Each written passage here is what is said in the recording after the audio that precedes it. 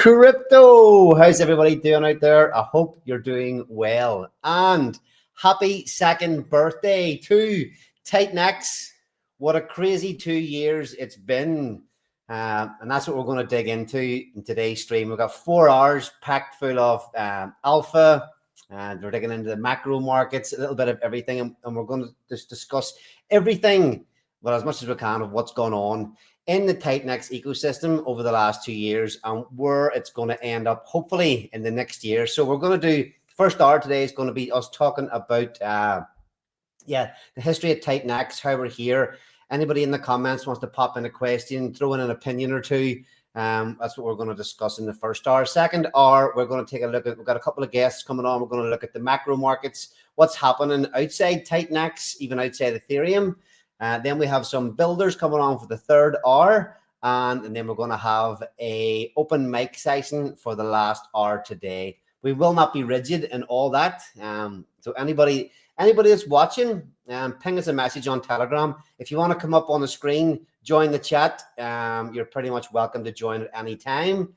Please get active in the comments today. So what a crazy time it's been. And this is the first time that I haven't had to have a back screen or a blurred out screen behind me. So I've been working on my little setup here for a while. Anybody that tunes into the streams will know that I've been renovating my house recently. So we're getting there. This is not the final article, but we're getting there. So welcome everybody to the stream. Can you believe it? 2 freaking years. Utah crypto, how's it going? Going good, man. A little confusion on the time zones. As always. Yeah, I think daylight savings time kind of mess things up, but yeah. So we can either move it up and see if Penny's available to come on, or we can just give a little bit on the history. Yeah, let's dig into that. Before we even dig on into that, how you feeling about the markets today? Ah, man, same old, same old. same old, just more pain. It's all good. I mean, that Penny's going to really go over some things on the macro, so that I'm really excited to look into that. I always appreciate his outlook on things, so yeah, I think that'll be interesting. You're the one's been reaching out to a few different people to get them on the stream here today. So see you there, Maxie. Thanks for saying cheerio to Max there. He's been here the whole time in TitanX. He's been helping me work and get this setup organized today. I was the one who built this setup. Last minute, I rang him about an hour ago to get a Wi-Fi extender so I could get it Wi-Fi in the far corner bar of the house. So yeah, see you later. What was I saying there, Utah? He threw me off. You were talking about the markets and what do I think, and I told you that you've done a lot of work getting people in to join the stream here today. Do you want to give us a rundown of who all we've got coming on? So we've got Penny coming on, we got DEFI coming on and their founders, and then also some time because DEFI founders have, they have other protocols in TitanX. So we're going to have them talk about their protocols and what they got going on. And then we're going to have cryptographics. And then we're going to have an open mic for anybody that wants to come up and share. I know that Chiz is going to come on the open mic and talk about Orin. And we got some other people coming on to talk about other stuff that they're building. So it's really just open to anybody that wants to come on and grab a mic. So, it'll be fun. All right, we'll keep it. We'll definitely be quite lighthearted today. We'll not bust anybody's balls too much if you want to come up and join in the fun on the stream.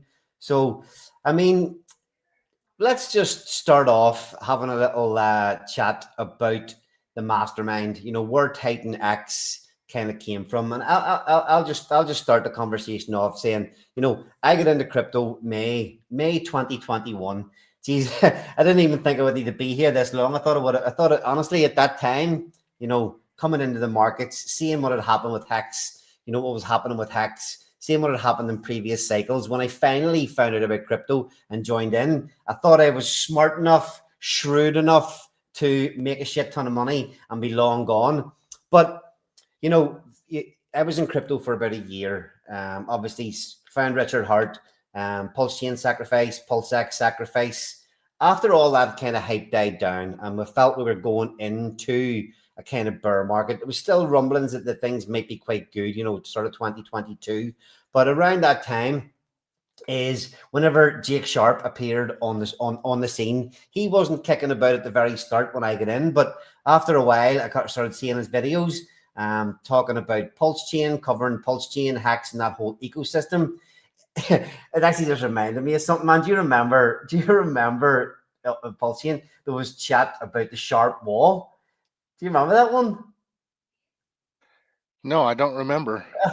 Anyway, it was like there was on one of Jake's streams. He came up with something. I can't even remember any details of it, but there was this theme that he had about how to keep pushing the Pulse Chain price chart up or something like that. And it was a narrative. It caught on. It was just a stupid thing, but it was a narrative. And then you heard other people talking about the Sharp wall and, you know, the implications of it and how it would work for Pulse Chain.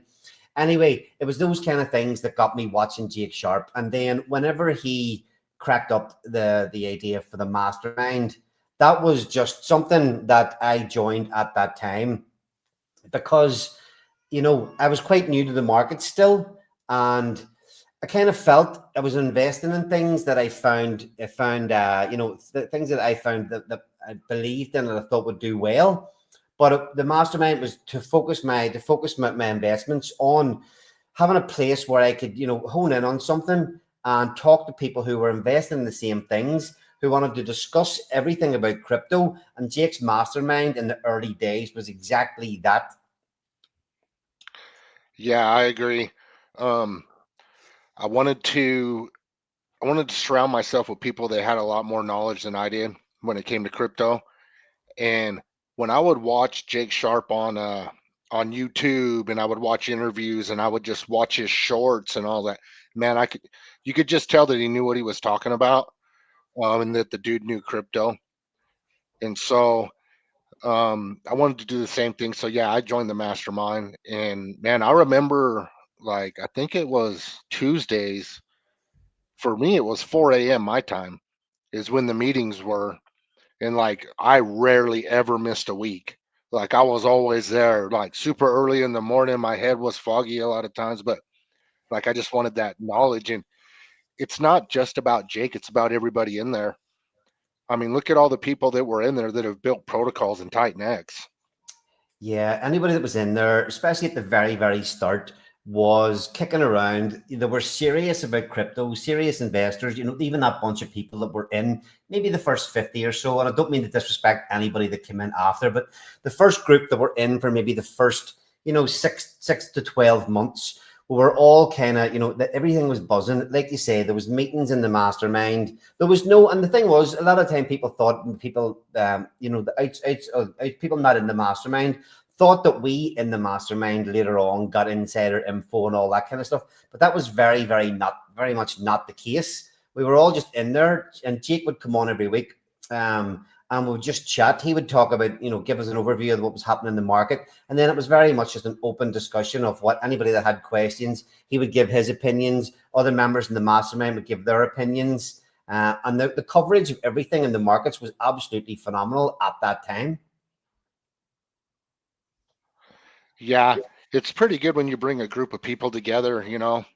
There was like some really smart people in there, you know, yourself, Steve DeFi, you know, a lot of people were in there. And you know, I was fairly new to crypto when I joined. So like, I had a lot to learn, you know, and I was like, oh my gosh, like, these guys are speaking another language. But I just learned so much from that. And I remember, you know, I don't know if it was ever Jake's intent to launch a token. I think that only he knows that, but I don't feel like it was. I know that he got really frustrated with the way that other founders and builders were doing things. And I just remember him talking about it, like, why the fuck are you doing it that way? If you just did this, it would make more sense. And I just remember him talking about it all the time. Yeah, that's right. I mean, my opinion is that when I look back at the time, I didn't think he ever launched the mastermind with the intention of launching a coin. But there's something when I look back tells me that he probably did have it in the back of his mind that it was a possibility that could come from it. And why would that be? Because, you know, to get a mastermind and a following of a lot of people that have a lot of money behind you and discussing with you and to help back a project to launch it is, you know, makes a hell of a lot of sense. But there was no focus on that at all for a long time at the beginning. We were probably in there for many months, possibly even a year before there was any talk of TitanX. And even at the beginning, TitanX, whenever it was first spoke about, it was literally going to be a meme coin. Do you remember that? I actually have I save all this stuff, you know, just so you can pull it out. I should have had these things ready to pull out today. But like the first images, the first videos of TitanX in the mastermind. Do you remember those? The samurai, the green samurai, the samurai with like the green lighting on it. Yeah. Oh, man. Oh, taking a trip down memory lane. Yeah, and everybody throwing in all these ideas, and yeah, it's wild how it's morphed, you know. I mean, from a meme coin to a complete fucking ecosystem. Yeah, I know. And okay, so I would say that's probably taken about 3 years, maybe 3.5 years to come, to fruition to where we're at now. You know, it was maybe discussed for maybe a year before it launched, so maybe 3 years. Sorry, yeah, it was definitely discussed for about a year before anything launched in the mastermind. And like I say, it didn't feel like it was ever really the plan. But what happened, Utah? We were in the mastermind. We were investing in things like Hex, Pulse Chain, some of the sacrifices on Pulse Chain, because it was very Pulse Chain focused at that time. Things like 9-inch, Power City, a lot of these sacrifices. And many of us in the mastermind thought that these looked like great investments at the time. So in fairness, some I did well on, some I did terribly badly on. So it's like in crypto, you never know. You never really know. But Zen was another big play in the mastermind. Everybody loved that was getting into Zen. The idea that everybody kind of got behind in the mastermind was the fair launch. This was the first time we'd all really been starting to discuss fair launch. Everybody been getting dumped on. Everybody been giving their money to people to do sacrifices that weren't providing or coming up with the goods of what they said they would when they got people's money. So there's a lot of this stuff kicking around. People were pissed off of all that stuff. Jake, especially at that time. And it was all these things happening. Founders that didn't follow through on what they said they were going to do, taking people's money. And it was all these things that kind of come up in the discussions. And a lot of that was what Jake was trying to eliminate when building TitanX. Yeah, I remember that he was pretty pissed off about PulseX. I remember that he was like, why would you launch another token with your DEX? Why wouldn't you just use the gas token? Like, why would you launch PulseX when you could just launch Pulse and use that for everything? I think, if I remember correctly, man, so much has happened. Oh my God, so much has happened. But I think he was kind of like disagreed with that. And there's just a lot of stuff that I remember him disagreeing with. And like you said, maybe he planned on launching a token the whole time. I mean, and if he did it right, because he got all of us in the mastermind, and then we're all, helping and supporting. And then what happens? We go out and build on it on TitanX. So, if it is, touche, because he played it right. But that thing, there was no way, unless he has some serious fucking foresight, there was no way, because in fact, there was no way. When I think back to all the discussions, there was, those calls, and this is probably, like I say, after about a year within the mastermind, whenever the focus started to switch away from what was happening in the markets to TitanX and building TitanX. And there was many people in the mastermind that did not give a shit about TitanX, did not give a shit about talking about and discussing the tokenomics and all that stuff, because the calls that we all loved so much changed from looking at our investments, looking at this and that, and very much did change to building TitanX. And again, and I just want to discuss all these things, because that pissed a lot of people off back then. People, sometimes there might have been 30, 40 people turn up for the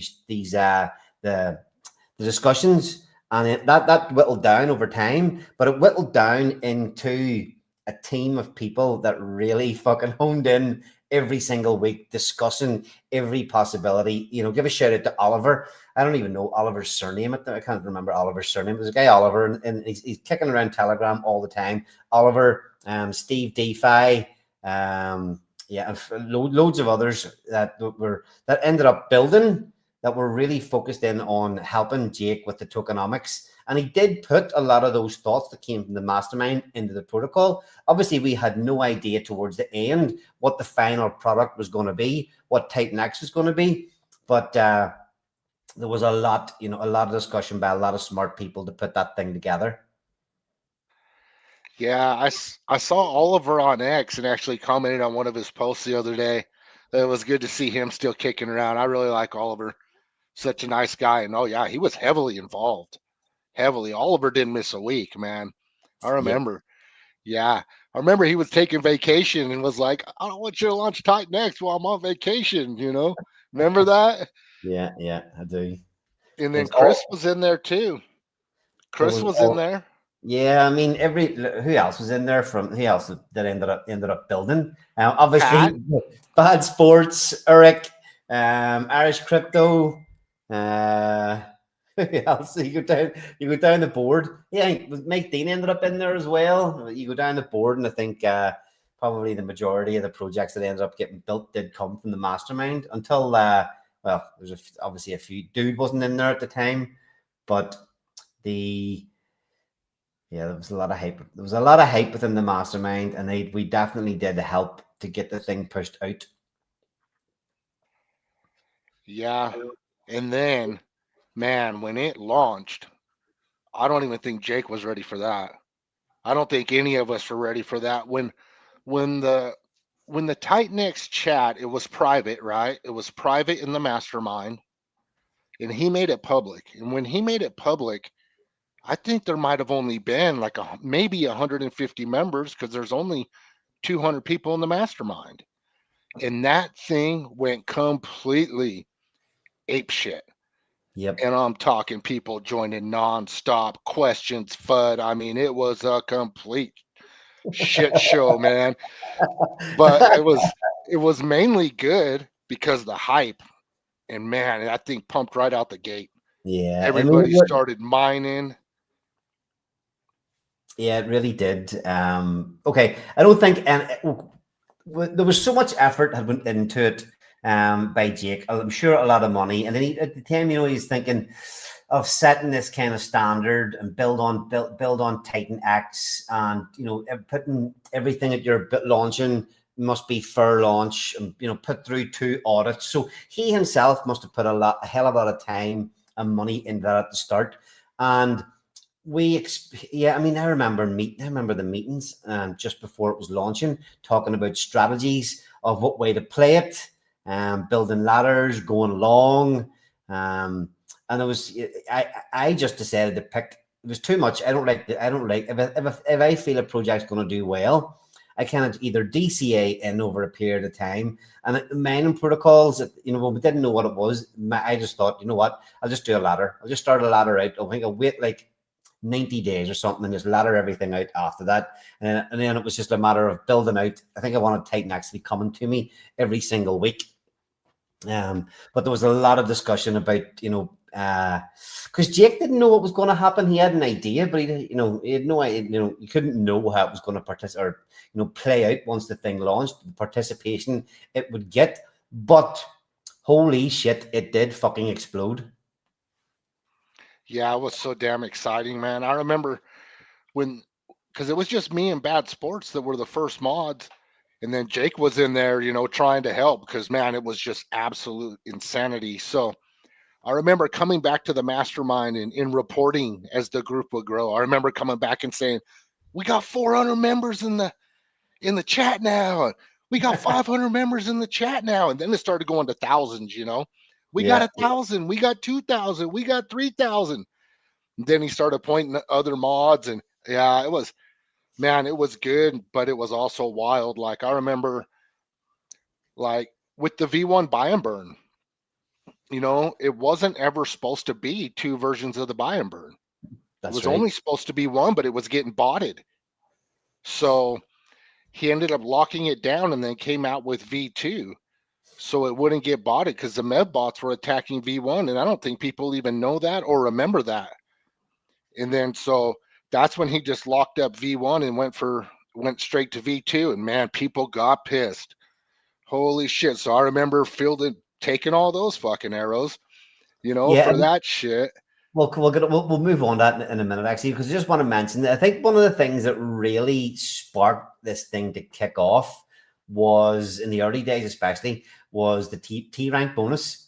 I don't even think Jake had planned it to play out just the way that it did, with people getting, because so many people came in after you so quickly, that the T rank bonus escalated fucking exponentially. So, you know, you're sometimes, I think, don't quote me exactly, but sometimes you were earning more in the T rank bonus than you were in the actual mine, or, you know, or maybe half of what you were getting in your mining, you were getting half again in the T rank bonus in the early days, which really fucking ignited everything. It was absolutely wild. I don't think anybody expected that many people to come in behind us. Yeah, there was too much spice in that chili, right? You could tell Yeah, by looking you could tell by looking at your screen, you're like, oh shit, that's way too much, man. So yeah, it was a lot of inflation to contend with down the road. But if you got yeah. in early, you got a hell of a bonus, man.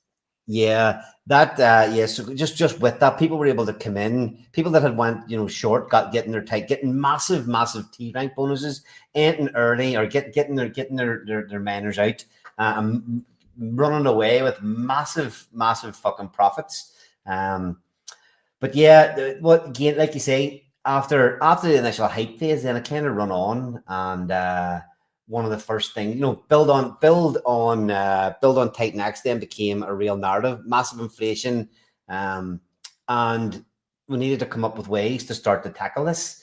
And then that was whenever the kind of thing started to switch, and even people in the mastermind were starting to go, right, okay, we were all discussing it, right? We need to start building stuff. Actually, it's funny that they mentioned Oliver, because me and Oliver were one of the first. Were actually went through the DragonX white paper with Eric, long before it launched. He was the one. Me and him, me and Oliver, were the two ones that they invited to have a look through that white paper before, when it was in its first version. But yeah, that was the focus. Then definitely started to switch to, okay, we need to build on TitanX. But like you say, you were saying there, about when the ban burn, all of a sudden fair launch, and fair launch was a big thing, you know, building DeFi, and then all of a sudden Jake gets to make decisions about what's happening with the ban burn. It's caused fucking a lot of a lot of grief in the community, didn't it? Oh my god. Yeah. There's a lot of, man, I'm telling you, dude. You got about fucking 10,000 people in that chat that are completely pissed off, right? And so, like, when I say I've taken arrows in this community, I've taken all of them, man. I've fucking been here through it all. I signed up for it, you know. I signed up for it, and I believe in TitanX, and I believe that Jake knows what he's doing, and I believe that you need to have some form of control on a protocol. I truly believe that. I mean, everybody wants decentralized. Everybody wants straight DeFi. If that was the case, there would be no buy and burn right now. It wouldn't be there. You know what I mean? We're already burned through it. You know, opportunists would have already taken their profits and split. And so it is what it is. It's a controversial topic. And that's why anytime anyone brings it up, I'm just like, oh God, we got to have another fucking buy and burn discussion. But I remember Dragon X, and that fucking pissed everybody off too. Yeah, that's what we're going to go on to next. You know, Dragon X came out, and it got off to an absolute flyer. Again, it was great at that time to have it launch. You know, there was excitement about everybody. There was a lot of rumblings about people building different things, you know. But Eric was the first to move. Dragon X was quite a basic protocol, but, you know, well put together. and he timed it very, very well. And that was the first controversial thing that really happened. That the Ethereum, there was so much Ethereum in the system to pay people.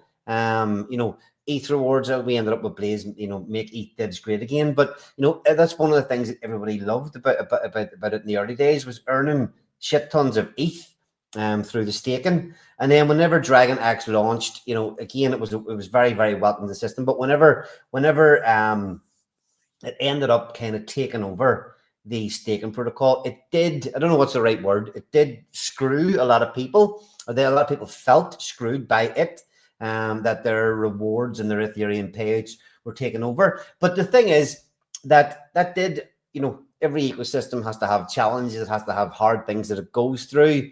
And that, again, helped the ecosystem evolve even more. DragonX is an integral part of the ecosystem, but at that time, then it was the first thing that launched, but we needed more to deflate the supply. And there was a lot of great ideas at that time. There was 8 of us came together in the Blaze team to begin to build a protocol. And we had the time to watch a lot of the things that were happening in the ecosystem. And we got to build Blaze by watching everything that had happened. And that, we went along the fair launch. We went for full decentralization because, the talk was everybody was fed up with people making choices for their coins, people investing, and then that's not the thing that happens. What they tell you is going to happen is not. So that is why with Blaze, our 2 goals whenever it launched was to bring back Ethereum dividends for people, put a place in the ecosystem where you can earn Ethereum, but also launch something that, and Steve DeFi was a big proponent of this in the group. We launch it fully decentralized. The rules don't change. The rules always stay the same. They're there, they're there forever. It doesn't change. And so with DragonX, we were building, and Dude was building Helios. So they were the first kind of protocols that were being built and being talked about at the time. I remember the Sunday Spaces. You got to remember as well, some of this stuff, like now, the Sunday Spaces, when all this building was going on, were pretty dead. We had the TitanX hype phase. We had people run away. They made a shit ton of money. They fucking split. And there was a lull for quite a while, and that's whenever people like myself and you, Steve DeFi, many others started to knuckle down and build to add to the ecosystem. We're still here, still battling all the time, but that was whenever the build on TitanX started to really kick off. Yeah, you know what, dude? Those are some of my best times in crypto. Just the early Blaze days with 8 dudes in there. My God. And everybody was like hustling, and like it was insane.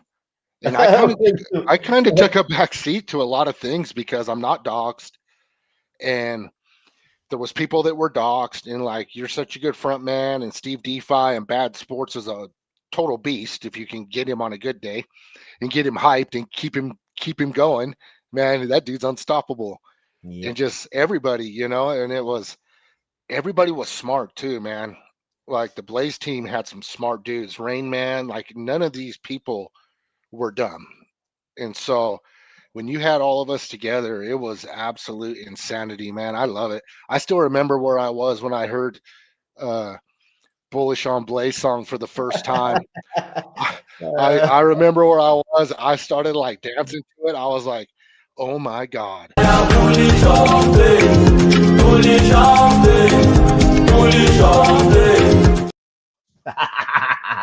I was like, this is insane, because you see these people in Nigeria, they got fucking Blaze t-shirts, they got dancers. I didn't even have a Blaze t-shirt.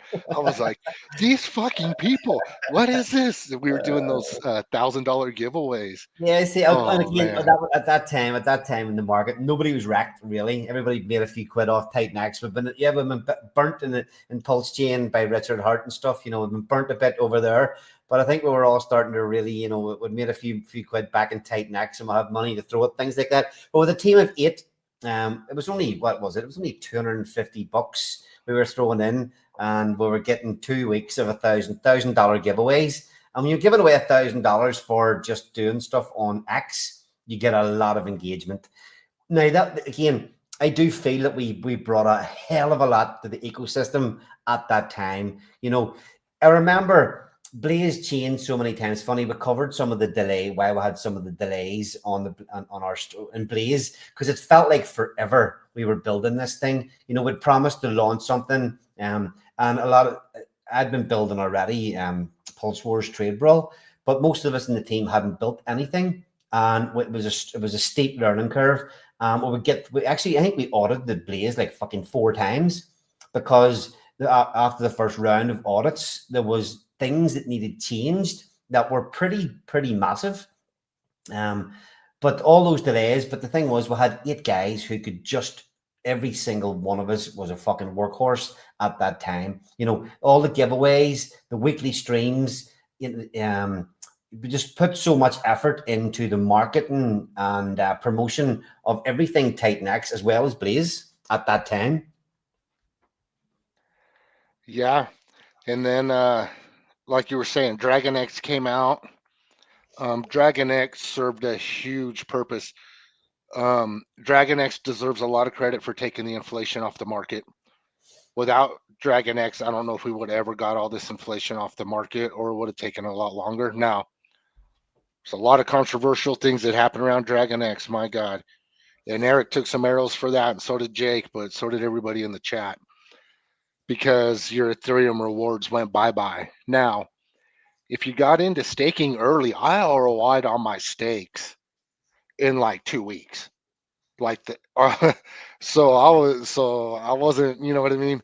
I wasn't that upset about it, but I understand why it had to happen. There was just too much inflation. I don't think anybody expected that much inflation.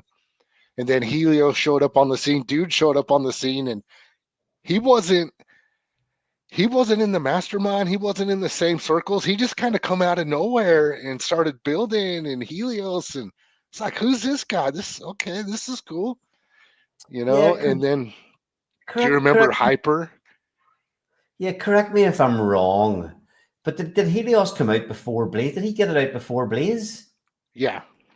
Yeah, because I remember listening. I remember again, shout out to Mike Dean and Plan A for putting those spaces on every week. We kind of feel similar at the minute when we're doing our weekly Blaze streams, and we've got like 100 people showing up to watch. When we used to have thousands and thousands, but back at that time, that's where that phrase Mike Dean used to say every week: red candles, green candles, we're always here. Was just from at that time. You would go to a Sunday space, and there was like fucking like 10 people sitting there discussing the things that we were going to build. But it was just a matter of making sure you turn up all the time. Because I remember dude on the space saying, yeah, we're going to launch this week. And again, like you say, I had no idea who dude was at that time. It was like he would come on, he was all fucking chilled out. Yeah. And then I remember the week before he was going to launch, there was some delay. I can't even remember what it was now, but there was a delay, and I was like, "Oh, fuck's sake, here we go, another amateur kicking around the ecosystem." But Helios ended up a massive project within the ecosystem, and dude has been unbelievable unbelievable builder within the ecosystem. Never give up, keeps building awesome protocols.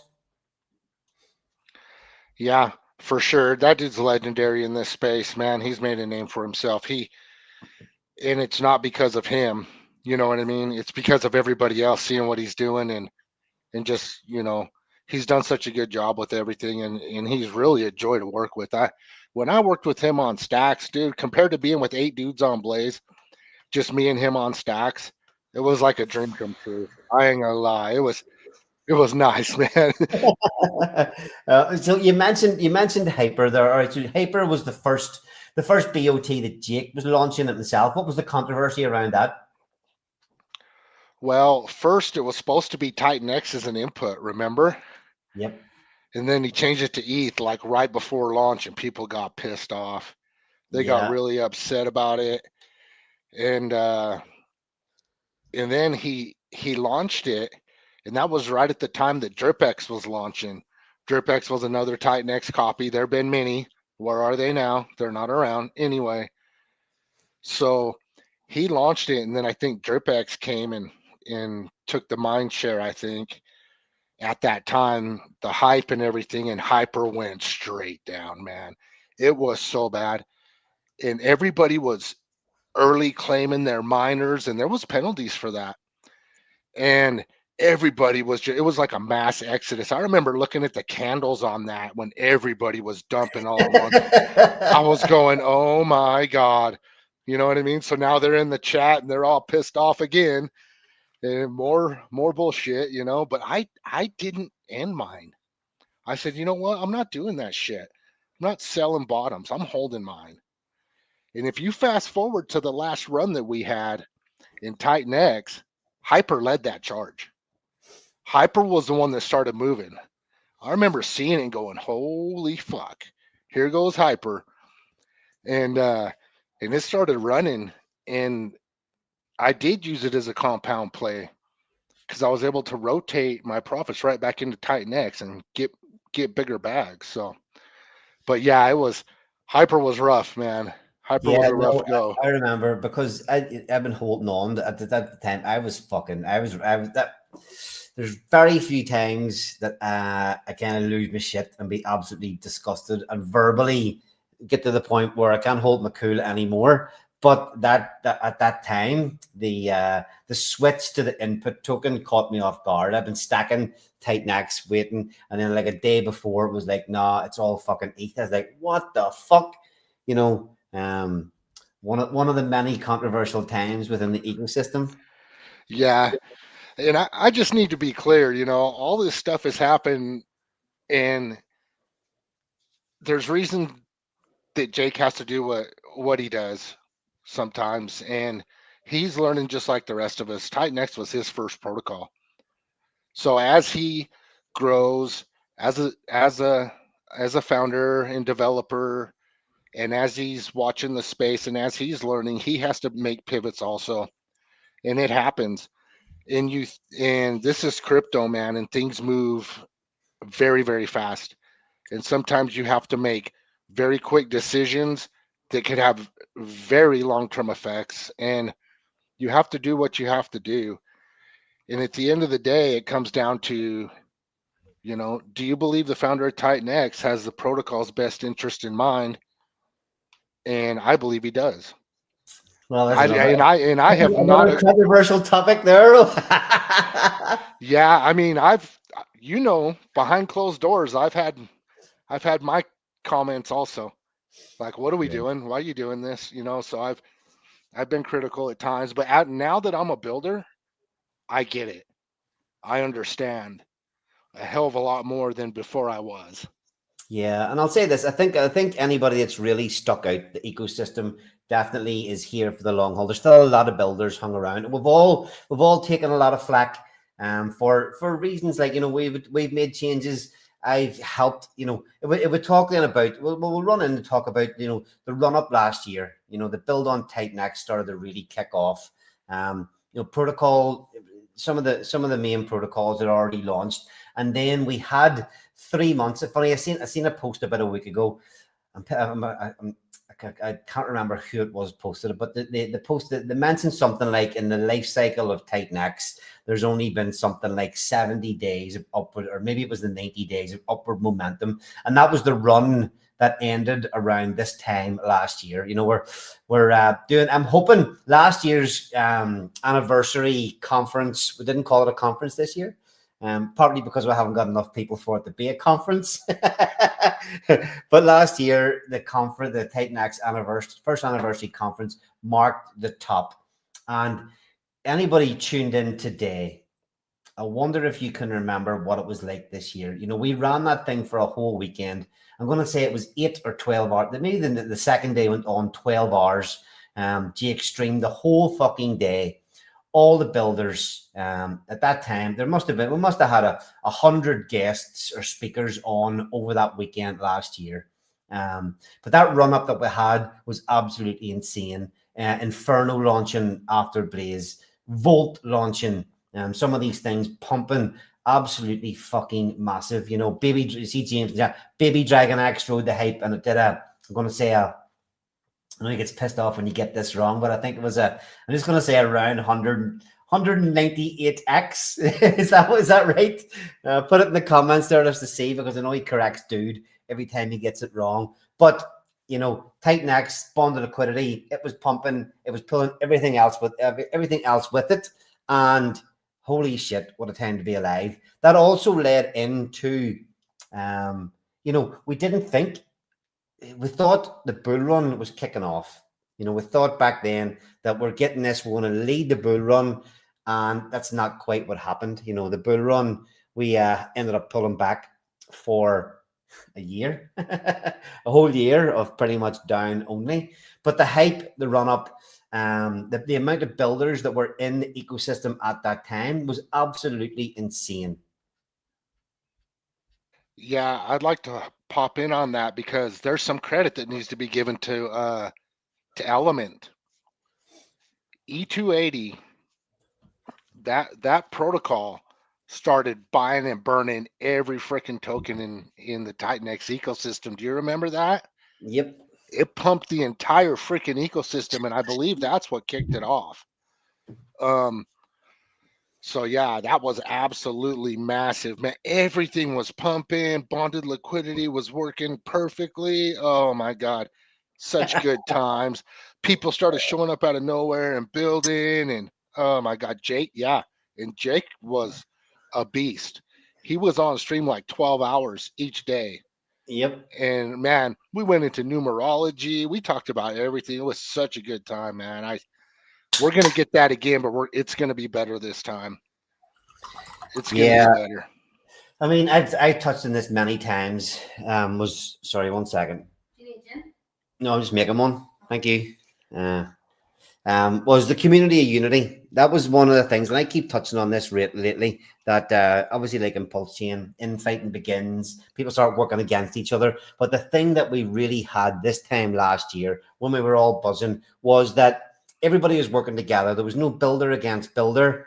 You know, we were all working together, helping each other tweak tokenomics. We were sharing auditors. We were, you know, doing everything we can together to make everything work as best we could. And we don't have that. Unfortunately, we don't have that right now. But hopefully it comes back. I get it. It's been in these tough times, when there's not enough people turning up, when people need their own things to succeed as well. It's a lot more difficult. But all the builders at that time were all streaming together. When you were launching a protocol, you could literally message any other builder, because they were all streamers too, and you could have 10 to 15 streams lined up. We had Marco the Hexagon was popping in, Crypto Audi King, even Joe Paris, all these big, all these people with decent followings were covering TitanX, and everybody was absolutely buzzing. Yeah, it's amazing how price affects everything. You know what I mean? And I mean, I've had my little beefs, in here, and it sucks, and I don't like to do it, honestly. But sometimes people don't always see eye to eye all the time, and it just kind of sucks. And Yeah. if you're a moderator in the TitanX chat, you're gonna make enemies. Period. That's all there is to it. We've been through hell and back with this fucking protocol, and I'm not leaving. And I want everybody to stay, and I want us all to win at Yeah, the end of the absolutely. day. Totally. But okay, so we had the run up, and geez, what a time it was, But you had Jake streaming, I don't know, maybe streaming every week, but he would pop on, he'd pop on the weekly Blades. And, when he came on the show, I think one week we had like 5,000 people viewing.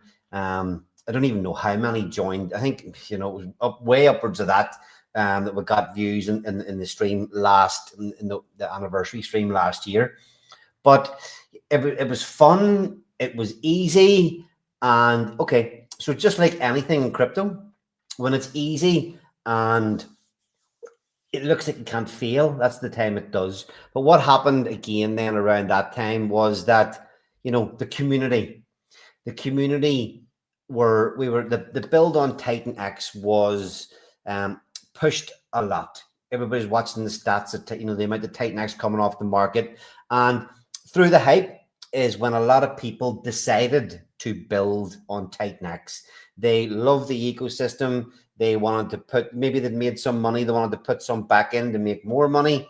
And there was a lot of people stepped up to build protocols.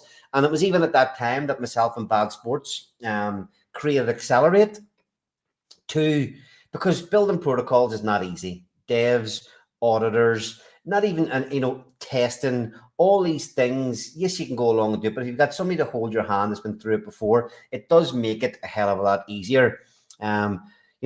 To the detriment, maybe to not to the detriment, who knows? Again, it's another long discussion could be had as to, were there too many protocols built?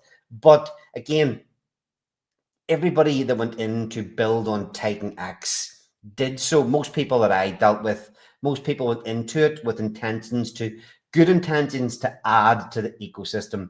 People put a lot of money into building protocols, tens of thousands come in. I would say you were going to be spending at least 40K by the time you build a protocol and get it audited a couple of times, 40K up, depending on what it was. And, what happened then is that we had between the end of October and Christmas, all these people had committed to building protocols into an ecosystem that was on its way down. And like you say, Utah, but I think we've done quite well. But infighting starts, people start to have disagreements, all that kind of stuff starts to happen. But people were launching protocols, built on TitanX protocols at the end of last year, the first few months of the year, into not only an ecosystem that was dead, but the whole market was dead. Yeah, I mean, and I shared this multiple times, but I remember being on stream with Mo and Jake, and I think it was Crypto Kool-Aid during the election, and we were watching a map, and you would see the states turning red because we all wanted Trump because he was pro crypto, and you see the states turning red, and the Bitcoin price is just fucking ripping at the same time, and oh yeah, that for me, that's confirmation. We're in it, man. We're here. Let's fucking go. We're gonna rip this bull run. And I think the whole market thought so. Everybody thought so. And we got a major fake out when the tariffs and the markets didn't like it and all this other shit. And the markets in general just went down and they have not recovered. Do I believe they will? Absolutely. When? Who fucking knows? I'm tired of trying to guess when anymore. But I'm here for it when it does.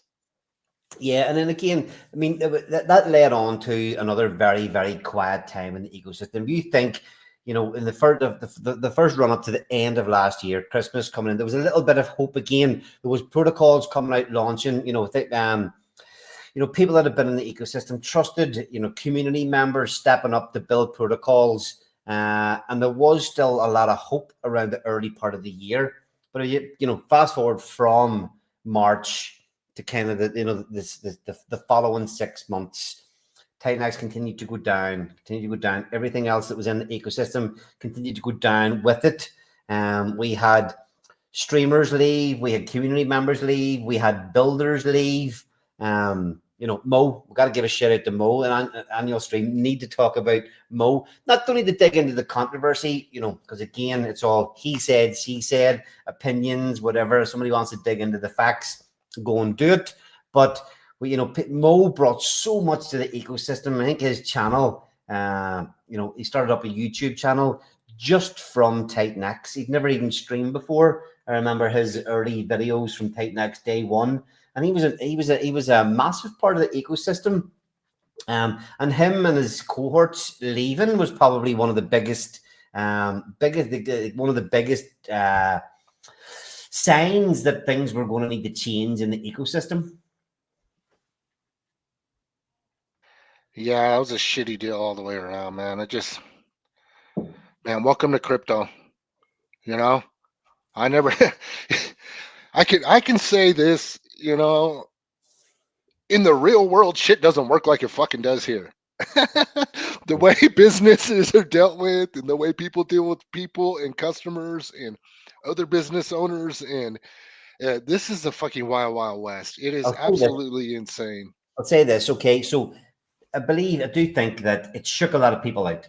People have got shaken out of the markets, and we decided to stay. We decided to stay, knuckle down, and I've been in business for many years, and my success doesn't ride on what happens in crypto. It can make me, give me a fucking exponential gains in life, but I think, like I said, people that get in to build had their best intentions, and yes, people get so much more butt hurt, and too many people who should not have a voice do have a voice in crypto. The ones with the worst opinions are quite often the loudest.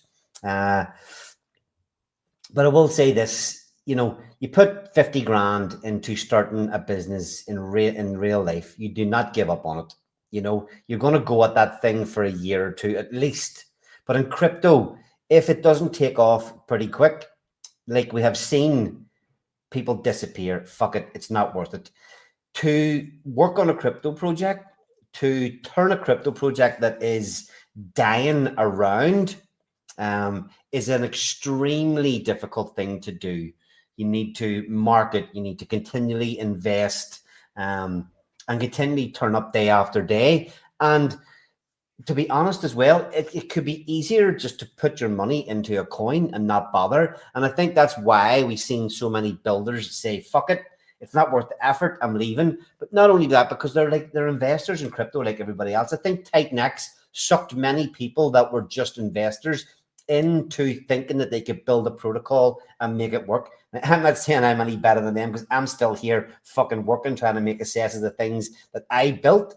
But you would not walk away in real life if you put 50 grand in a business. But in crypto, if people put that into a crypto project and it doesn't work, it's fucking easier to just say, I fucking lost it. Just like everything else in crypto, I lost it and I'm gone. But okay, then, and just because this has just caught my eye, comment, Jake needs to step up. It is what it is. I'm not going to say that that's right or wrong. He can do whatever the fuck he wants. But Community of Unity last year, people building protocols that worked well for TitanX. Jake had a lot of input on that as well. I think if he's here fighting with us out front facing, a lot of this stuff might not, well, it probably would have happened anyway. The candles are green. My opinion is you can't fight the market. You can turn up every day while it's red, while it's tough. When it goes green, you can nearly turn up the day it goes green. And it doesn't matter if you weren't there the whole time. When it was red, you'll be recognized and known for putting the effort in when it was tough. But at the same time, Jake turns up as soon as it's green candles. The whole thing starts to come back together again, is what I think. Yep, especially in crypto. It doesn't take much to get us excited, right? Couple green days and we're so back. But we've been so beat up. Every altcoin holder in crypto right now is taking an assessment of their life and saying, what the fuck have I done? But here we are. Just take a look. I hope everybody's following Bad Sports on X, because he's trolling like a motherfucker at the minute. Giving out the true sentiment, the way many people feel is, fuck this. Actually, Ben Cohen put out a post yesterday. Some dude that said getting into crypto was the worst thing I ever did in my life. And I don't know who that guy was, but Ben Cohen shared this tweet and says, is this where we're at now? And then in the comment section, you have everybody going, yes, the bottom's in. This is the bottom. So, yep, it's rough, but you know what? If you can DCA at these levels, not financial advice, but I'm DCAing still at these levels. And I agree with your stance on building protocols. If you built a business and you really wanted it to succeed and the economy took a really bad turn, what would you do? You would, I guess you could just close the doors and say, fuck it, but I don't do shit like that. Or you can adapt and say, okay, what do I have to do to make a pivot to make this work? Yeah. And so you've got to be able to make those decisions. And how strong is your belief? Maybe I just have more balls than brains. I don't know, but I ain't fucking giving up on anything that I've built. Yeah, and I hope everybody. Oh, sorry, go ahead. I might go quiet on a couple things here and there, but it doesn't mean I forgot about them whatsoever. I'm always working behind the scenes. Take Inferno X, for example. Have I forgot about it? Hell no. Have I forgot about Inferno? Hell no. But what does Diamonds do? Diamonds buys X28. What is Inferno X paired with? X28. Yeah. So I mean, I think that we'll move the conversation on a little bit, just because we don't want to run past the first hour talking about the history. It's kind of I want to look at, kind of where we're at now, and have a little look at what we've got built. We do have an ecosystem built out. TitanX is the base. As it sits at the minute, the way TitanX is, I think it's in an absolutely phenomenal position with the buy and burn. It feels like, okay, can it get much worse? Most people have sold and left. A lot of the builders have sold and left. We've got people here still now that are working, that are dedicated to everything in the ecosystem. Like X28, like Blaze, like Dragon X. There's people that are still like Helios. The dude's never gives up. Keeps adding. James keeps adding. DEFI is coming. There's so much. The base for me is fucking solid, and protocols that are built well and could have the potential to perform well will do that when the market starts to pick up and whenever TitanX starts to run. What do you think about that? 100%. We are swimming upstream right now against the market. Even being here and having this stream, no pun intended, but it's tough, man. It's tough out here right now. I told you weren't allowed to say it anymore, for fuck's sake, man. Well, it is, it is what it is, right? You got to be real. No point with what do you call it? What's that word? Toxic positivity. Yeah, I mean, I'm perma bullish. I really am, but I ain't gonna lie, it's tough out here. A lot of people are down, and it's okay. But I do think that the market's gonna turn around, and trust me, Jake's watching all of it. You think he doesn't do market analysis? You're wrong. I was in the mastermind, and he does a pretty damn good job of it. Yeah, I wish I could watch him do it again, man. But now he don't do it because he's a founder. But man, I really enjoyed it before. And yeah. X28, I don't understand. I guess it's just because the price dropped below 1-to-1 TitanX, so everybody automatically assumes it's dead. And I just can't wrap my head around why people think that. Holy shit! What are you thinking? Yeah, just on that, the fact that Jake still has it as his pinned post on his X feed, to me says something. He could easily have just taken that off, but it says something. I personally have no idea what Jake's going to come up with next. People speculate, to think this, to think that. I'm wrong very, very often, so I don't waste my time trying to decide on things that I really don't have any clue about. But I believe X28 will be an integral part of the ecosystem moving forward. It opens it. There's already a few builders that have said to take up and build on X28, put it as their main pairs, do different things, and I think as time progresses, we will see it really do its thing. I agree, and I mean, it's just everybody's patience is thin, everybody's beat up. But I see that we got Penny Boy sitting backstage, and he's going to give us some market analysis. So super stoked to have him on here, man. I've been wanting to get him on the Weekly Blaze for a long time, so I'm glad that he's here. I'm going to drop off, Ali. Okay. And we'll let him come up and do his thing. Awesome. Okay. I want to just actually, right, fuck off, Utah. Let's see. Okay, Cryptographics, cheers for being here today. I think you're going to pop on later and give us some updates and have a chat about, again, another guy that decided to step up and build and add to the ecosystem. And his projects have been doing phenomenally well. So take away the history and simply look at what we have here, leading into possibly one of the most bullish times this space may have ever seen. Most communities and tokens would kill for the resources and infrastructure that we have here. I totally agree. So take away all that's happened before and looking at where we are now. We have dedicated builders. We have awesome protocols that are already launched out there. We have everything for users when they come in. We have everything that crypto needs when they come in. They don't necessarily even need to go anywhere else. Now, I'm a big player on Pulse Chain, and I will be. Okay, don't put all your eggs in one basket, but don't spread them everywhere. Don't be throwing eggs at every building. But you literally could come to TitanX, and there is everything here now. Even what Shadowy's building with Ouroboros, StableNet, so much there. Now we'll be pushing that out to the wider Ethereum market, with WETH as collateral. But look, memes, borrowing and lending, mining, staking, Ethereum rewards, all sorts of things. And I truly believe BuildDeFi is coming with, BuildDeFi is coming with, people being able to launch tokens upon tokens with, pre-built in audits and tokenomics. So we are in my opinion, a magnificent position to kick on to the third year of TitanX. Hope you enjoyed that little stroll down memory lane, folks. And now, moving on. Tanny boy, how's it going? Yo, what up, Ali? How you doing, bro? I'm doing good, man. Good to have you on the stream. I can't believe you've never come on before.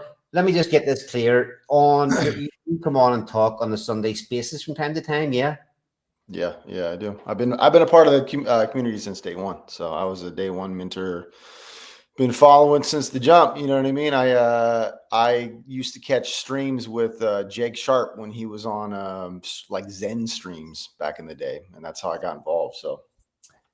Yeah, I wonder, was he on? I remember. It's crazy when you think back some of the things that I remember a stream where I think Jack Levin, Jeff, Crypto Kindness, Crypto Profeta, yeah, Crypto Profeta, and a few other people. And there was literally there was 10 to 20,000 people tuned in to watch this stream about Zen. As Jack Levin was dropping some alpha or whatever, fucking insane. But look, I always liked your opinions and takes on the Sunday Spaces. Yeah, every time you popped up to speak, obviously I kind of dropped off the Sunday Spaces to spend a bit of time with the family at the weekends instead of always being on the Sunday streams. But I always did like your opinions and takes whenever you came up to speak. Yeah, thanks, man. I mean, I've been in crypto since like 2020, early 2020, and round tripped all my bags. Followed a bunch of influencers that were all full of shit and didn't know what they were talking about. And so the last couple of years, I just kind of committed myself to figuring out like what actually moves these markets, and how cryptocurrency being a very, very small, delicate asset class, how it moves, and so, so my whole perspective is more the macro matters more than anything. And so, been studying a lot of that lately. So hopefully I can add some value to the community. Cause look, man, I'm still here for TitanX. I love what the community stands for. I love what the ethos stands for. I've been rugged by a bunch of, coins throughout the years, been a part of hype projects by a bunch of VCs just getting dumped on, so the ethos of TitanX, it just makes sense for me, and I support it. So do you think the ethos still holds true today? Well, I mean, there's obviously people in leadership positions that are still upholding that. I mean, Mike Dean is still involved. You obviously have Plan B that are still involved in holding their spaces. There's structure to it. I think people like you, me, Utah, and other people that have been here since day one. I mean, there's a standard to building in this community, and TitanX is already what it is. You either got involved because you were mining, and that's how you got your supply, or you purchased your supply off the market. So I think the ethos is still intact because of just the tokenomics of the project. I mean, the fact that we still have millions of dollars worth of Ethereum in our buy and burns just sitting there is a big deal too. I mean, you have ETH treasury companies right now that are popping up left and right that are doing the same thing that we've been doing already for the last couple of years since day one, is holding an asset on a essentially a balance sheet of a protocol, and so I do still think that the ethos stands firm, because at some point when we're in better market conditions, Jake's going to come back. He's not going to just leave his project. Like, if anybody knows anything about Jake Sharp, like, that fool, this is his life. You know what I mean? And I think it's kind of smart for him to take a back seat in these type of current conditions. Because look, the code is what the code is. You know, nothing that he's going to come out and hold everyone's hands is going to do anything different for the macroeconomic aspect of what we're dealing with. You know what I mean? Yeah. Okay. So it's funny you say that, because, you know, one I remember, you know, whenever I built Pulse Wars, and it didn't get off to the successful start that I'd hoped. And, you know, at that time, the markets weren't good, but I was really trying everything I could to turn this thing around. Nothing worked. And I remember one day somebody saying to me, "Fucking relax, man. You can't fight the market." Now, what's your take on that? Because, like you said, Jake probably is smart not being here. You can put a lot of effort in at the minute for little to no return. So what's your take on that? Well, the market, so liquidity is what drives the market. And so you have to look, I mean, we're a global asset class, but we're a very small asset class. I mean, when it comes to just the size of the crypto markets, I mean, we're under $4 trillion. I mean, that's literally nothing when it comes to the broader scale. And so liquidity is what drives the market. And so when you have expansion periods and tightening periods of global liquidity, asset classes like cryptocurrency are going to be affected more than anything. They're incredibly sensitive to liquidity. So think of it like, you know, like in Africa or these other countries, you have monsoon season, right? Okay. So, you know, 9 months out of the year, you have ecosystems that exist in these areas, right? You know, there's still things going on there. There's still wildlife. There's still plants. There's still animals, all that type of stuff. But when you get into monsoon season, you get a 2 to 3 month period where the liquidity, the water comes and flushes into those areas, and it completely changes those ecosystems. You know, so I look at crypto the exact same way. And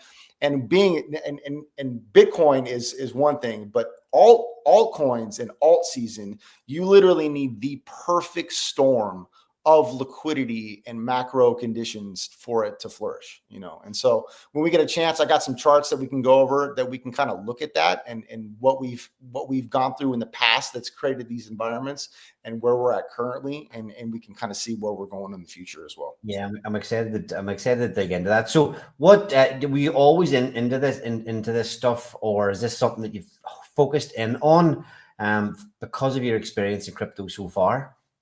No, I'm a musician. So what I do, what I actually do in real life is I'm a recording artist. I'm a musician. I'm a producer.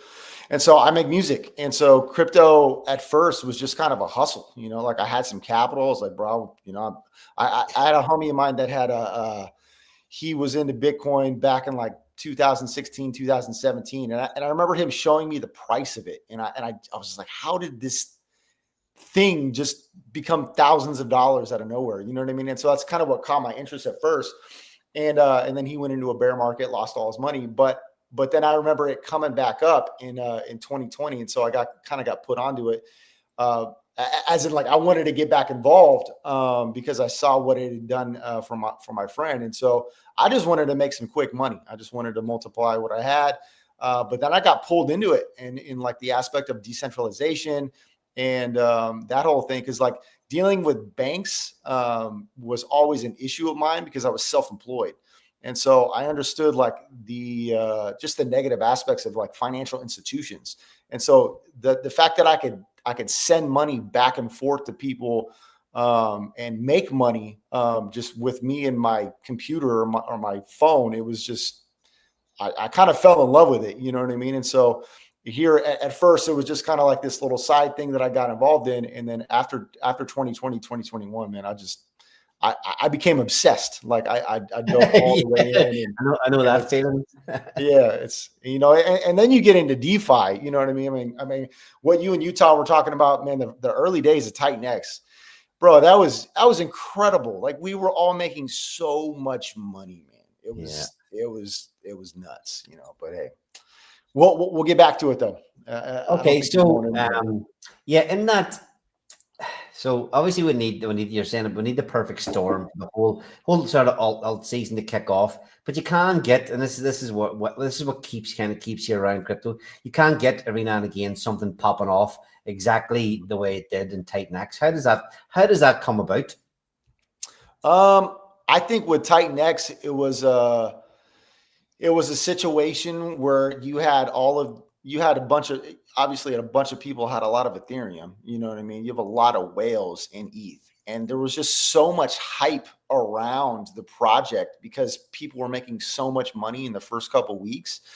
And I'm sure you remember, you had whales coming in and buying a ton of it and staking it because they're like, okay, well, I could just make more Ethereum with this new DeFi project that was TitanX, because we were trending all over Dex Screener, and we're trending all over X too, because people were just making a ton of money. And like what you guys were saying, everyone thought we were going to a bull run. Like everyone thought, oh, this is it. Alt season's about to pop. Let's go. Let's get into the small caps. Let's multiply our Ethereum, but so it wasn't like retail was coming in an actual bull run. In my opinion, it was the Ethereum ecosystem that saw an opportunity with TitanX, and then obviously we made a ton of money at first, crashed because of all the inflation, and then when we bottomed on what it was day 288, right? That's when we bottomed, when everyone thought it was going to be like the worst day ever, and then we did a freaking 10x after that. So Yeah, that was the fucking catalyst for everything to start ripping. That's Right. kind of what's got us here. Okay, so the like you said, we did think at that time last year, we almost thought we were front running the bull run, and that wasn't the case. And knowing what you know now, what was wrong before we dig into whatever you're going to show, what was wrong then that's potentially right now? Well, I mean, all right. So we got to look at it this way, Mike. In 2020 to 2021, we had one of the largest shocks to the system that our financial markets have ever gone through. When C19 hit, it changed everything, and so you had a global halt to all economies. And what happened is the Federal Reserve, they instantly emergency dumped their rates to zero, and they printed more money that we've ever printed in that amount of time ever in the history of Federal Reserve printing. And so what that did is it created so much excess liquidity in the markets that when and it's not like it was healthy excess liquidity, like our GDP was growing because of growth, and like it was not a good thing. It was a complete emergency dump of liquidity, and they printed trillions and trillions and trillions of dollars. And so what happens with that is you then have to deal with that liquidity. You have to deal with that inflation. And so from going from interest rates at zero, then they emergency flipped the script on it, and they pumped interest rates up, and we went into the longest tightening cycle that we've ever seen. We've been in we've had high interest rates for a very, very, very long time. We're looking at rates above 4.5% since 2022. We're going into almost 4 years of having ridiculously high rates, and that constricts the economies, that constricts liquidity, it constricts lending, it constricts everything. And then quantitative tightening, what that is, it's when the Federal Reserve sells off securities and treasuries that they have on their balance sheet that they at one point bought, which is them printing money. That's QE, quantitative easing, which is what they were doing in 2020 and 2021. And so what happens is you just have this massive restriction on liquidity for the last couple of years. And so it's been a really, really, really bad environment for risk. right? And Yeah. so So, right, just I was on holiday last week with my business partner, and we and outside of crypto, we experienced a massive growth even in our business outside crypto at that time. And we were discussing the sort of what it's been like, because he's not into crypto at all, fucking hates crypto. But you can just see that over the last few years, in my looking at a lot of things, people seem to be busy, people seem to be making money, but everything is fucking just feels like everything that I'm experiencing. It's just the life is getting sucked out of absolutely everything. Everything just getting financially. I mean, everything just seems to be getting tighter and tighter. And it's like, how much longer can this go on before there has to be some ease up of the fucking tightening on, just obviously inflation and the cost of things here in Ireland or Northern Ireland it's not growing the way it was. Things have kind of slowed down that way, but it's just like the last, even outside crypto, it just feels like everything is getting sucked out. Everything's just getting harder and harder and harder. yeah. Yeah, and that has a lot to do with the debasement of currency. So when you print money, obviously it's supply and demand, or not supply and demand, but it's yeah. So when you print money, more when you have no cap on your fiat currency, because that's what fiat currency is you could just print it out of nowhere from the Federal Reserve. There's nothing backing the value of it. So the more money that's printed, the less value that currency has. And so that's essentially what inflation is. You're debasing the currency. And so that's why things just seem like they're just getting worse and worse and worse and worse, because the central bank and the Federal Reserve, they don't have an option but to print their way out of this situation and to continue to print their way out, because we have a debt problem. We have a $37 trillion debt in America. And there's no way you're going to grow your way out of that because of the interest payments on that debt. And that's what creates these 4-year cycles. Essentially, it has nothing to do with crypto. It's the central banks.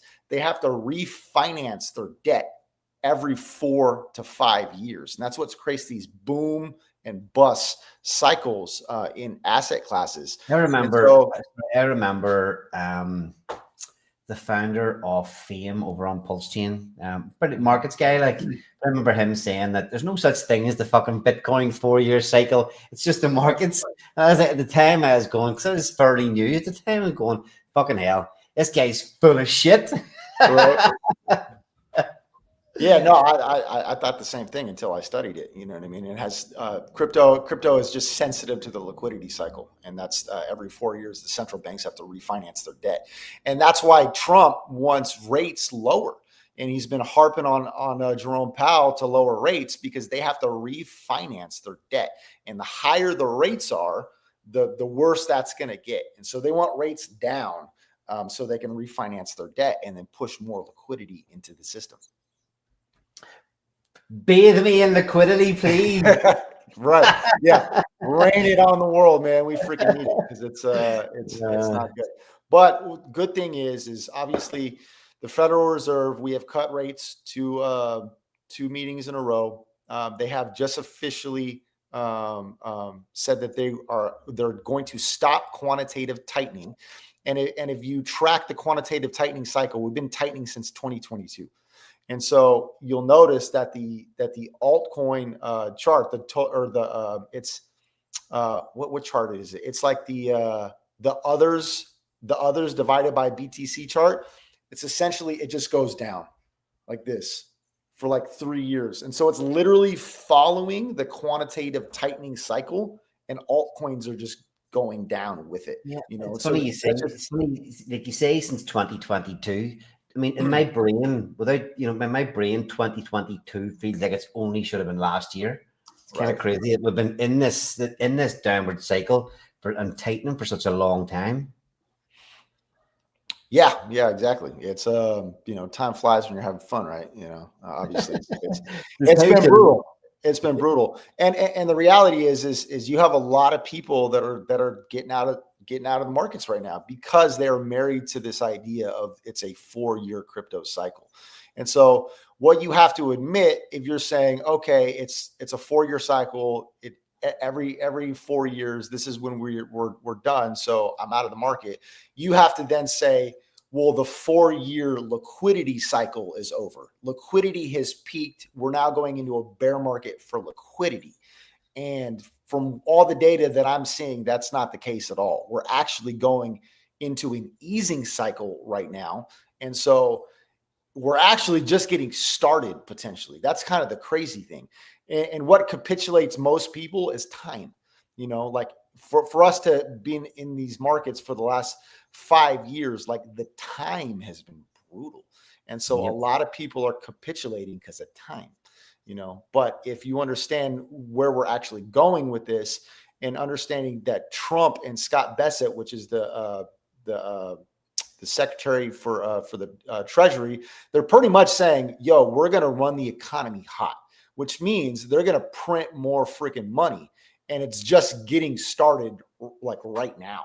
So the next year could be when we really see some action in these markets, which I mean, crazy because it's never happened that way, but looks like that's what's going to happen. Yeah, it's just that one of the first things I obviously heard when I started investing in crypto was time in the market, not timing the market.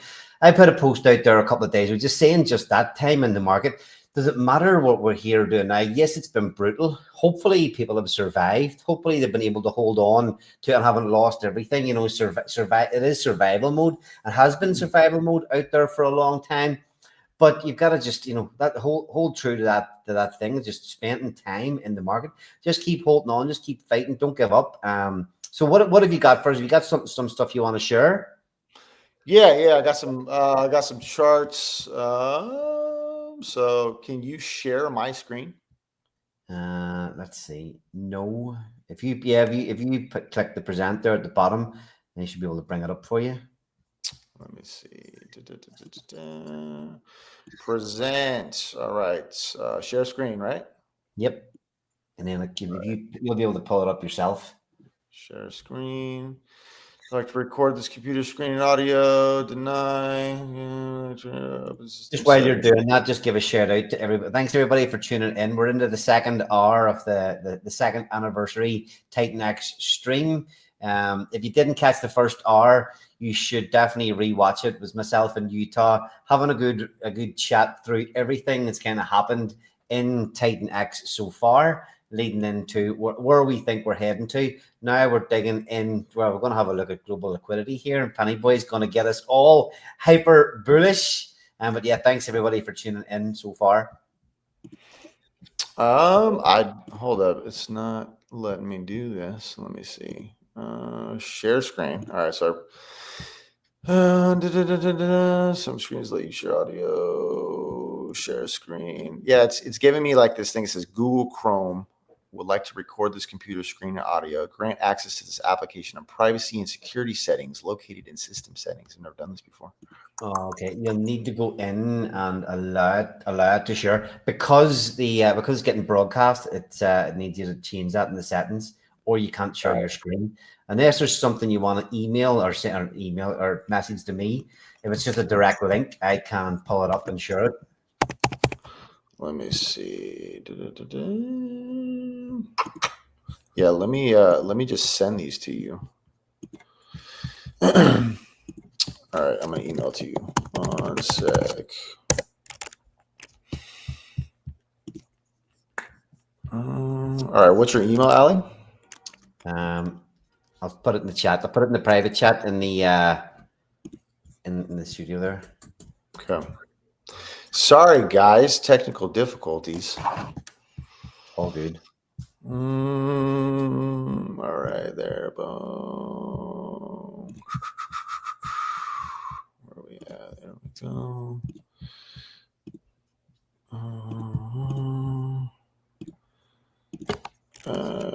Charts. All right, coming your way, my friend. Hopefully this opens. Yeah, right. He says you just sent me a fucking a scam email. It's going to download all my passphrases and steal all my money. I'm gonna, I just might drain your wallet, so it is what it is. All right, it should be sent. There was Oh, we're working on launching diamonds, but there was so and just a quick side note here. You know, we launched adapt on the phone, and we're getting people to mint NFTs that they need to hold on to pretty much forever. Hold these NFTs forever, and potentially you can have ETH dividends. So I would expect when people are buying such a thing that they're going to do it in a well secured wallet, you know, maximum safety. And on the DApp on the phone wasn't working quite well, but I was surprised that anybody that's participating and buying something, a crypto holding that needs to stay in one wallet for a long period of time, that they would be doing it on their phone. Right. Some people's security is pretty grim. Okay, give us a second here to just download all of these. Boom. Yeah, it doesn't matter if you make millions of dollars if you're going to lose it all. So your security is should be prioritized. How's the chat doing today? How we doing, guys? Chat's flat out. Although it's you, Shrey Hog in the chat as usual. What's up, Shrey? Send me the seed phrases. Okay.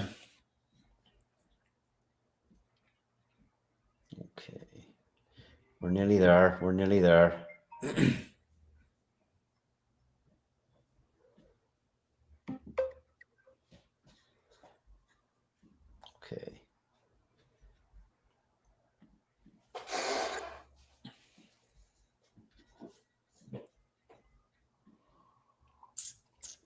All right. Okay. So we've got 4 charts here. You tell me which one you want to look at first. Yeah, let's look at that one first. The global Okay. liquidity, the first one. All right. Okay. What have we got going on here? No, go to the top. Go to the first chart. Oh, sorry. Right there. All right. So this right here, this is the M2 global supply, essentially. So what this showcases is the amount of money that is in our system. Okay.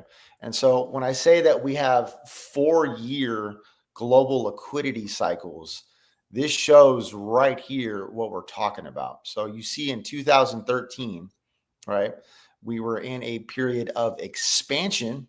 There was a lot of liquidity in the system sloshing around.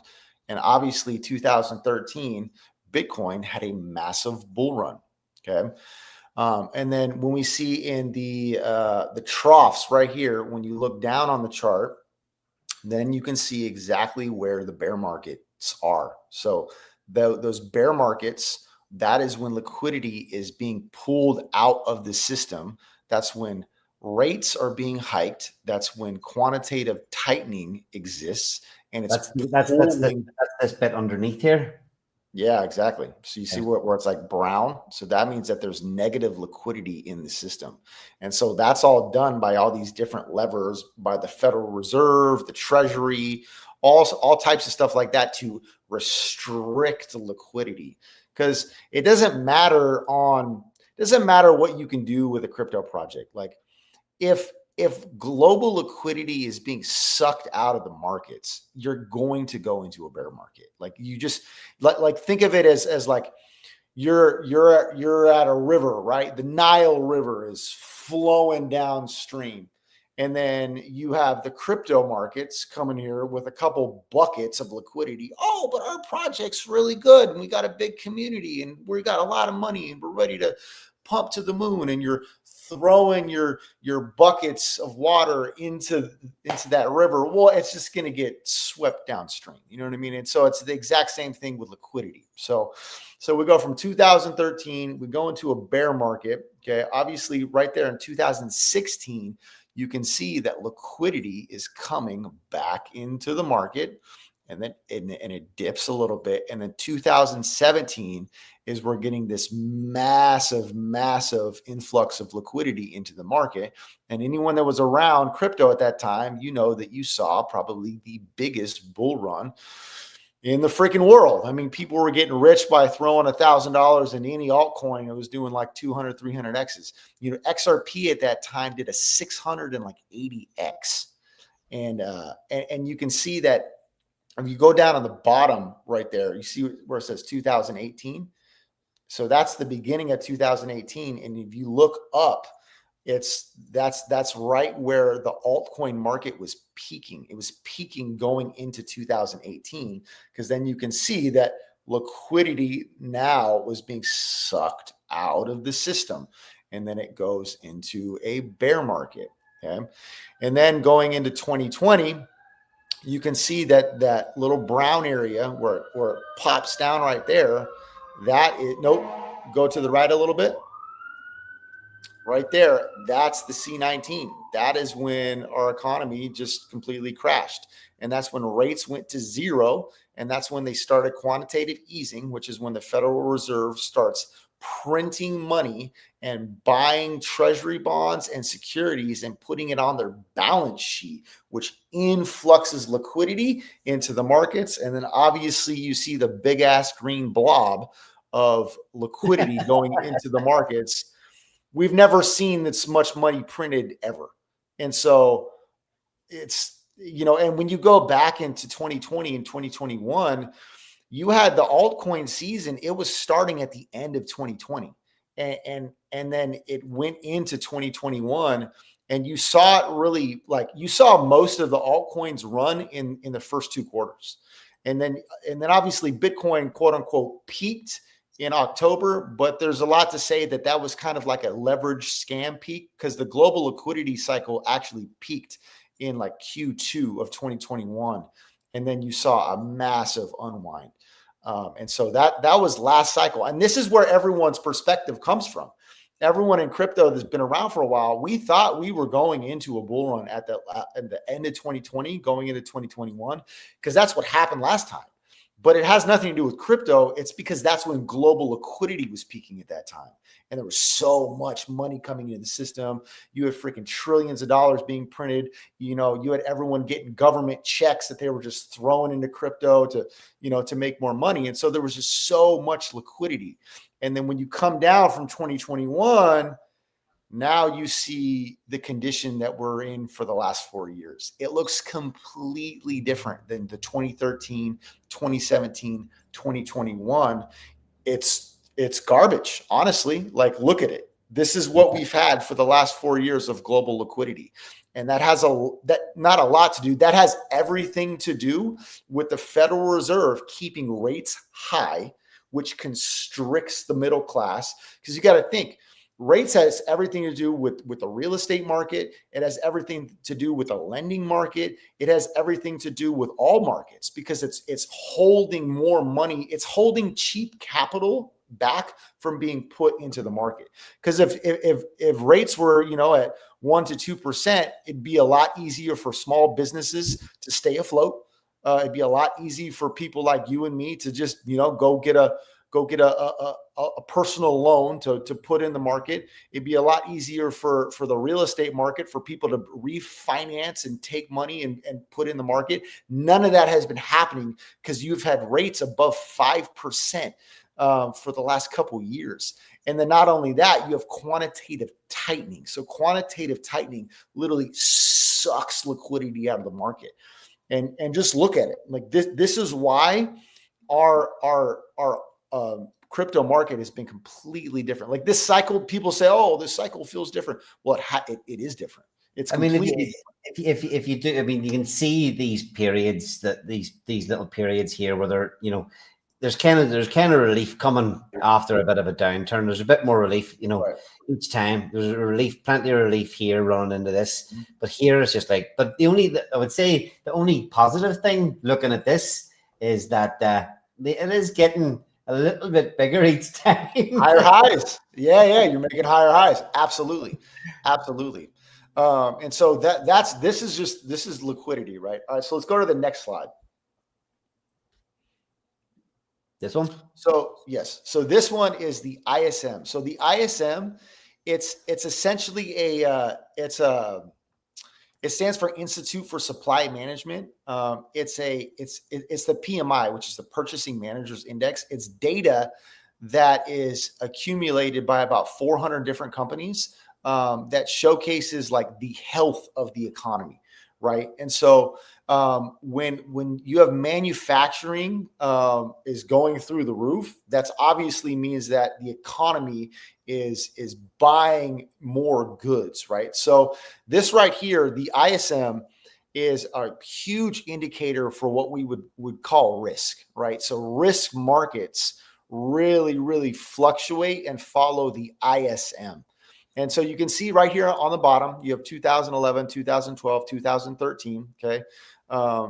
It's, you know, and then you look up, this is the Bitcoin chart, right? So Bitcoin has followed the velocity of the ISM pretty well. So the higher the ISM is, the higher we're going to get Bitcoin, right? So you can see in 2013, Bitcoin peaked. The ISM is so when you look at to the right, all the way to the right, you see where it says 90, 80, 70, 60, 50, 40.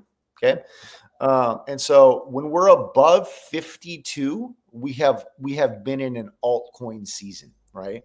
So that reading is showing that there is that the economy is healthy. People are spending money. There's liquidity going in and out of our economy, essentially. Okay. Now, when you look right there at from 2014 going down to 2015 and 2016, you're seeing the ISM pull down, right? And so that has a lot to do with, well, rates were probably being raised because of inflation. We might have been in a quantitative tightening cycle. And so it's restricting liquidity, which is taking away a lot of the buying and selling in our economy, right? Okay. So when you follow this chart, the ISM chart on the bottom, you can see right there in 2017, you see where it says ISM top, that line right there. That's when this is peaked. Look what happened right before that. Bitcoin peaked.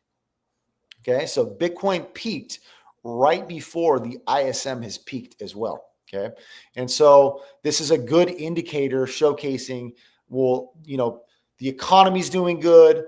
People, they have more confidence in the market, right? Because when you're looking around and everything's kind of fine, like people are doing good, people are making extra money, you got more money to go, you know, spend on the holidays, you got more money to go to games or festivals or whatever, you got more money to spend in the economy, right? You're going to be more willing to put your capital into riskier markets and riskier assets because there's no uncertainty, right? That was exactly me back in 2021. Money was flowing, everything was looking good. I got money to throw around here, and where did I put it? In the wrong place at the wrong time. Exactly. And same for all of us, right? Because that was the environment that we were in. Okay. So when it peaks in 2017, obviously you can see the ISM, it declines massively, right? Because they probably printed a bunch of money, which means that they had to restrict the markets to cool off inflation, which means they were probably raising rates. They're tightening the policies, the monetary policies. And so it did the same thing with the ISM. And then right there, you can see on 2020, what happened? Boom. It just went straight to the bottom right before that on 2020. That was C19. That's when the whole world's economy stopped, right? And it's the lowest that we've ever seen on this chart, right? So that was hell on earth. We thought that everything was going to completely fall apart, but then we get a V-shaped reversal, right? It goes boom, boom. Because what did the Fed do? The Fed dropped interest rates literally to zero in an emergency press meeting, and they started quantitative easing immediately, and they printed money into the oblivion. So what happened with the ISM? It went straight up. Okay. And then obviously we can see right there where it says ISM top. So it tops, and you follow that right up. That's the first top in Bitcoin right there. I think what it top in like April or May or something like that in 2021. Yeah. But you can see that when the ISM topped, that's when Bitcoin actually got its first top. And that also shows that's when like a majority of the altcoins in the market, that's when they top too. because liquidity was flowing like crazy. And then everything was going nuts. You know what I mean? In the markets, people were freaking, bro, you had altcoins doing 100, 200, 300 X's. It was insane. It was insane.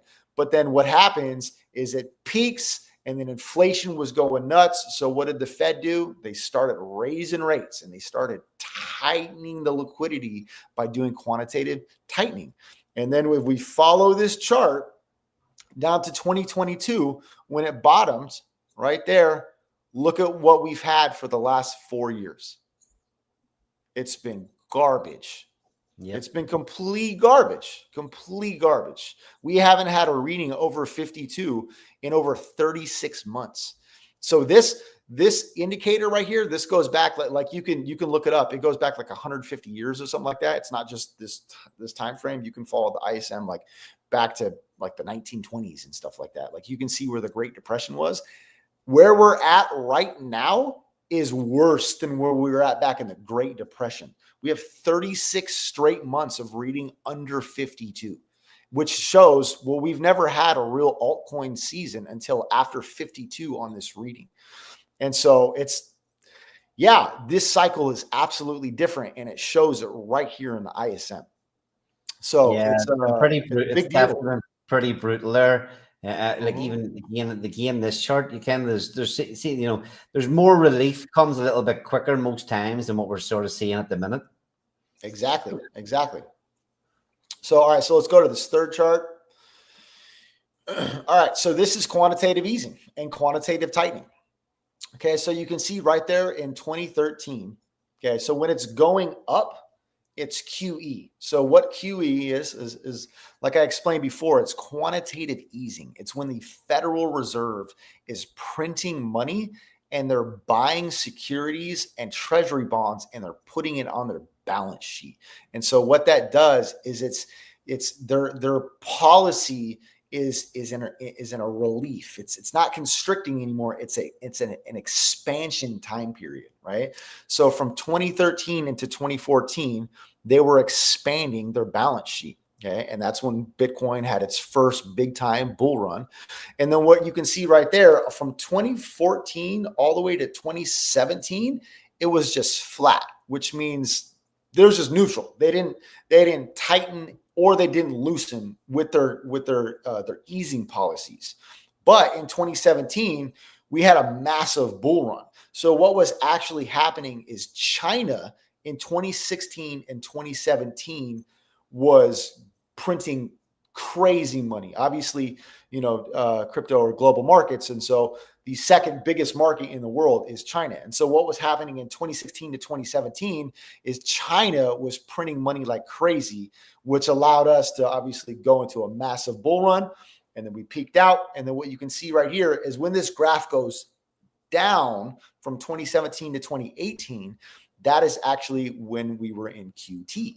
So that is when the Fed is selling off their balance sheet, which is pulling in liquidity from the market. And you can see that they were doing QT from 2017 to 2018, which is when we had our bear market, right? And then from that point on, from 2018 to 2019, they started a little bit of QE. And then what happens after that? Boom, it goes straight through the roof. And that's where all of that liquidity started from, was the Fed doing quantitative easing. And look at the levels. I mean, we've never seen it this much. And because obviously this was a global emergency, so they had to do this or else our freaking economy was just going to fall apart. But when you see it peak out in 2021, remember when the chart's going down, that is QT. We have been in QT from the peak of 2021 up until right now. We're still in QT. Now, the Federal Reserve just said that they're going to officially stop QT in December. So if you go back to 2014 on this chart, even if we stay neutral, that is super, super, super bullish for our markets, because our markets, there's other ways for liquidity to come into the system, like the Treasury can do all types of stuff. Obviously, with rates coming down, it's going to help out with liquidity. But the worst thing for liquidity is this right here. When the Federal Reserve is in QT, it's just like the river explanation. Liquidity is rushing out of the system. And then we're throwing in our little buckets of capital into crypto. It doesn't matter. If liquidity is rushing one way, that's where the markets are going to go. And we've obviously seen that with this graph right here. Since 2021 up until now, the altcoin market is garbage. And QT is a better indicator. QT and QE is a better indicator for altcoins, right? Bitcoin's obviously been in a bull run. I mean, Bitcoin's since it bottomed at 15K, it's done a 10x because Bitcoin is kind of, it's been an example of hedge, right?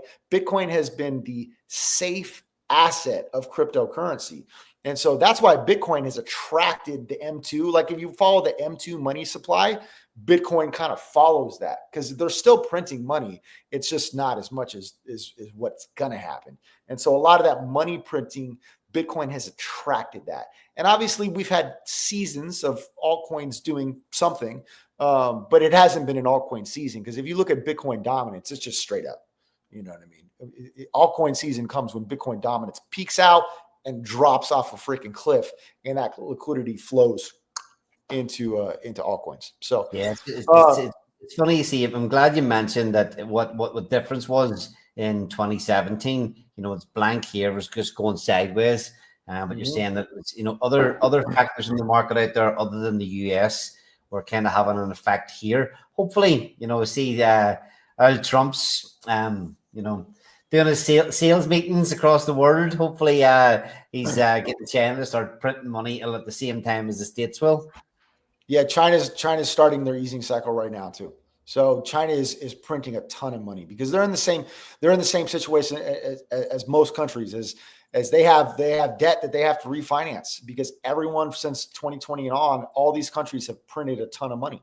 And so you're either going to grow your way out of that debt to repay those payments, or you have to print more money, you know, and no one's growing their way out of it right now. And so they're going to keep printing money, which is great for assets. So assets attract liquidity, right? And so we're obviously in an asset class. We're in a high risky asset class, which is why we haven't really done shit because the global markets are risk off right now.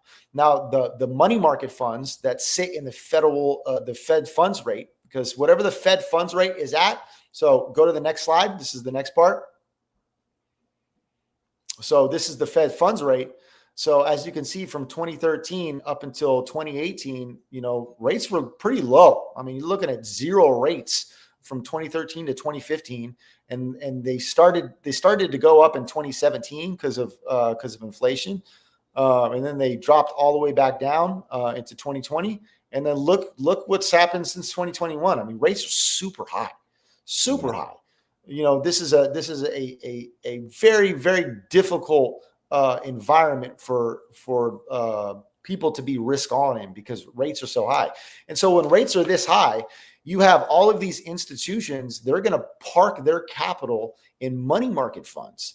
And so money market funds are whatever the Fed funds rate, that's what they're going to pay out in yield.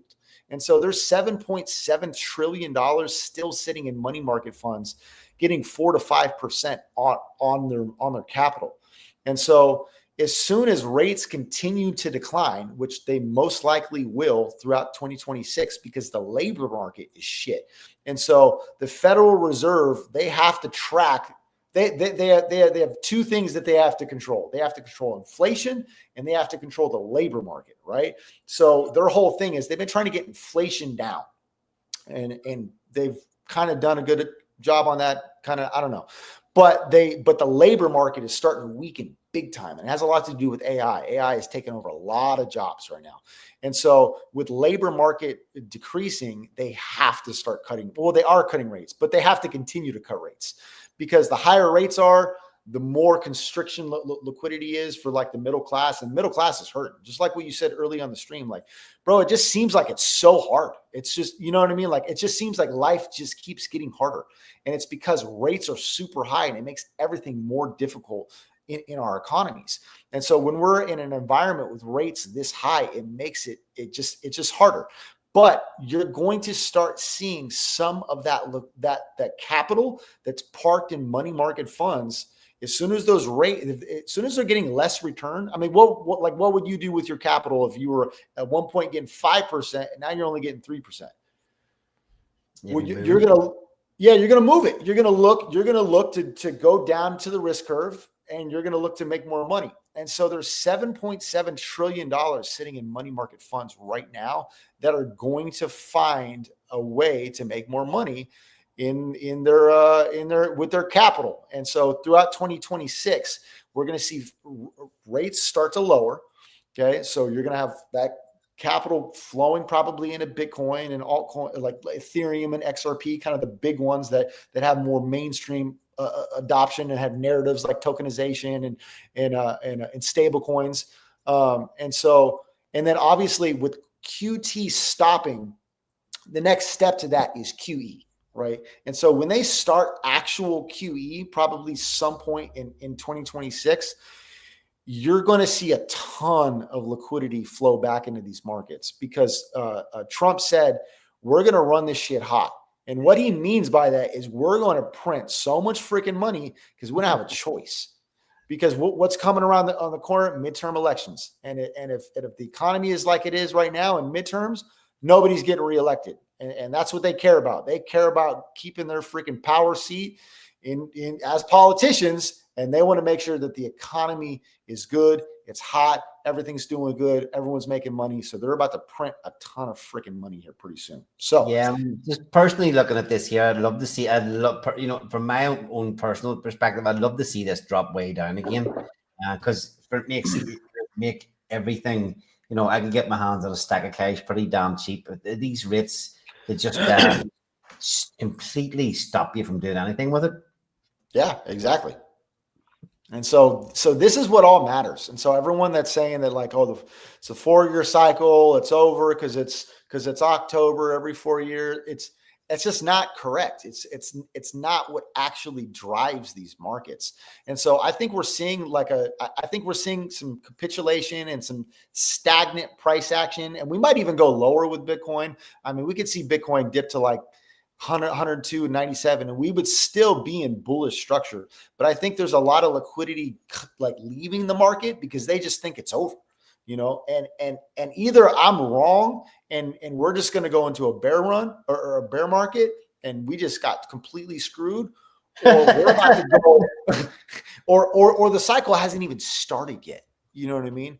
And so because the liquidity cycle hasn't really started yet. And what we've seen through the data is the liquidity comes first and then the markets go up. And we haven't had the liquidity, but it's coming because the policy is changing right now. Yeah, I mean, it would be interesting to see if anybody, and I'll probably dig around. I'm enjoying what all the stuff you're sharing here, and I would actually like to get you come on the weekly Blaze maybe a few times over the next few months, because I'd love to see somebody hit. I'd love to see somebody hit back on all these charts you've covered, and say why on earth. You look at these charts and you go, fuck, it all makes sense. All 4 charts line up perfectly. They all make sense. You describe everything that we're feeling in real life, everything that we're feeling in the markets. It all seems so damn simple. And I wonder, the people that feel bearish, are they just washed out by how brutal it's been over the last sort of three years? You look at some of these periods, like from any of these charts, you just show this one especially. It shows how grim it's been for a while. But if they're staying bearish, why are they staying bearish? What is it they're looking at that's making them bearish? I think, we live in an echo chamber in crypto, and you have these KOLs that have the massive followings that people follow these people blindly. I did. Like when I first came into crypto, I tapped into a couple of big time people, and I just thought that they knew what they were talking about and they were right. And so when you have these massive platforms that are just being bearish because maybe they don't really understand this stuff, and I'm not saying they're wrong for not understanding it. Like, you got to really dig into this stuff. Like, you have to remove yourself from crypto, right? you have to remove yourself from crypto and dive into macro. And if you don't understand macro, then you just think that we just got screwed this cycle because everyone says, well, crypto does every 4 years because it always has.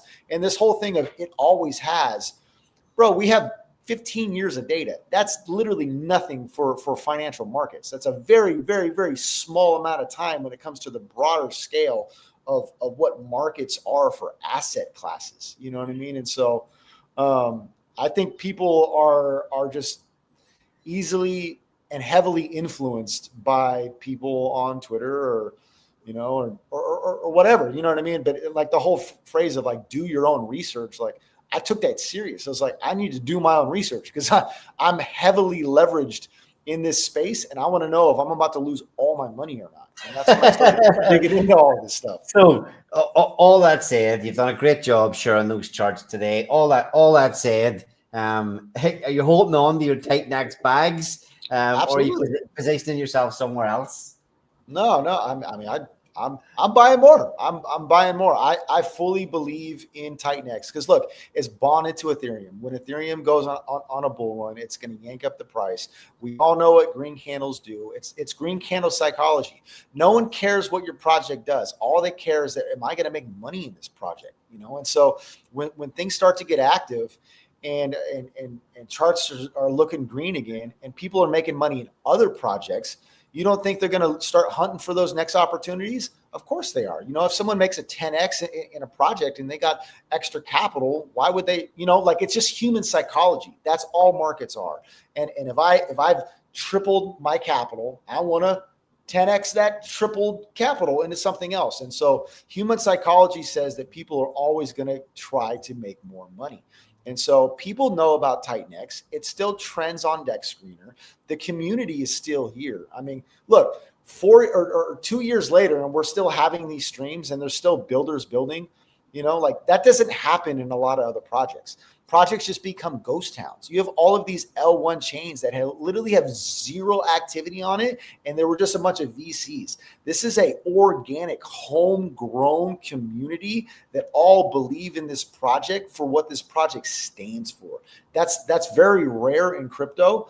And so I personally think that as soon as liquidity comes back into the markets and things are going again, we're going to see this thing kick off, and it's going to create flywheels and all the other projects like Blaze and Flux and ORX and all these other projects inside the ecosystem. And we're going to have an incredible year once it starts going. Yes, that's it.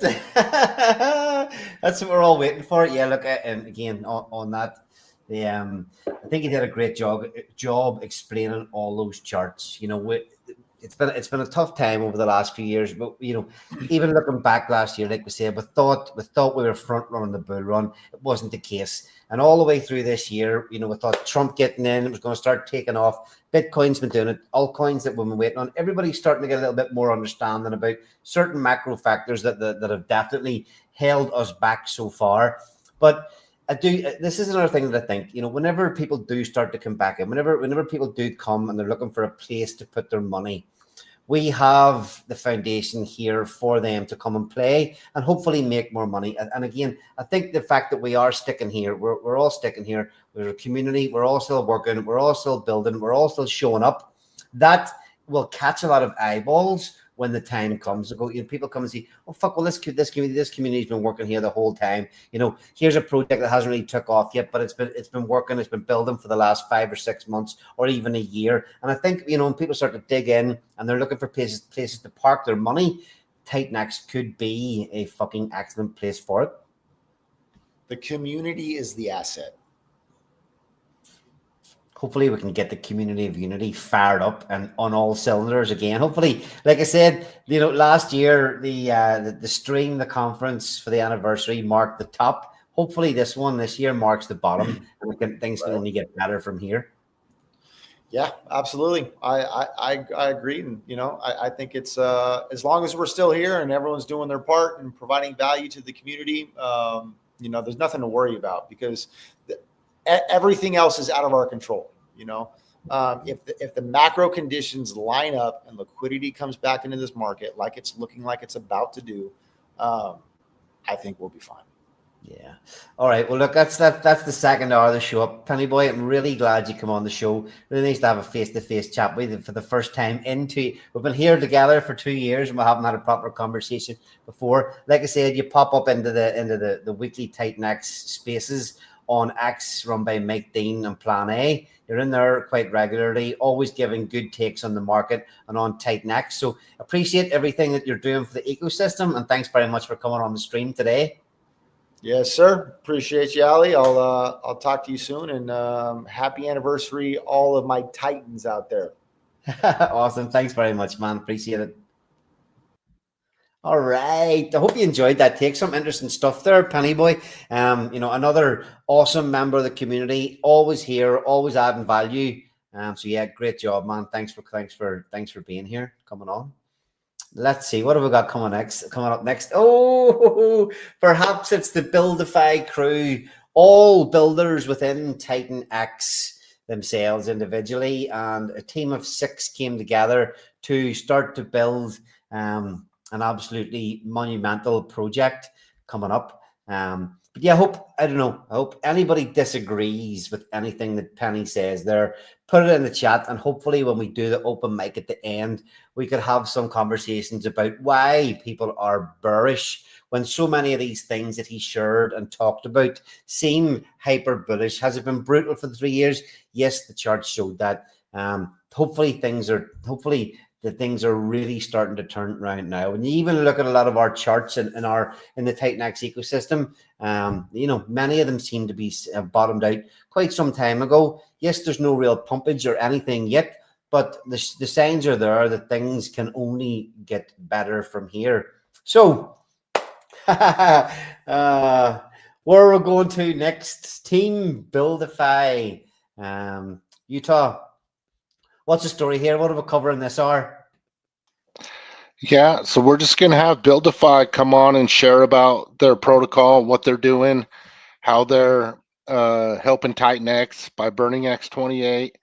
And they're all also founders of other protocols in the TitanX ecosystem. So figured when we had them all here at the same time, what we would do is have them talk about Buildify, and then they can just branch off and start talking about their protocols and what they have going on with their separate protocols. And yeah, have a good time. Bring everybody up, and I see some of them backstage, so that's awesome.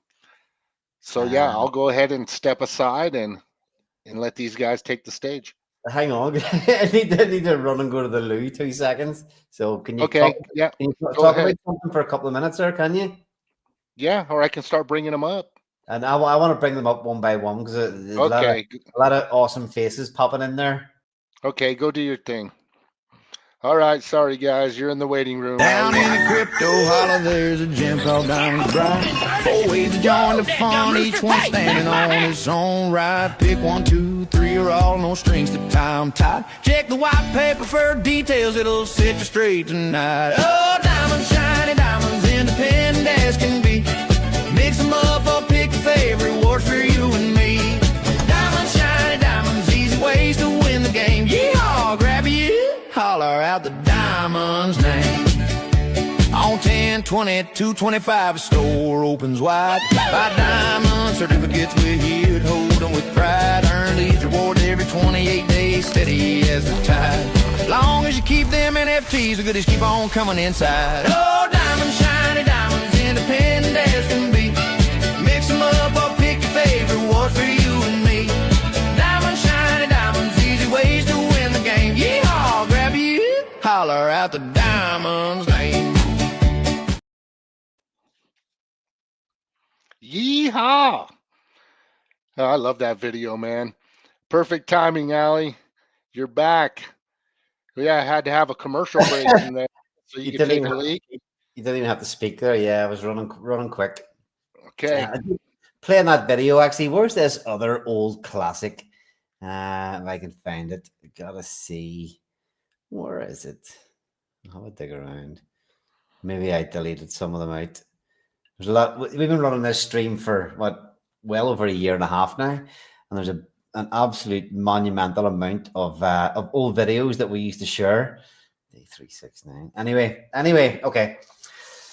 Right, DEFI. Look at all these. Wow, I can't believe it. Some people I haven't spoke to here for quite some time. So, right, we'll kick you off, Utah, and start bringing these guys up. Smooth and Crypto. Awesome, Dave. Oh, my word. And Rich Landon. Holy shit. Holy shit. Love it, love it, love it. What's up? How's it going? All good. Dave, how you keeping? Well, just finishing this movie and working on Buildify. Buildify's been taking a lot of bandwidth from a lot of us, but it's good. You know, hey, being in the trenches and building is actually it's good because it allows your mind to kind of go other places that are good while you're building. That are good. Absolutely. No, I think the bull run's actually just waiting for us to finish our second audit. So sorry, we're gonna hurry up on that one. I think the bull run's about to go. Smooth, how's it going, brother? It's going good. Yeah, this is it's awesome to be a part of the second anniversary stream. You know, I think everybody that's been a part of it so far has brought some good value, and it's been an entertaining stream so far. Yeah, I mean, okay. Before we because we're talking, TitanX. We had a good chat about all, the history of TitanX at the start. But you two guys are here now. You built your own projects, and now you're working on other projects. There was a lot of community backlash, and over the tough times saying about builders leaving. You two are perfect examples of people that think the builders have left. But you're not. You're still in the background working. You can't fight the market, but you've got to do something. What's your take on that, Dave? Before we start to dig into some of it, what's your take on that? Yeah, I mean, builders build, and we do appreciate the ethos. We came here for what TitanX was all about. We experienced some pretty amazing stuff, and then the overall market conditions. So yeah, I mean, we build, and we're going to keep building, and all of our projects are still there. Like everybody's projects are still there. It's hard for people to kind of believe through these market downturns, but as builders, we've never stopped believing, and we've never stopped building, and we've never stopped funding, because like building costs a lot of money actually. And especially when you're building fair launch, like we're not asking anybody to sacrifice funds and stuff. We're literally just all paying for what we're paying for in order to keep building and keep innovating, because that's how we're built. So I'm really excited. I think, hey, one day at a time. I mean, life is hard and it gets really hard for everybody. So we just want to bring value, and all of our projects. I do think it's like at some point, TitanX probably will do something, if it's just based on overall market conditions, ETH skyrocketing, or when Jake comes back, if Jake comes back. I mean, I believe Jake will come back, and when he's come back, he's going to come back with it'll be awesome. And when TitanX does rise, that's what's happened. That's what we all did. We paired and built on TitanX. We're going to see a pretty explosive run on all the BOT protocols, I think, when TitanX explodes. Now, I don't know when that's going to happen, and I don't want to be speculative on it, but I'm bullish still. It's just a longer term. Awesome X. Okay, so I remember there was a few buys of Awesome X not that long ago that pushed it up about a 5X, 5 or 6X. Now, Blaze did a 5.5X last week with not a lot of economic energy going into it. When you look at the amount it takes to push some of these projects up that much, but Awesome X was so close to being back to the minting was being mint price. Yeah, positive ROI and the mint price. It was so close. Now, and looking at all those charts we've talked about, looking at all the community disappearing, even in the midst of all that, it was a perfect example of how easy it can be. And I've been talking about this for months, and people just seem to forget about it. Builders are, the projects are dead, this gone, that gone, but they're all sitting there. And whenever there's a little bit of life fired back into them, it was so close. I was getting so excited. I was like, this is it. But yet again, it wasn't. But And the thing is, we're building protocols that are experimental in a lot of ways. We're following a strict ethos to make them safe, not ruggable. But like, we're still making experimental protocols. I mean, when we built Awesome X, it still gets 2.8% more expensive every week. It hasn't stopped. That's built into the code. Every single week, it gets 2.8% more expensive to mint. So it's getting very, very expensive to mint in relation to TitanX. Like every week, under the covers, nobody's even thinking about it. And so in order for that ratio ever to really hit, it's pretty much capped, I think, now, because if that ever ratio, even if it skyrockets, it's still getting more expensive to mint every week. So in order for that to hit and stay above, it's anyways, we're building experimental protocols, and we wanted to see how they worked in the wild, and they're all still working, and they're all working flawlessly. But it's about, well, people look at price action to judge a project, and when we're builders, we're looking at mechanics. Price action is obviously important, and we want that eventually, but it's more about, does this benefit people? How does this work? How can we benefit the whole community as a team, as a whole? That's what every single time, if it's on TitanX Hub, that project is benefiting the whole community as a whole. Yeah. And then there's other projects that even aren't on TitanX Hub that do benefit the community too. But TitanX Hub is a very specific place to get on there. I mean, if you're on there, you've had to go through some vetting. Yeah. Okay. Smooth. Welcome to the stream. How's it going? It's going good. Yeah. Thanks for having me, Alan. How you feeling about the ecosystem at the minute? I know you're part of the DEFI team. How you feeling with how Fleur is going at the minute? And what about, just tell us how things are going with DEFI? Yeah, so for Flare purpose, I think it's going kind of basically how I thought it would. We're pretty much capped right now. Well, we are capped, and it's almost 40% burnt, and it's very, very light. And we've seen with any amount of economic energy in it, it really runs. So I think it's been going great, kind of really what I thought it was. And then in the future, I'm going to have kind of a Flare staking and Flare LP position, basically, that is forever going to make this a protocol that's consistently growing over time. So Flare, I've been pretty happy with it. And Buildify, I think it's a very powerful platform that we're building, and we're really etching in the ethos of fair launch into coin launch pads. And with every single coin that's released on TitanX and on these other coins is going to be an additional add to LP. So this platform is going to grow the liquidity in every single coin that we build on. So it's going to be amazing for TitanX. It's going to be amazing for all the BOTs, and it's going to be amazing for other coins outside of the ecosystem as well. So I think what we're hard coding is something really powerful. And whether it's this year, next year, 10 years, the math only gets better with time and with use. So yeah, it's, I mean, one thing that some of this downturn's done is as builders, for the builders as well, it's we've had to think, okay, how can we also build things and integrate things into the protocols that will attract other people from outside? You're doing that a lot with Buildify. Rich is doing it with Diamonds as well. So with that note, Rich, how's it going, sir? It's going excellent. Been enjoying the stream thus far. Been watching Penny's deep dive into the macroeconomics. That was good session. Yeah. And also here in the history of the mastermind, I guess, I don't know how to put it, the origination of the crew. Yeah. The genesis of before the genesis.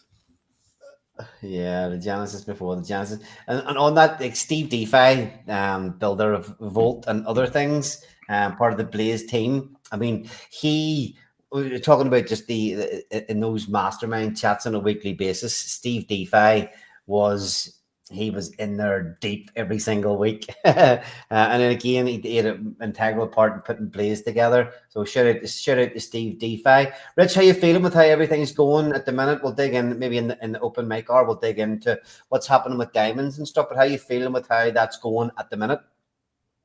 Yeah, I'm very pleased with where things are. I mean, it was getting hairy for a minute because the design was really dragging out.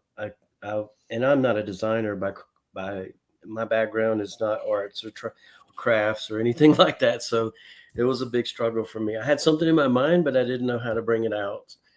But it's turned a corner, and this week we should be wrapping up the overall website page in development. So the codes are finished, audited, fuzz tested. It's ready to go. We're just waiting on design to get finished. And only 10 days out, so there's no reason we should miss that date. Shit. Yeah. Speaking of Buildify, though, I'm sorry. What? Go ahead. 10 days out. Hard to believe. It's that's coming around quick, man. Yes, it is.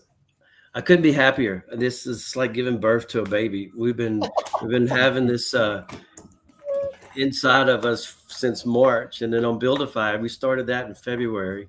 So I had both of these going on at the same time. It's just amazing challenge here. But speaking of Buildify, we was on a call last night for 3 hours. We've had those every week since February. I had a span where I had to go to work in the summer, and I wasn't able to join the daily calls, but the guys kept it going. But anyway, it's such a commitment. It's a lot of money. It's a lot of time, effort. And I just hope people come to appreciate that what we're doing.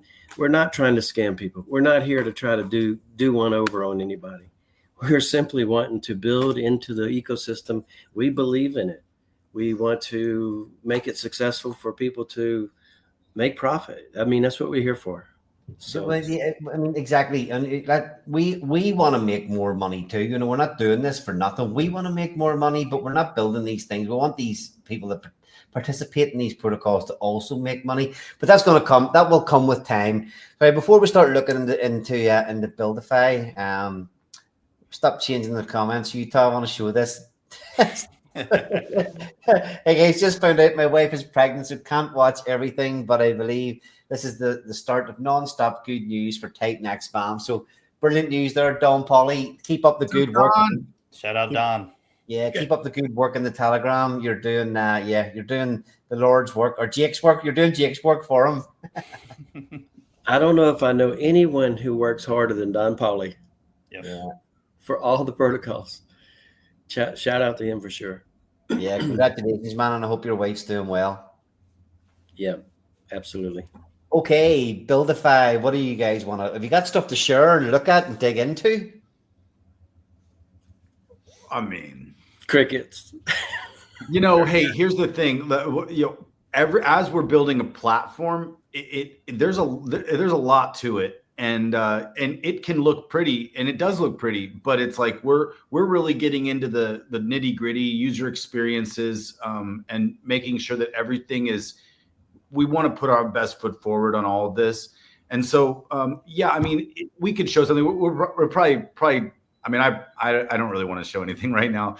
I can't wait till we do start doing that though, because that's like being able to just be on a stream and launch a token, not just any token though. A fair launch token that you could actually build in staking mechanisms for your community. You could build in staking in Aave where the returns come back and pay stakers of your token. There's just that. Those are just only two options. Okay, let's pull it back a wee bit then and ask a question. Okay, so you guys have been here participating in TitanX. We've had an awesome time before the run up. We've all decided to put money in. We've all decided to build. We've had hardships. We've learned. TitanX, we all get in there. We love the ethos. We built following the ethos. Now, Buildify, Buildify, it builds a lot of the TitanX ethos into a launch pad that people can then use your launch pad to launch tokens that follow the TitanX ethos. Is that simply put? Is that kind of the bare bones of the beginning of it? That's definitely a statement that could be totally true. It's not only about TitanX, But yes, we do follow the ethos, and we've really put it into an actual full application. And the thing for us is, I wanted to be part of this project because I wanted to build something I wanted to use. I mean, we're sitting here building our own DeFi projects, and our simple DeFi projects that we build will cost 20 to 30K to be transparent, and 20 to 10 to 20K for audits, or more, 20 to 30K for audits. So it's like you can be in for $40,000 to $60,000 just to believe in yourself and launch your own protocol, right? If you wanted to do that. And that's what we've all done as builders over the last couple of years, why there's 40 protocols. Well, and it'll take 6 to 9 months to build that. So what we wanted to do was take those restrictions out of the puzzle and just say, hey, no, you don't need 60 grand of your own money, and you don't need 9 months to try to launch your own protocol. If you have a good idea and you want to launch it, why not just launch it tomorrow for free in 15 minutes? Yeah, that's unheard of. I mean, that's amazing. Yeah. And so that's really what we're building is a framework for anybody to be able to build their own DeFi protocol. And not only that, we're doing some stuff that nobody has done, because when we started learning about the bonded liquidity situation, okay, that's cool. We're bonding with TitanX, and then we can have build on Awesome X protocols. Then you can have build on DragonX. You have build on Flare, build on everything. So it's like, okay, well, what are we talking about when we say that? We're talking about bonded liquidity. We're talking about being paired with a project that you like for a reason, and then some of that energy can go into the project that you're paired with, right? So, and then also some energy can come from the project you're paired with for this new project. So bonded liquidity, there's a lot more to that conversation, but we're making it easy for anybody to be able to bond, create a new token paired with whatever they want. Yeah, I mean, so I've only played around a little bit with launch pads, but typically when say you launch on a launch pad on Ethereum, your coin gets launched. Well, your coin doesn't get set up with a liquidity pool. Usually you mint the coins to yourself, then you have to go and add the liquidity in a DEX yourself. So you guys have built all that into your own protocol that does all that automatically. Because to like you're saying, making it simple for somebody to put out a DeFi protocol, even just minting a token to your wallet takes a lot of effort. But to go and set the liquidity right to set the liquidity right and get the ratio right takes another level of understanding. Again, yes, a lot of us do get a lot of that already and understand that. But for somebody to be able to come along and hit a button that will do that for them is kind of insane. And the fact that you're thinking about these things where, using the bonded liquidity as advanced, most people don't even still don't even know what that is. Right. They'll have to see it in action. And I mean, the thing is, it's going to allow people who love a certain community to be able to build on top of that community and lock additional liquidity by building on that community token. So it's like, that's the cool part about this. As people build on other tokens, more liquidity is getting locked. And that's another thing. We're fixing some problems in crypto right now. We're fixing some big problems, 2 big problems that I see. One is on other launch pads, creators can own basically all the supply, and they can completely rug an LP. These LPs are not locked on other launch pads. And sniper bots can come in on a thing, and they can just buy up supply before the community showing green candles. Then the community starts buying because they see the green candles, and then the sniper bots sell on the community. So it can be done in a couple different ways. Those are the different ways, problems that we have fixed with Buildify. It's because we created a fair launch time period, which is what we've all been doing. We didn't create this. We just built it into the system. And a creator can choose from 28 minutes. Actually, they can choose anywhere from 28 minutes all the way to 88 days for their fair launch period. So if you want to do, and the default is 8 hours. So if you just click default free token, boom, you have an 8-hour launch window where you just market your token. You got to get some minimum participation. And as long as you get a minimum participation of, I believe it's 1.1 ETH during that fair launch period, your LP will be created on Uniswap. Boom. Now you have a token with all of your parameters that you selected. And now you can start basically building your community and doing everything that you want to do with your token. Can you imagine if we had DeFi whenever TitanX was pumping last year? I know. Tell me about it. We'd probably have 400 BOT protocols or 4,000. Like, I mean, when it's free to launch, that's the thing. We're building something that's just, I mean, people can pay for it. There's reasons to pay. And when you pay, it's like $30, $20. But there's reasons to pay and there's reasons to do it for free. And I think that we're just creating a straight utility platform. There is no token associated with Buildify. It's a straight utility platform where anybody can launch their own tokens paired with other tokens. And so how do we stop the sniper bots? Really quick, the fair launch period that we've done, what happens is when you participate in someone's fair launch, those tokens are your tokens now. And that is actually user-generated supply, which is also pretty interesting what we're doing. Every one of our tokens it's user-generated supply. It's not just saying, oh, we're just going to launch 1 billion tokens, and then we're going to take 90% of those, and then we're going to release 10% onto the market. It's like the supply is generated by the participation. So like if you participate in your own token, you can buy up a whole bunch of supply. But see, also the builders have to buy in on day one if they want to participate in their own protocol. Even the builders don't get free tokens on Buildify. So we're creating something that it's our ethos. It's what we're familiar with on this side of things. But we now have to be educating the rest of the world as to what are we talking about? Why is this beneficial?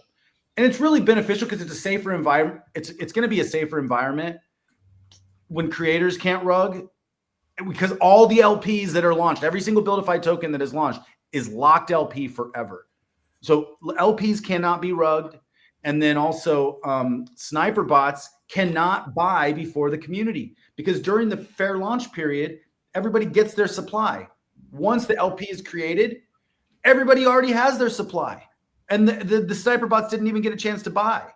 The only way a sniper bot could do anything is or a whale could affect it is if they actually participate during the fair launch period. A sniper bot comes in, okay, buys during the fair launch period with everybody else. Well, that's not really what a sniper bot does. So they're not going to even touch it. So is there anything in building it and kind of, putting a lot of these things, a lot of the TitanX ethos, all right, it's not like there's a massive amount to the ethos, but is there anything when you were building that you thought, fuck that, we don't want that in there? No. I don't know. I mean, it's basically locking LPs, providing a fair launch period, and eliminating sniper bot problems and eliminating the ruggability of LPs and being able to bond.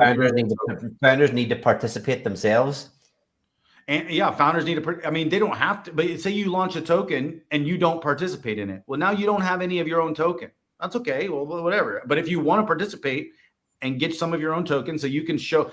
That's the thing. When I built my protocol, I went all in on it. I built that thing, launched it, and then I went all in. Now, I'm an all in kind of guy, and I probably have to learn my lesson and not do that all the time. But yeah, if you want to participate in your own protocol, if you believe in it, then you have to buy in with everybody else. And that's what fair launch is. I mean, you don't just get 90% of the tokens and deliver 10% onto the market like a lot of tokens do on most launch pads, all launch pads. You get to say, hey, I'm going to take all of these tokens and I'm going to give only 10% to the market. And then when the community pumps, it forces the creator to dump on the community, which is like a weird, the wrong kind of incentive structure. We want to change the way incentives are done. We want the community to be incentivized along with the creator of the token and the platform. We want everybody just to participate and win together. That's why it's buildify.win. And then we're all .wins on all of our stuff. But it's like when you build DeFi, and you can win, especially when you do it in a fair launch way.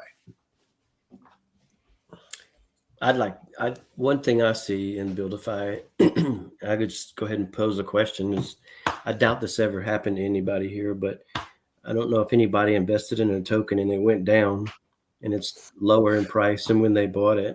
But just in case that has happened, Buildify can bring a solution to that. So let's say you got 40 communities, and in that, each community has 40 members or more. Well, each one of those 40, if they want to see a change in their token price, get back up to where they bought it at, they could all launch a token. All 40 people in every 40 communities can launch a token. And if each person supports each other's tokens, all that creates buy pressure on that token to form those liquidity pools. And if one of those or 10 of those become successful and become on the leaderboard, they earn a buy and burn. So in addition to what's taken in from the mint phase, they get a buy and burn. If they choose that advanced option, they could win an additional buy and burn. So that creates more buy pressure. And you pair it with tokens you want to. That additional buy and burn, sorry, is something you guys built and you guys provide from funds from the site. Is that right? The leaderboards, 3% goes to the leaderboard out of every creation. And so there's multiple leaderboard communities. Actually, I don't know how the depth of that one. Dave could explain that better. But basically, you could win an additional buy and burn if you make it to the leaderboard and excel to the top. Well, it pays multiple levels, but I'm just saying you could have an additional buy and burn that will burn your token. And if each person supports each other's tokens, you're supporting the underlying token, which could be Flare or AWX or Helios or whatever you build on. Because it adds additional locked liquidity. Because when you pair with another token, it adds additional locked liquidity every time any participation. So there is multiple benefits that happen anytime someone participates in a protocol. So that's buy pressure, and it locks tokens, soft locks tokens off the market into an LP. All right. So I mean, just on that, then, like, I don't want to start digging into the nitty gritty of everything, but say I come, you Buildify's launch, and I want to build on Blaze. So if I launch on Buildify, whenever I click the button, will the money that I've put in buy Blaze off the market to create that LP? A little bit of it will. Yes. Are you saying as a builder or an investor? No, as somebody just launching launching a coin on Buildify, yeah. Not that doesn't go to LP. It's the participation in the mint phase. That's what's building LP. That's what building stakes. Okay. Get you now. I understand. And all of that stuff is coming in as fresh ETH as well. Like, you can't come in with TitanX. You have to come in with Ethereum for these launches. So everything is going to be ETH routed for everything. So it's going to have to buy TitanX. It's going to have to buy the other coin.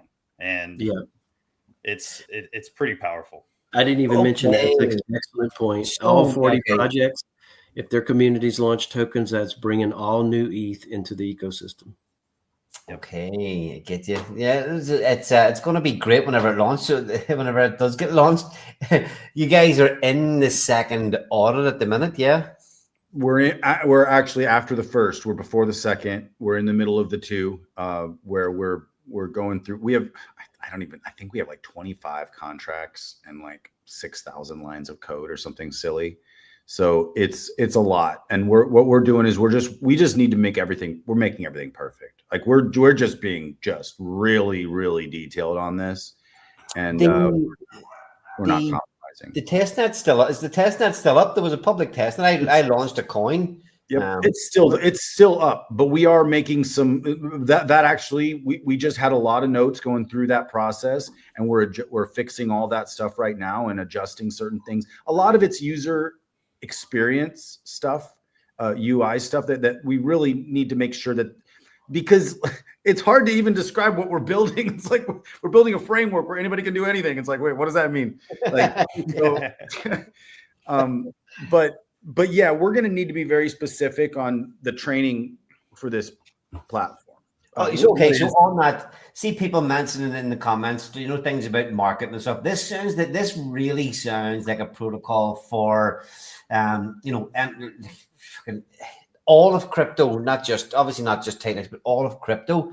Are you guys planning when this thing launches to be coming back streaming all the time? There's a lot of education needs to come with this. And I'll say this, I will say this, guys.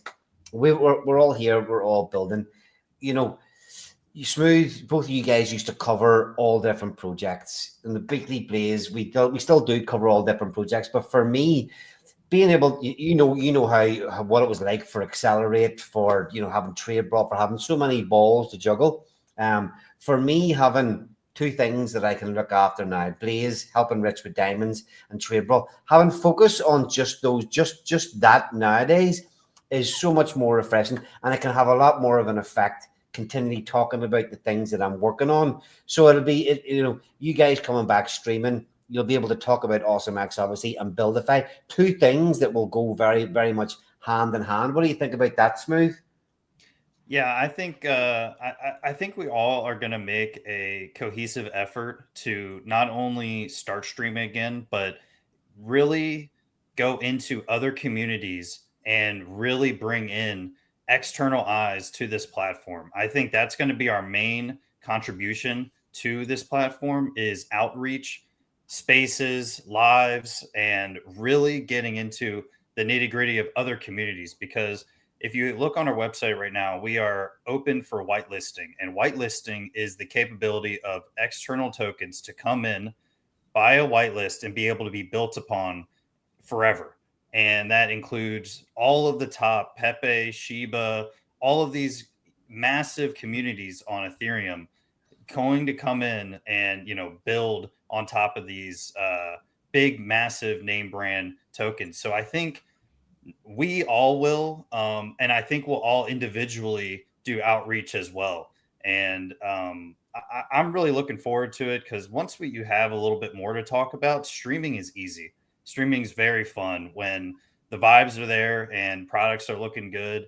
I really think when this comes out, and right before it, right? I mean, once we feel really comfortable with it, I think we really are going to start streaming even before the website is fully live. Yeah, I mean, one awesome thing about this as well is that, if you have a protocol that launches on Buildify that does extremely well, like say somebody with a big following does find you guys, or you go on a stream, and somebody that's one of the big KOLs catches your eye and launches a token on Pepe, and next thing this fucking token launched on Pepe does 100x. Everybody in that is going to end up learning about Buildify, bringing eyeballs on your protocol, and hopefully that could be something that brings a lot extra eyeballs to TitanX. I know built into the background of this thing, there's a burn on a certain TitanX coin that many people believe is dead. Is that true? Yes, there is a portion of all the trades, of all the fees generated from the trades will go to burn X28, as long as X28 is on the chain that we're on, because we're actually launching this on 12 or 13 chains over time, and probably more, but we're building this with the Uniswap V4 hooks. And so if we were using V3, we actually wouldn't be able to build our protocol, because hooks, I don't know if you guys know what hooks are, but it's kind of like smart contracts in the LPs that are automated. So we can actually do so many different things with the hooks on V4. So we built for the future, but V4 is not on every chain yet. However, we're going to be on every chain that V4 is on. So, so there's going to be a lot of opportunity. And so all of that, if X28 is on the chain that we're on, a portion of all the trades fees will burn X28. What if it's kind of, what if it's not on? So say, if for talk's sake, say there's a 3% of it goes to burn Titan or burn X28. You launch on base. Base is fine. What if you launch on what if you launch on Binance or whatever? Right now, if X28 is not there, we it's going to be into our building fund. It's a marketing building fund. If X28 is not there, it's going to be absorbed into that. So because we are planning on continually expanding and building and marketing when this is live. What if X28 comes along to that chain after Then, you're on it? Can you add it in? Then yes, we can. That's the burn amount is adjustable by us, but we want to make sure that we're really supporting, where we came from, and that's also why we're whitelisting all of the TitanX protocols that are built on TitanX. We're whitelisting those without nobody's got to. We're charging for whitelists, so people have to pay a little bit for whitelists if they have another token community. And there's also requirements when we're going out for it. But everybody who's already been in the TitanX, except for tax tokens, unfortunately, right now, anything that's a non-tax token, we have different visions for phase 2. But right now, phase 1 is going to be powerful and strong. And we've just chosen, if we tried to take tax tokens for whitelist, it would have complicated things a little bit more for phase 1. So we've moved that over to phase 2. But other than that, anybody that's not a tax token in TitanX is automatically whitelisted. So anybody can launch on Blaze right away. Anybody can launch on Volt right away. Anybody can launch on AwesomeX right away.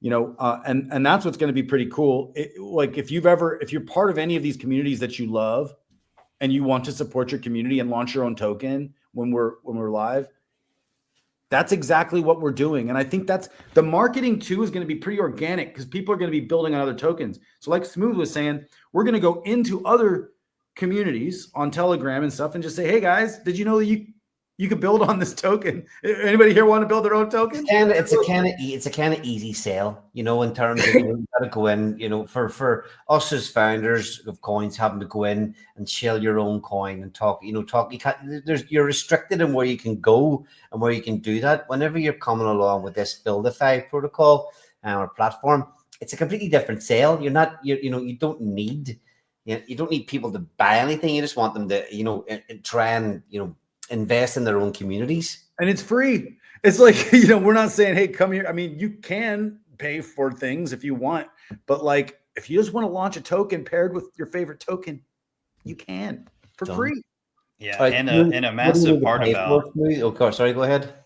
I was about to say, and even with the low cost of these tokens, we have built-in Aave stakes as well. So these tokens that take nothing to produce can have a $200, roughly $400 lowest amount for launch. And we don't need a bonding curve. We don't need thousands of dollars of trading volume to launch a token. If it has enough volume, it releases. And with these Aave stakes and more stakes in the future, different types of platforms like ORX and all these types of other staking platforms, we are going to have a very diverse stakeable tokens that you can launch for free on top of other tokens. It's the web is so deep in this platform, and it's really endless. Have you guys seen? I mean, this all sounds so simple to many people. With 400 people tuning in here now, this is the kind of thing that all seems so simple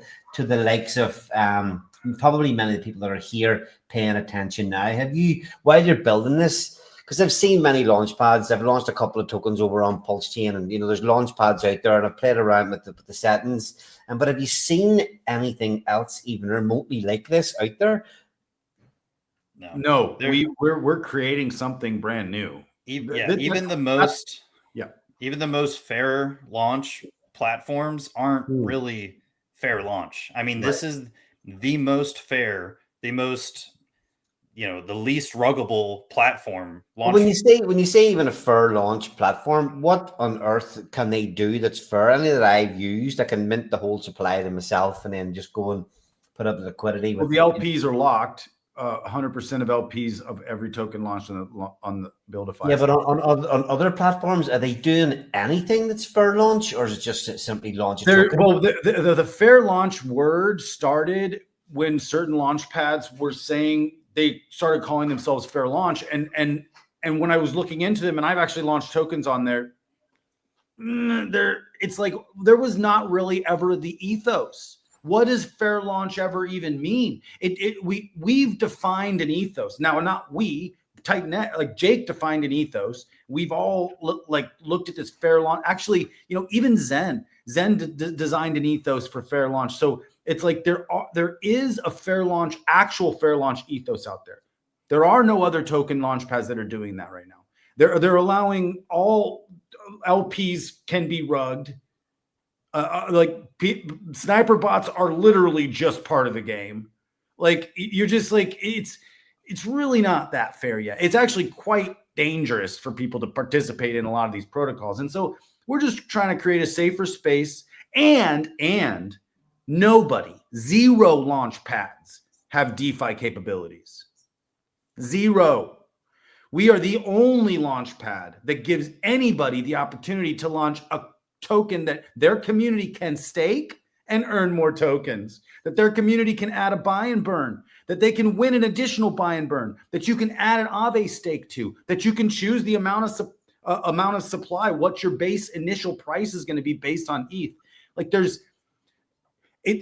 we're just creating an unlimited canvas for people to be able to create benefits for their community. We want to be able to create not just a token, launch a token, have your friends go buy it. It's really not that. It can be that. It can be as simple as that.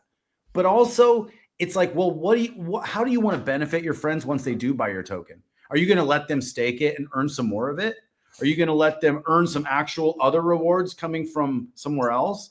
How do we actually benefit the people participating in our communities? And that's what we're building, a framework for that. That has never been done before.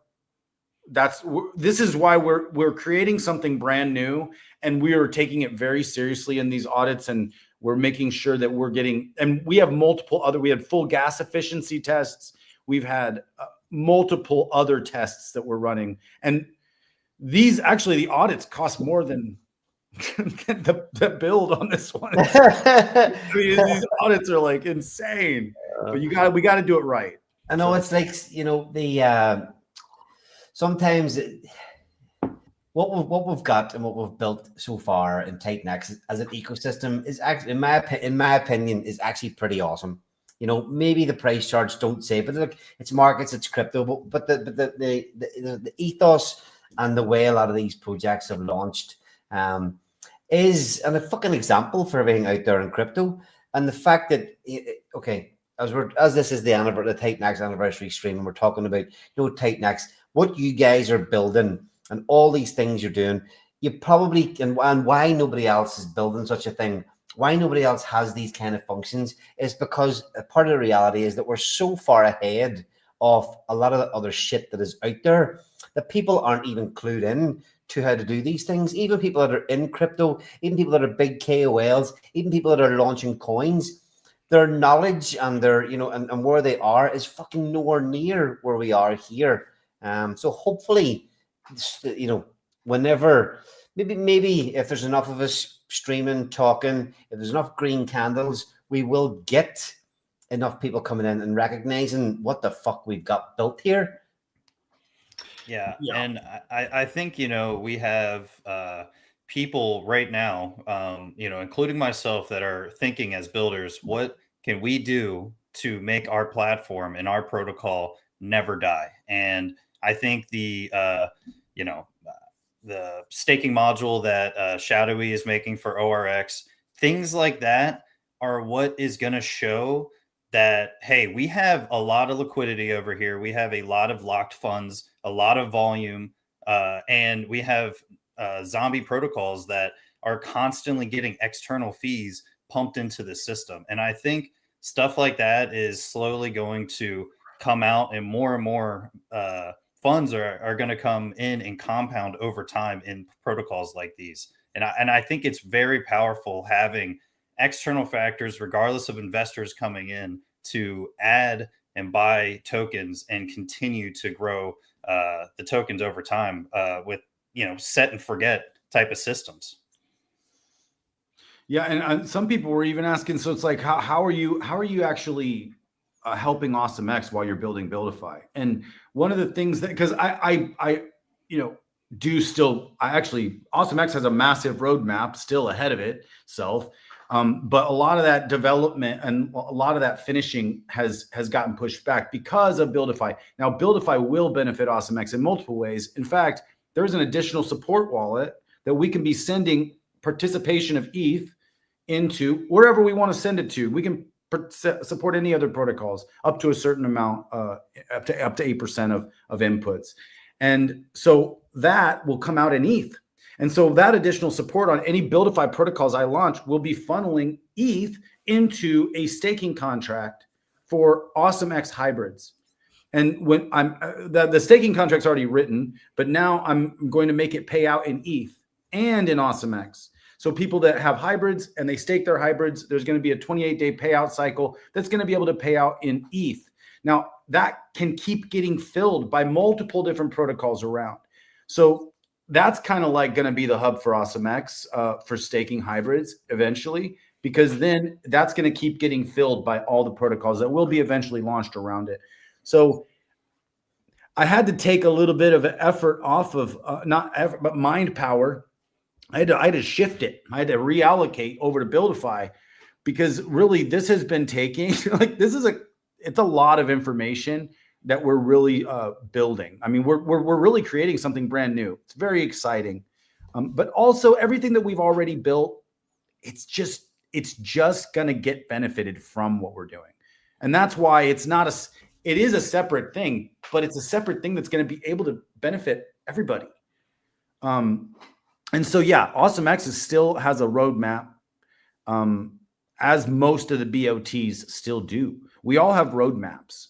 But as Penny was talking about, which Penny was really cool. That was a cool combo you had with Penny. It's like we all, if you're thinking 4-year cycles, we were all kind of like smacked off guard, where like I was way off. Like I thought the cycle was going to start in the beginning of the year, this year, and then it didn't. And it's like, okay, well now it's going to start in October, right? And it's like October. It's like, okay, well hold on, that just talking to the mastermind, we were DCAing out we were DCAing out well over a year ago. Back then, which is smart. Actually, like that was the time last October, right? That was the peak. Yeah, October. Yeah, not quite. But yeah, no, it's funny you say. Look, even looking at the names here: Blaze, Trade Brawl, Dave, Awesome. You got AwesomeX and Buildify in there. That Rich has got Diamonds and Buildify. But it's like I take a little bit of effort off Trade Brawl because I've got other things that make more sense to focus on now. But Trade Brawl still has all its infrastructure. It already has all the investment put into it. Right. Whenever the time is right, it can fucking light that thing up again in no time. So whenever the green candles start to come, hopefully we can all quite easily, when there's big green candles, breathe a lot of life back in to all these protocols we've put so much effort and love into. There's fucking love in there. These were our ideas. These were our ideas that we put tens of thousands of dollars into, to get smacked around by the market. But we are prepped and ready to go. I mean, we're prepped, and it's like we are primed, especially like if that, who knows whatever's going to happen with the buy and burn, but to say the buy and burn, because it's already worth more than all of TitanX's, like if you buy it all off the market, right? So it's like, if any of that ever happens, or if the DragonX buy and burn or the buy and stake or any of that stuff gets activated, like that is going to affect the entire community. We built it like this for a reason, and we've just been so strong through this crazy economic market. But Penny's right; it's based on global liquidity, and it's like dumping the bucket. He said, dumping the bucket in the river. It's like, yeah, well, you know what? At least that's when you're supposed to buy. Is when you're just like dumping the bucket in the river. Start scooping out. Yeah, I know. It's like start scooping a little bit of the river out, But yeah, I mean, we can't change the flow of the river. But if we're in the river, when the river changes direction, that's how you win. Rich, you've been gone for a few minutes, sir. I want to chime in with any thoughts? No, I'm just taking it all in. It's cracking jokes over here. Nope-tober. Let's see what have we got there. Nope-tober. Next December. No, you didn't mean December, did you? Oh, not December. Brilliant. December. Nice one. Fucking next December. Oh, That's so funny. oh no. Please make it not so. You gotta have fun, right? Next December. I haven't heard that one before. That's a fucking damn good one. Well played, sir. Well played. All right, we're running up to that's another almost another hour done. You know, a couple of minutes. Sir, Smooth, anything else you want to touch on? Talk about anything else going on or anything at all? For Flare purposes, after Buildify is done, and you know it's been taking all effort on Buildify, but you know I'm doing a simple locked LP position for Flare and Flare staking, where a % of the LPs are getting paid in Flare to Flare stakers. So this is a simple, very simple way to add funds, own an LP position. 50% are going to be auto compounded for you forever. And you're going to be earning rewards in ETH and USDC and Bitcoin, whatever pairs you're in. And this is going to be a way for something for me, right? I want this for myself, and I'm allowing other people to you know, get into the LP position. But this is just a way that I'm going to try to make Flare as zombie protocol as possible, because at the end of the day, this needs just a little bit of capital and inflow of funds, and that's the perfect way to do it. And I really took a very heavy time off with Buildify, right? And Buildify needed the time. And I'm really, really excited to see everybody use Buildify and other protocols to really feel the ethos without even knowing what TitanX is and what this ecosystem is. And I really think people are going to like it. And it's really powerful. Phase 2 is unbelievable. So I don't even want to mention anything for phase 2, but it is mind blowing what the next step is after we crush this first phase. Holy, like, yeah, having looked at what is in there already, there's a lot built into it, but it's like even when you start on one more feature, it kind of exponentially, you know, grows the possibilities. So Yep. God knows what you could come up with for phase 2, but like you say, we're here every day, we're learning, and even we're learning from mistakes being made. So it'll be interesting to see what comes. Interested to see phase 1 long before I even started looking at phase 2. Bombarding with far too many features. People need to learn first, don't they?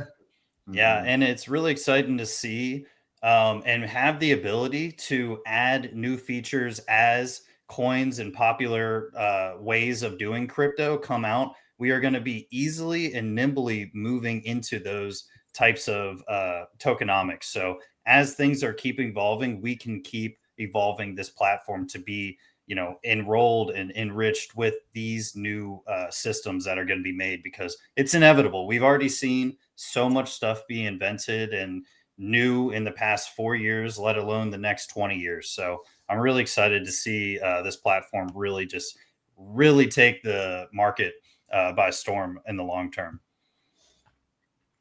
Okay, things popping on. Are you guys okay to stay on for a while longer? Are you? Yep. Yeah. All right. Sweet. I thought you were getting kicked off after an hour. I like the sound of my own voice. Yeah, it's been obviously you haven't been streaming lately. Are you excited to go back to streaming, or is it nicer not having to bother doing it? I'm looking forward to it, but I like having something to talk about, and we're gonna have a lot to talk about once we're ready to go. I mean, there's literally so many little things we could talk about. We'd be launching tokens on stream. Other than that, yeah, I want to be.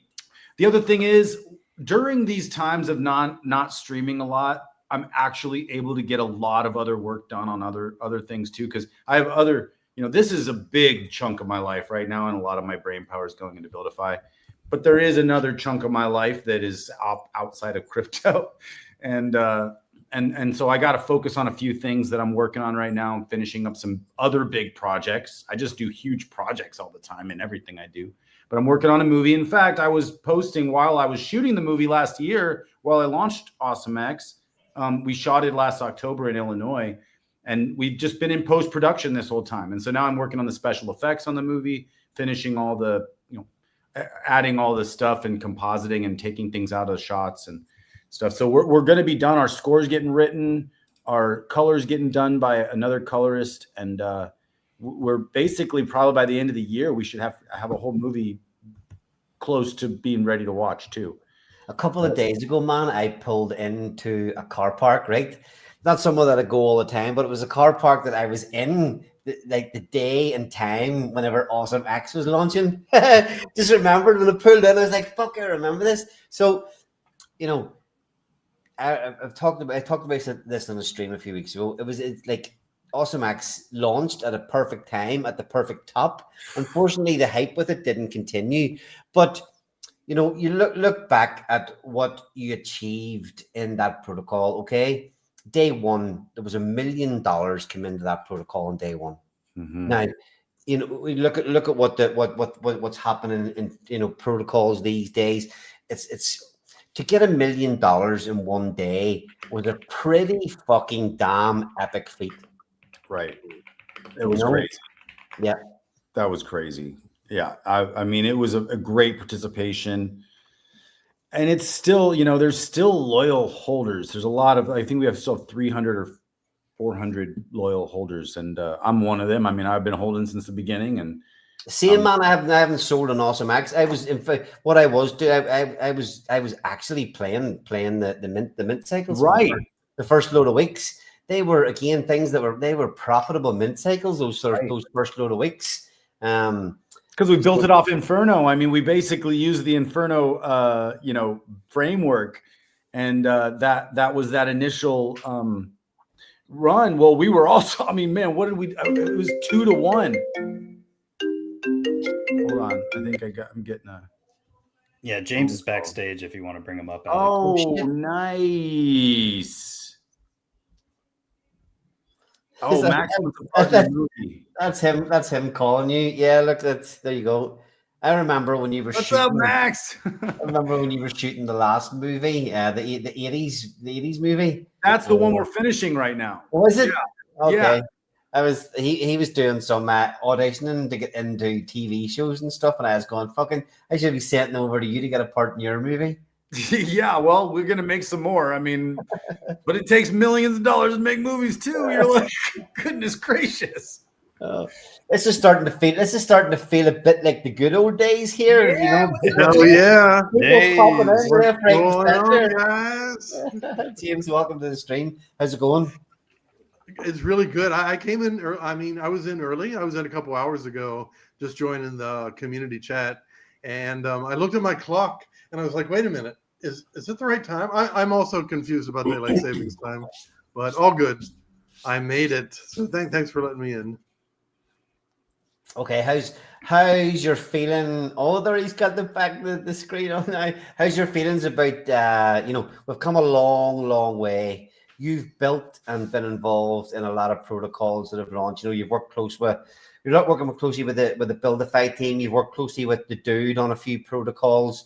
You've given us great support in all the protocols that we've built. How are you feeling about how the ecosystem's sitting at this minute in time? I mean, I've always been optimistic about it. I've been in crypto since 2017. I've literally made $1 million and lost $1 million in GameFi, in Bitcoin and Ethereum and NFTs. It's kind of like a monopoly money to me.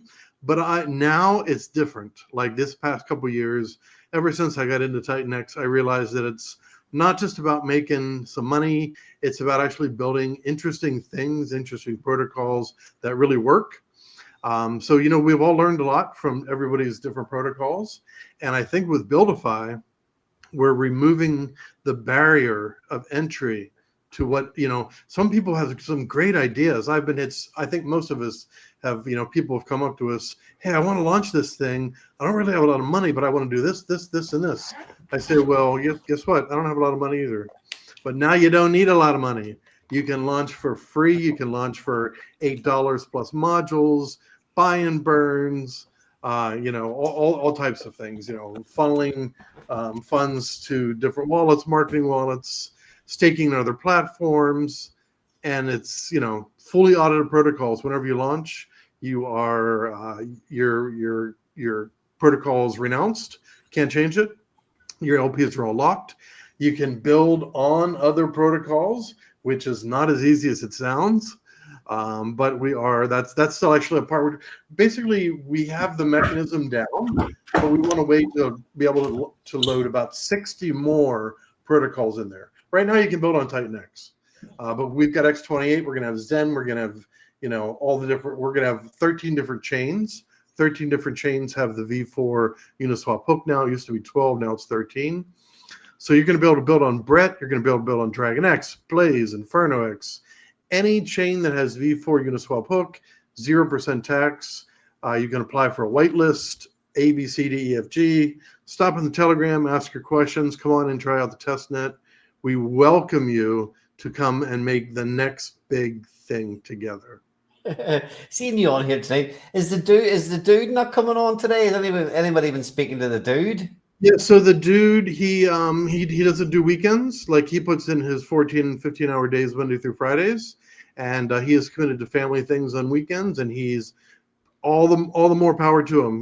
Life is about a balance. We're in crypto for freedom. We're not in crypto to do things that we don't want to have to do.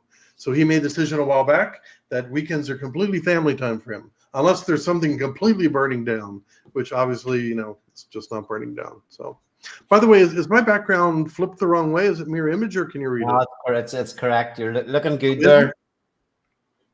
All right, excellent. Yeah, I mean, great that you guys, Plan A, yourself, Utah, everybody has got this thing going. I remember last year, I was actually in Bali. It was my third time only in Bali, even though I've been in Asia for almost 20 years. And I remember drinking beer and sitting there, listening to the numerology stuff, and then jumped on.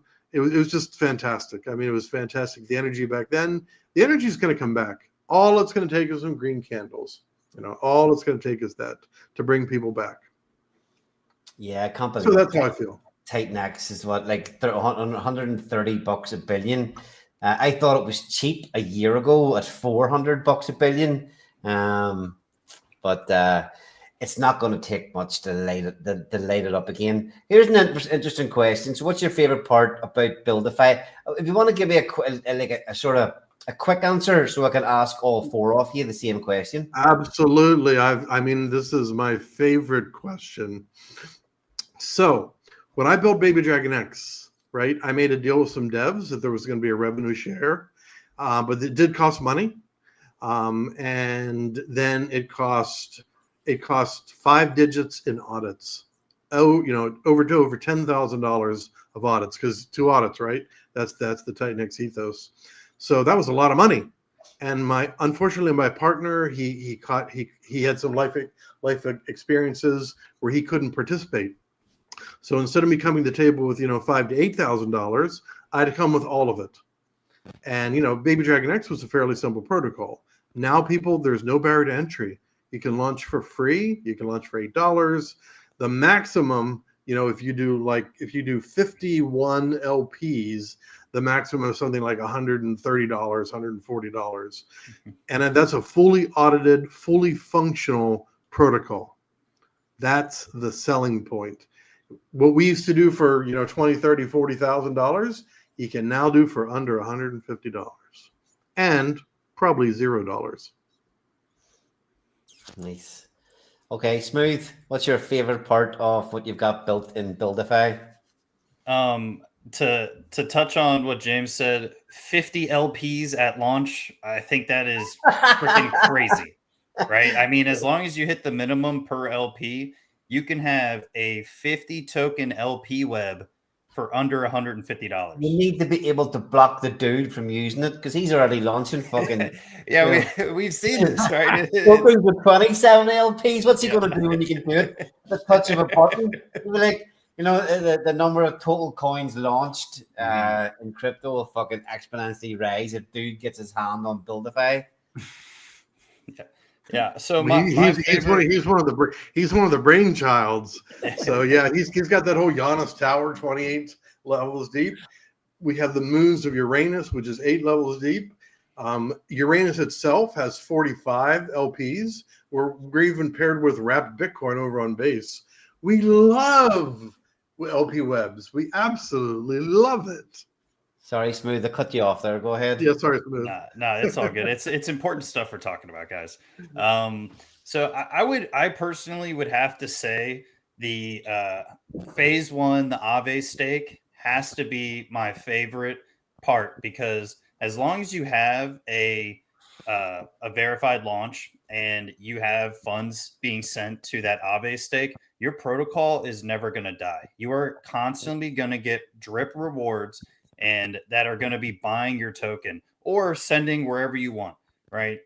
That Aave stake is the stepping stone to have so many different staking options, right? Like Aave is a very safe, it's been here for a very long time, and it is a lower percent per year, right? And there's a ton of different ones that have exponential ROIs and this and that.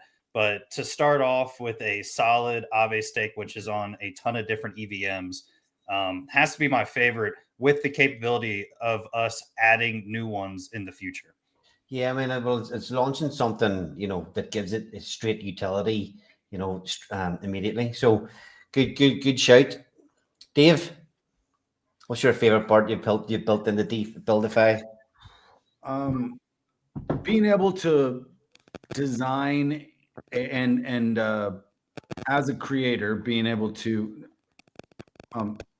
I'm stepping outside of being a BuildDeFi builder right now. I'm just saying, as a normal person who wants to provide value in the crypto space, you now will be able to just come up with an idea and go do it, and you could do it for free, and it'll be fully audited, or you could pay a little bit of money, and like I said, there's reasons to do it for free. There's reasons to pay a little bit of money, and we're going to explain those more in the videos as they come up. But the free option is great. I think it's just, it takes any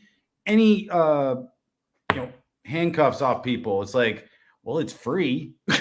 I mean, all you got to do is pay for the gas for the transaction. So it's like there's no charge for it. But whatever the gas for the transaction is, all right, you got to pay that. But like, I mean, when we all started, you're right, Ali. When we all started, if we would have had a BuildDeFi available for us, there would have been like 1,000 BOTs right now. Yeah. And like, because as builders, we like to build, and we're never. And actually, there's a whole bunch of builders in our community that aren't builders yet because they haven't been able to afford the costs of building. Yep. But all we are as builders, we're just creative people. And so there's a whole bunch of creative people in our community. And I believe a lot of those creative people are going to want to launch their own tokens. And when they can launch knowing that LPs are locked, they don't have to really think about the ethos while they're launching a token. They build what they want, they launch it, and it can't be rugged. You're like, oh, well, that's kind of nice. You don't have to think about that stuff anymore. You just have to do it. And then just market. It's really all about marketing at that point. It's about who do you want to benefit and how are you going to benefit them? So quickly, it's just, I like that it's a framework that allows anybody to build a fair DeFi protocol. Nice. All right, Rich, you've been listening to all that, have you? Of course. Yeah. Rich is our voice of reason. We love Rich in the group. He is not afraid to voice his opinion. If he doesn't agree with something, he's right there with you. And that you need somebody like that on the team. You need somebody like that. Yeah. Could I add one thing? No, not sometimes, Rich. You're amazing. You are absolutely amazing. Could I add one thing? So there's a lot of talk about buy and burn. Oh, control the buy and burn. Oh, somebody's in control of this. Ain't no control the buy and burn in Buildify. When you set up your protocol, if you want to buy and burn, you'll be able to set it on low, kind of low, medium, high, very high. And once you set it, it's done. You can't change it. It's just going to run until it runs out from mint. Don't touch that buy and burn. Fucking leave it alone. That's it. There's none of that. It's all decentralized. And once you're buying, even if your buy and burn does run down from where it was on mint, the whole thing is gamified. So you're up against hundreds, thousands, maybe tens of thousands of people to participate in what we call a leaderboard. You win the leaderboard, you get more buy and burn, and multiple people can win the leaderboard. And it's not just one leaderboard. There's a leaderboard for the platform, but then there's leaderboards based on different sets of tokens as well. And it pays out every 2 weeks. And you get to see the leaderboard. You get to see exactly where you are in the ranking. So yeah, we love that idea. All right, Rich, what have you got for us? Tell us what your part was, your favorite part. First off, thank you, James. Appreciate the comments. I would say my favorite part about it is what I mentioned earlier, how you can support if your existing tokens. I don't know how many people in this community invested in every single project, but I claim that title. I don't know if I'm the only one, but I definitely invested in every single 40 or 40 plus protocols, at least 1,000 or more. So I didn't want to learn by watching and listening. I wanted to do it. So I feel like I got experience with all of the tokenomics. And so now I'm a bag holder of a lot of those tokens now. And so I want this project, Buildify, to revive all those. So I thought that's my main takeaway from it, is that I see the answer to all the, because here's the thing, think about it this way.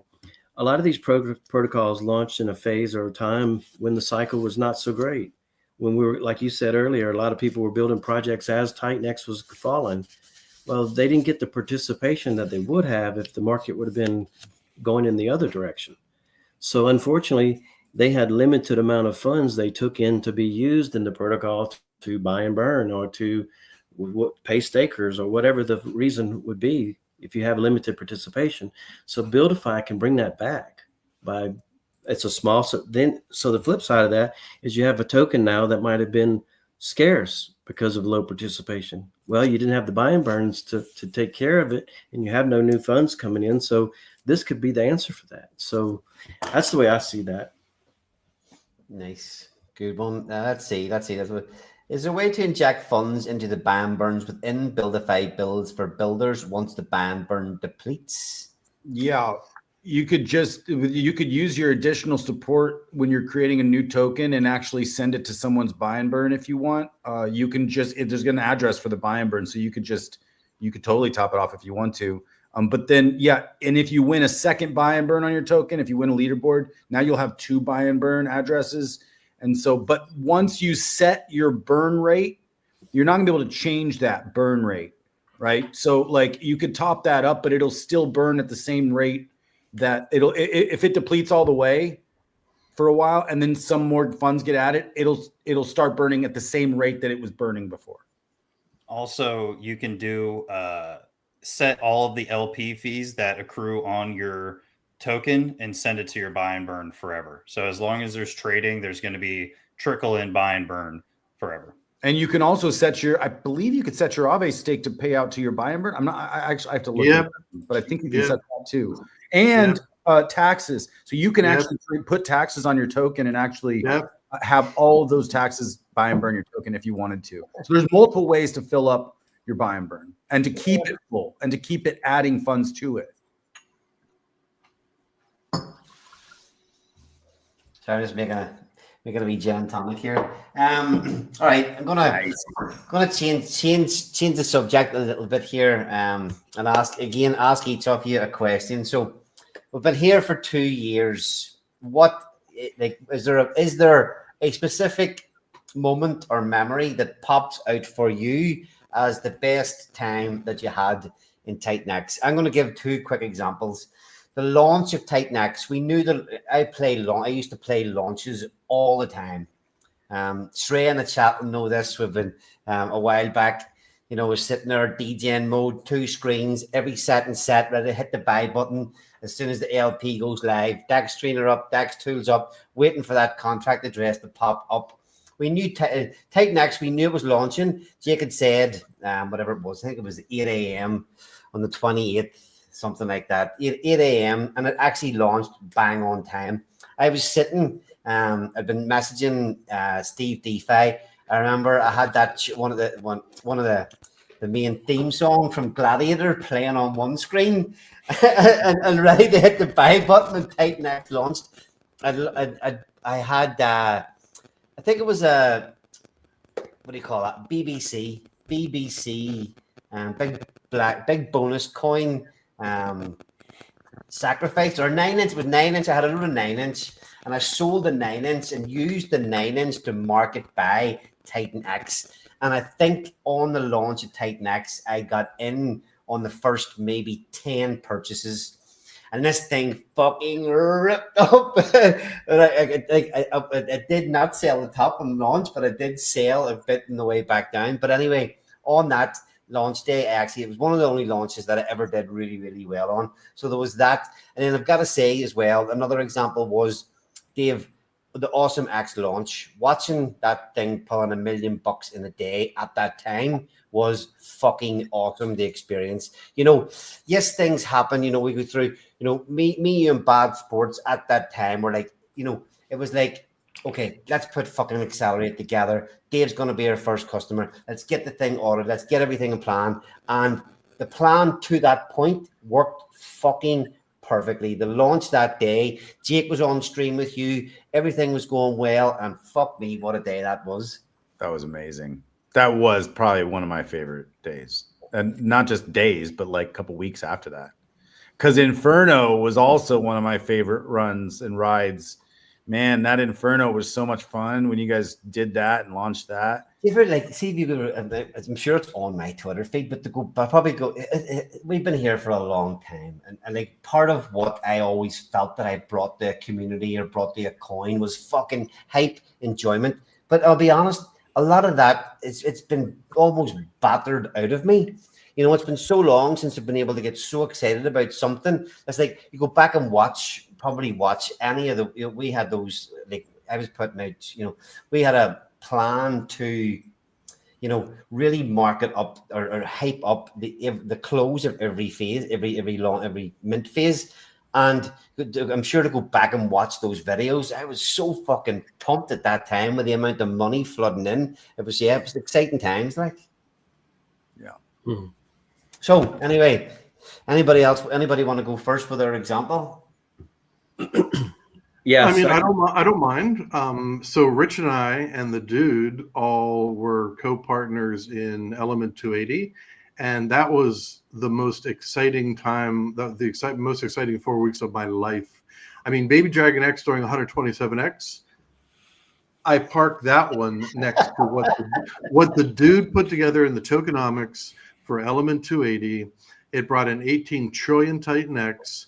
Every day I used to go and see how much, at one point, there was $400,000 a day going through the Element 280 Baby Dragon XLP. I'm like, oh my God, if I could have a piece of that, and what could I do with the Baby Dragon X protocol? It was just genius what he did with that. And then he took it over to Base and he took it over to BNB. That was absolutely my most exciting 4 weeks of my life. So that's my part. Rich, go ahead. You were about to say something there.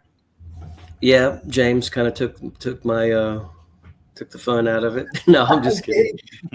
No, I think the most fun time that I had in TitanX was November of 23, right after the launch of TitanX. As we all know, it was October 28th. So that next month, I think I had $17,000 payout on the staking. And then December, I even had a bigger one for Christmas morning. So yeah, those 2 months was stellar. But then followed up. So if you think about it now, that was November. We came to the next November 24, which James just spoke about, was just out of the park. And yeah, I think my contribution to build E280 was the give back to all the other projects, the buy and burns. I actually had a different idea, but it evolved into a buy and burn. But I wanted to support all the projects and draw the community together. So anyway, long story short, that was the second, but that was of November. So there's 2 Novembers, and we have just reached the 3rd November. Woo! So I'm expecting the same experience this month. And lo and behold, we have a few projects on tap. Absolutely. It's just Utah last week of Inferno launch. And Inferno, whenever we put out the mint cycle, the first mint cycle, I remember Jake saying your first week will be your best week. The first week was pretty okay. The second week was not as good as the first week, if I remember correctly. And then from there, it just got better and better and better every single week. You know, it was almost a joke in the team. You know, imagine being able to pull in $1 million in 1 week. And I think we did that a couple of times towards the end. But at the start, it was like, this is, you know, looking back, okay, MEV bot that attacked the buy and burn. Part of the thing there was we were a victim of our own success. You know, even when we were looking at it, it was like we never thought that the buy and burn was going to get to anywhere near the size that anybody would be looking to MEV bot it. But it launched at the bottom of TitanX. It rode the whole ride up. So yeah, that's kind of another thing that was just absolutely insane. That came out of the blue, you know, it just got better and better and better every week. All right, Smooth, what about you? I think seeing the growth of a lot of different protocols, but for me, right at the beginning, I just randomly messaged Jake. I wasn't in the mastermind. I wasn't in absolutely anything. I just randomly messaged him saying, "Hey, love your content. You know, you put out a lot of great stuff. Kind of helped me, you know, visualize crypto in a different way. You know, whatever." And then he's like, "Hey, funny you mentioned that. I am making this protocol." And I think I was the second stream for TitanX. I think the verse was first or something like that.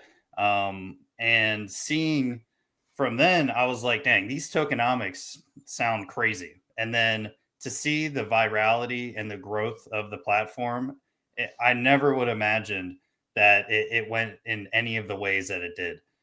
So in really just being a part of something like this, and I don't really, I'm a very, very long-term vision with everything I do.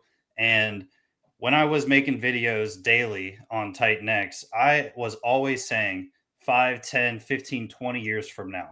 And I am still going to say that. We are only on year 2. So this story is not even close to being done. So I really want to emphasize that crypto is only 16 years old, right? Like 16 years old. We're 1/8 of the life of crypto in TitanX. So we have a lot of room to grow, plus tons of different real world applications can be implicated and added to this stuff. So I really think just being a part of this, seeing it grow, advancing tokenomics forward is probably my favorite part of it. All right, nice, man. All right, who's next? Dave? I guess Awesome X was amazing ride. But I think even to echo what Smooth's saying is like, I didn't know what I didn't know. Like I wasn't a builder yet. I've always been a builder in general. I build things, but like in crypto, I didn't know what I didn't know. So I get in, I learn, look, I like fair launch. I like what TitanX is doing. It's so cool. I think it was like day, I don't even remember anymore, 50 something that I joined TitanX. But anyways, I think this whole process has been me learning how to contribute to a community, becoming part of a community, first online community I've ever been part of. And we're pretty tight. We're really tight. We've all known each other now for a couple years. Yeah. And we've all been contributing to the community. And so we want to all provide value in our own ways. Yeah, it's hard sticking through it.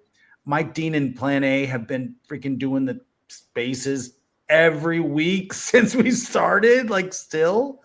And James, you're pretty much always on there too. So I'm a staple now. Yes, I do enjoy my time there. Plan A allows me to even be co-host sometimes. yes, I love the community, and I've learned a ton. And now, you know, we're building actual like tokenomic, like intricate tokenomic protocols that allow people to do whatever they want to do.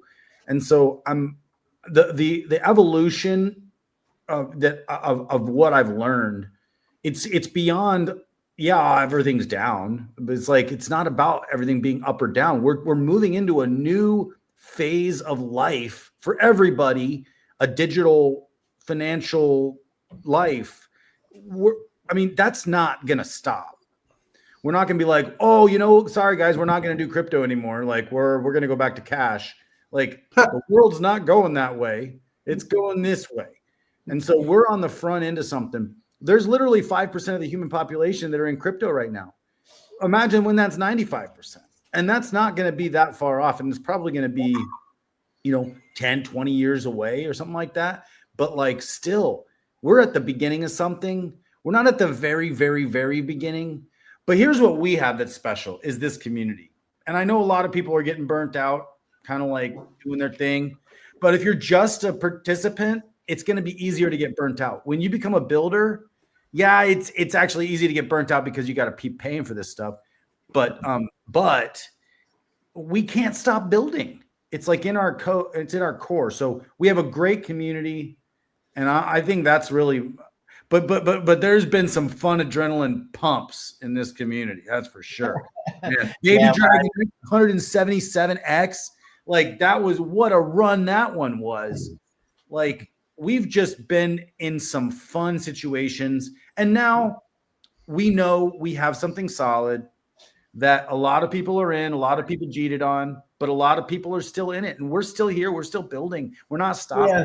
See that? I mean, even we'll touch quickly on. I think a lot of the BOT coins, you know, Inferno, Awesome X, Fleur, Baby Dragon X, you know, and again even Blaze. There hasn't been a big drop in the holder numbers. I think there's been a lot of people yeet and leave, but there's still a lot of people that are still holding their coins. Now, one thing that we'll touch on, whenever Blaze did pump, we have a theory that, well, Rich dug into it a little bit. When Blaze did pump, there were people that were holding that decided that even at this stage of the game, they'll take that little bit of profit now. Maybe they're going to go play somewhere else, but you know, when there was a little bit of a pump, they did sell in the TitanX in that pump, and these were long-term holders, so maybe there will be a few more sellers if we do start to pump out. But you know, still see a lot of people here. You know, holder numbers haven't been constantly declining, so hopefully it is a lot of the strong community members that are here still left that are holding all these tokens. I think sometimes people need to, like, it's hard times right now for most people. Like a lot of people are having hard financial times right now. So, you know, sometimes it's kind of out of necessity. Like sometimes it's people that don't even want to sell. They kind of, you know, they got to pay for something or whatever, you know? So, you know, and I feel for everybody that's going through tough times. It's tough right now on a lot of levels. And we are in an experimental situation, but hey, when people need to sell, I mean, that's the game. People buy, people sell. And there's no judgment on either side of that. But yeah, I mean, and I'm really excited about the future. I mean, really what we got going on right now, we have RN and ORX, and ORX has been a very interesting project from the very beginning. I was in on day one, ORX. I was in most of the BOT protocols day one, actually. But ORX is just, it's showing a lot of strength in a lot of for a lot of reasons with the stablecoin USDX, and then RN launching very soon. I don't know. I'm really excited about what we have going on. Like, it's just nobody's stopping. We are moving forward, and I think I love the momentum that I'm seeing right now with what Super Shadowy's putting together and what he's doing with Orange. So I'm excited to see what happens. Yeah, I mean, like it's been great to see, you know, that Blaze was a massive part of the early days of TitanX. Okay, 8 founders in there that all went on. When we split, we all went on to launch our own projects. Some got washed out by the market, some got fed up and couldn't be bothered building anymore. But I can't believe we had the opportunity, myself in Utah had the opportunity to buy those guys out. Like I say, about focusing my attention, being able to focus and bring, you know, what I can bring to Blaze and not have to worry about a lot of other stuff. But it's exciting to see, you know, we turn up and stream every week, and some weeks there's like fucking 50 people tune in, and it's for a long time there it was fucking soul destroying. But to see a little bit of life kick in, and Rich has been a massive part of helping us revive this thing, you know, with sticking to his guns. Being honest, I was fucking so surprised that this guy was still willing to step up and build on Blaze, to put so much money on the line to try to revive a project that he had heavily invested in. But his fucking work ethic has been unbelievable. And I do believe, you know, we just turn up every day. We keep adding, we keep building, we keep working, and we've seen it Blaze. You know, whenever Diamonds launched the Diamond, or Rich launched the Diamond NFT certificate store a couple of weeks ago, we got a glimpse of the hype that can happen in this ecosystem, in crypto, all crypto, but in TitanX. We've been doing this for fucking months for no return, and all of a sudden, the project that we're working on pumps a 5.5x in 7 days. In only 7 days, it's had a little bit of a pullback, not too much of a pullback, and it's kind of like you feel like all this building, all this working, there might just be something at the end of it. So look, Rich has got we have got the Diamonds protocol launching on the 11th of November, only 10 days away. We've had great participation. Great pump and Blaze due to that protocol, because you need Blaze to participate in Diamonds. So it's just like it will come back. We're all here, we're all building, we're all working. So yeah, shout out to you, Rich. In the darkest hour, you were a shining light there for Blaze and Diamonds. Woohoo! Way to go. You know, one thing I didn't mention is, honestly, you know, it may sound cheesy, but it's not only the money, it's the friends we've made along the way. I mean, you know, 3 of my best friends in crypto are on here. Ali, you and I share the same birthday. I mean, how much closer could we get than that, too, right? Even though we don't talk a lot, I do always support you in everything you do, retweet your stuff, and everything like that. But it's great to be able to work with people that you respect and are very, very smart. You know, and you get a variety of opinions, you build great things together, and you just work together. You know, it's just magic, honestly. Yeah, because Jake built something magic. He had no idea that it would turn into something like this. He probably thought, oh, you know, 10, 20,000 people might get in. People are going to make money, this and this. Maybe it'll last a couple years. But did he realize that really quality builders would get in here and really just tear it up? I don't know. Maybe he did see the future. But no matter what, we're here and to continue the vision. Because I remember him saying, like, like a couple of times he was on stream, you know, and I did ask him, you know, you did think this thing was going to be a success, but did you see it being like this? And he was like, nah.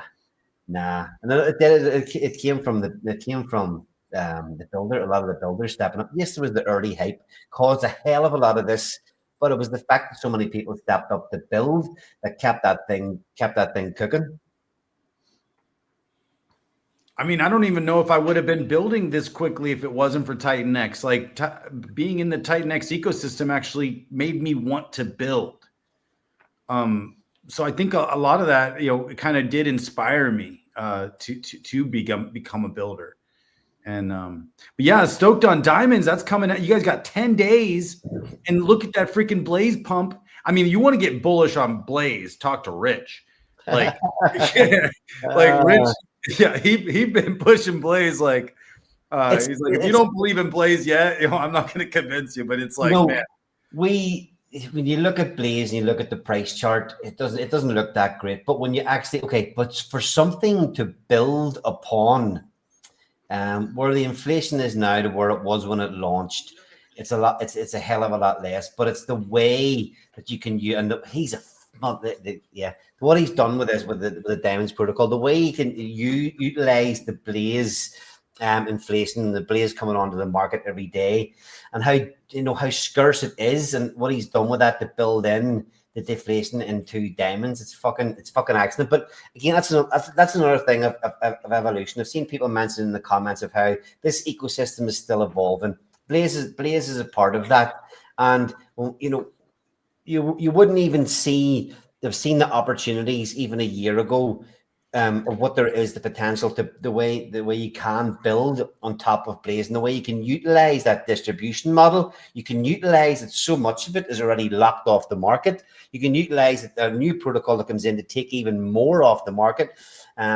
Hopefully, people, this is we're trying to cover a bit of everything here tonight, but dig in and have a look at any of especially the deep dive on diamonds last week, and you will see and understand why Blaze did pop a 5.5x a couple of weeks ago. I don't, not financial advice at all, but whenever diamonds launch, it's going to fucking annihilate the supply of Blaze. Rich, you want to touch on anything there? Yeah, I just think it's amazing to think about 4,800 tokens. Actually, I had forgotten that there's a 20% burn on Blaze every day from whoever's minting the day before. So that means the 6,000 that is putting out each day, if the holders who go into auction, if the users that go into auctions don't put it back on the market, well, it's going to burn that 20% right off the decks. So there you're going to continue to see drop on the deck screener every day in supply if holders go into auctions and hold their tokens. So that's amazing to think about. Then another key concept with the NFT certificates, it's really neat that those are the only entrants into the Blaze protocol's Diamond Hand Club. It's not the Blaze tokens as coming into diamonds for mining will not enter the 888-day payout. So it won't dilute that pool.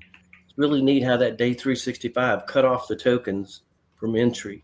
So now the Diamonds protocol can't wreck that, can't dilute it. So the only person's getting in is the Diamond certificate holder. That's a neat concept. And here's another neat thing about those Diamond certificates we recently learned. On day 889, when it resets that pool and pays out, users will need to find new Blaze tokens to go into that pool. And I'm willing to tell you, 396 days from now, you will not find large quantities of Blaze to put into that pool. That means the Diamond certificate holders will be the participants that own that next payout. And right now, you can get those certificates at half the cost, but that ends in 10 days. So there's all kind of game theory here going on. So yes, everyone, we've got to plug our own protocol here. Everybody watching at the minute, there is an insane benefit to minting NFTs, Diamond certificate NFTs at this minute in time.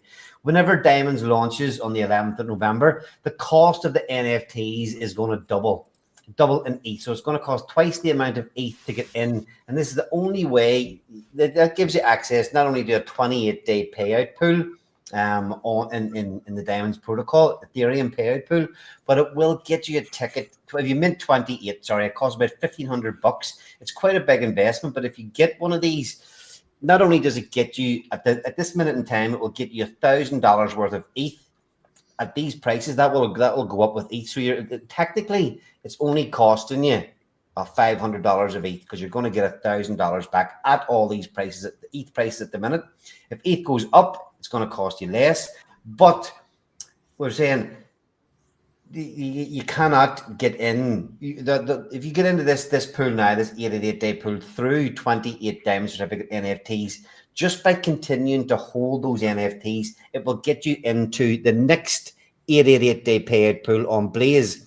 And with the supply of blaze decreasing so much all the time, it's going to be very, very difficult for anybody else to get in and compete for places in the next 8 or 8 day pool. So Smooth is talking about long-term visions and things like that. You know, having 28 of these NFTs tucked away is a diamond hand ticket potentially in every payout, every 8 or 8 day payout pool for Blaze. And if we pump a lot of life energy back into Blaze, that just continually fills those 8 or 8 day payout pools.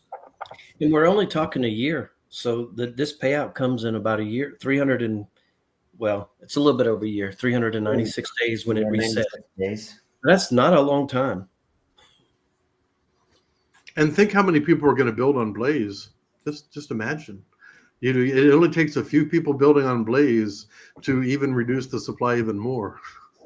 Yes, and Buildify could be built on. Build on Blaze, build on diamonds. But here's one other thing. Build on diamonds, yeah. If a user doesn't mint 28 tokens, it's not a loss. You're still gaining payouts in the 28-day pool of diamonds every month. So I would look at that as a 28-day payout, a monthly payout, basically. And forever, for as long as the protocol is generating Ethereum rewards from the Blaze protocol payouts. And so we think with a low supply of Blaze, that's the key factor here that will continue to drive demand into those auctions, which continues to create Ethereum payouts. So owning certificates is the longer term play for diamonds. Yeah, I'm just going to add this up quickly because we've got, what have I pulled in? We've got 33. I know this doesn't sound like a lot of money at the minute. $33,000 has come in the first 10 days on the sales of NFTs. That's 8.7 ETH. This is 100% BAM burn on the token. Now at launch, there's going to be something like call it a 7K liquidity pool. Hopefully, we're hoping to at least double this in the run up to the launch. So if we have maybe $60,000-$70,000 sitting in a buy and burn on a liquidity pool as small as that in the beginning, that's a big, it's a big amount of firepower for a small liquidity pool. I think there'll be less than 4,000 tokens on launch of diamonds for 100 days. That's all that's going to be available for 100 days until somebody early claims.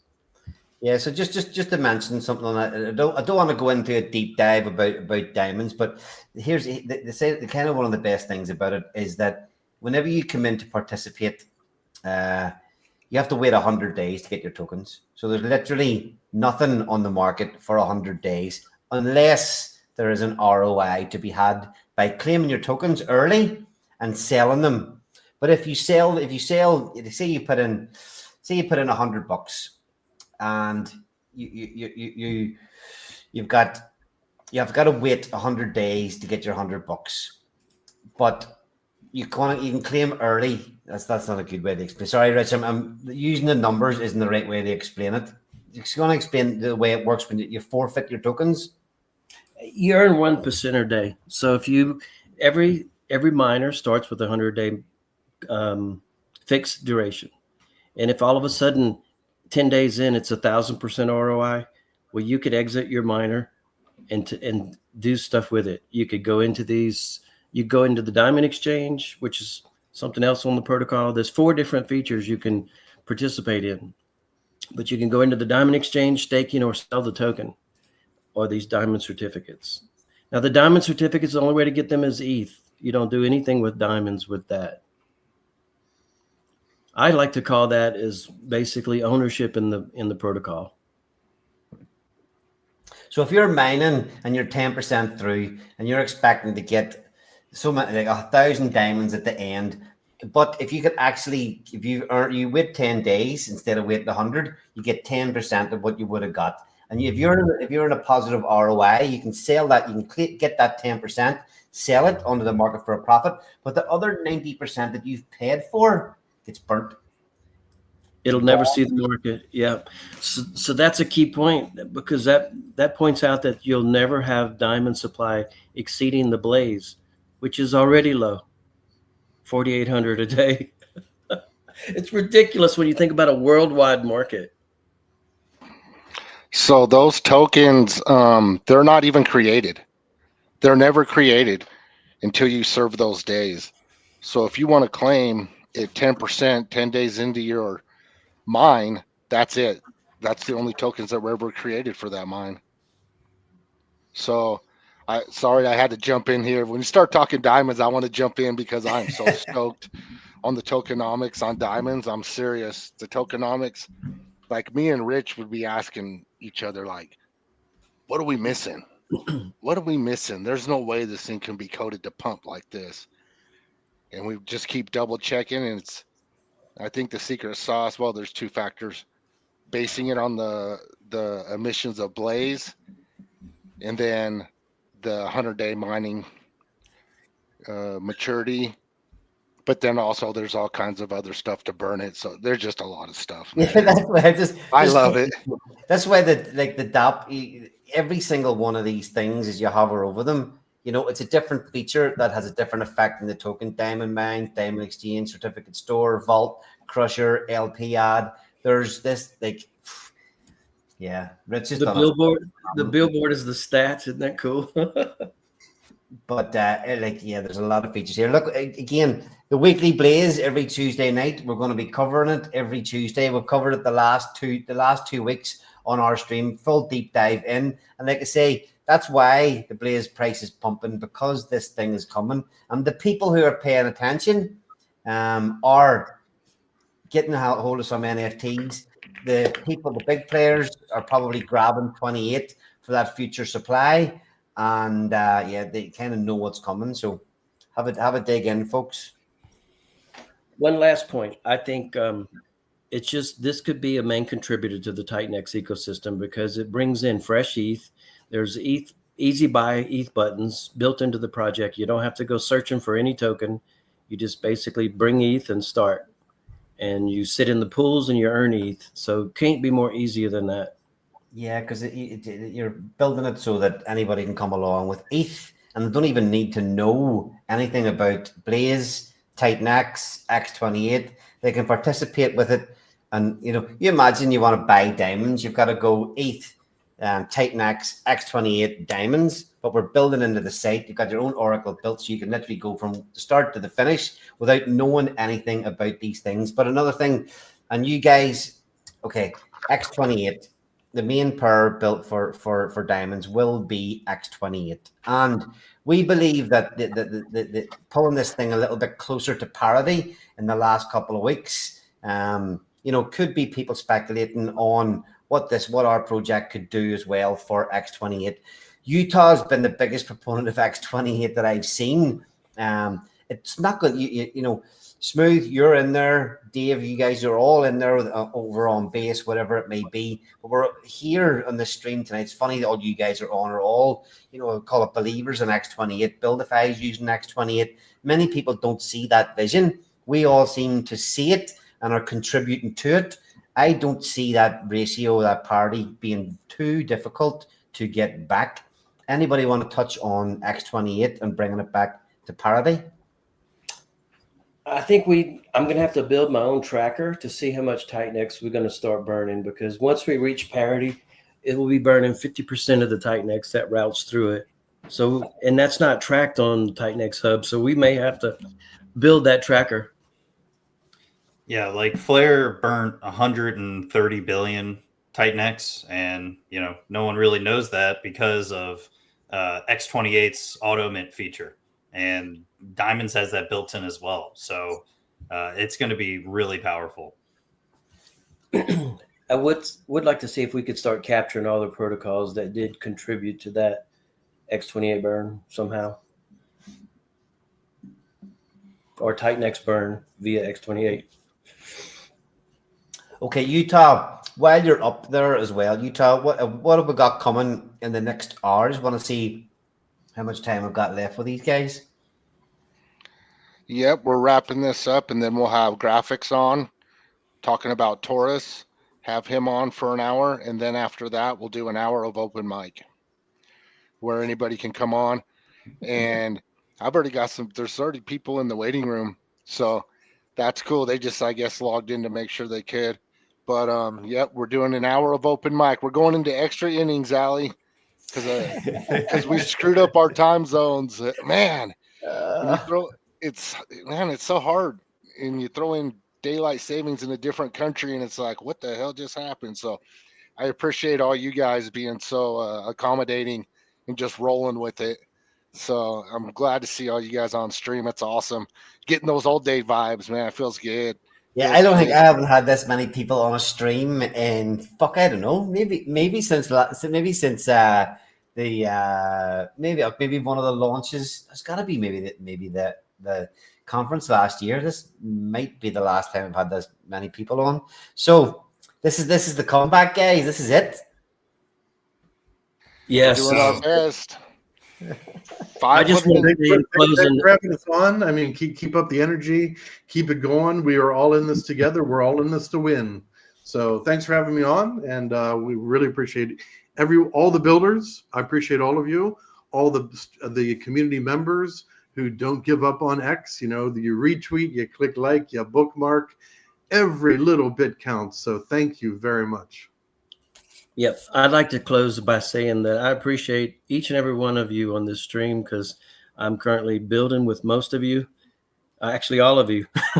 So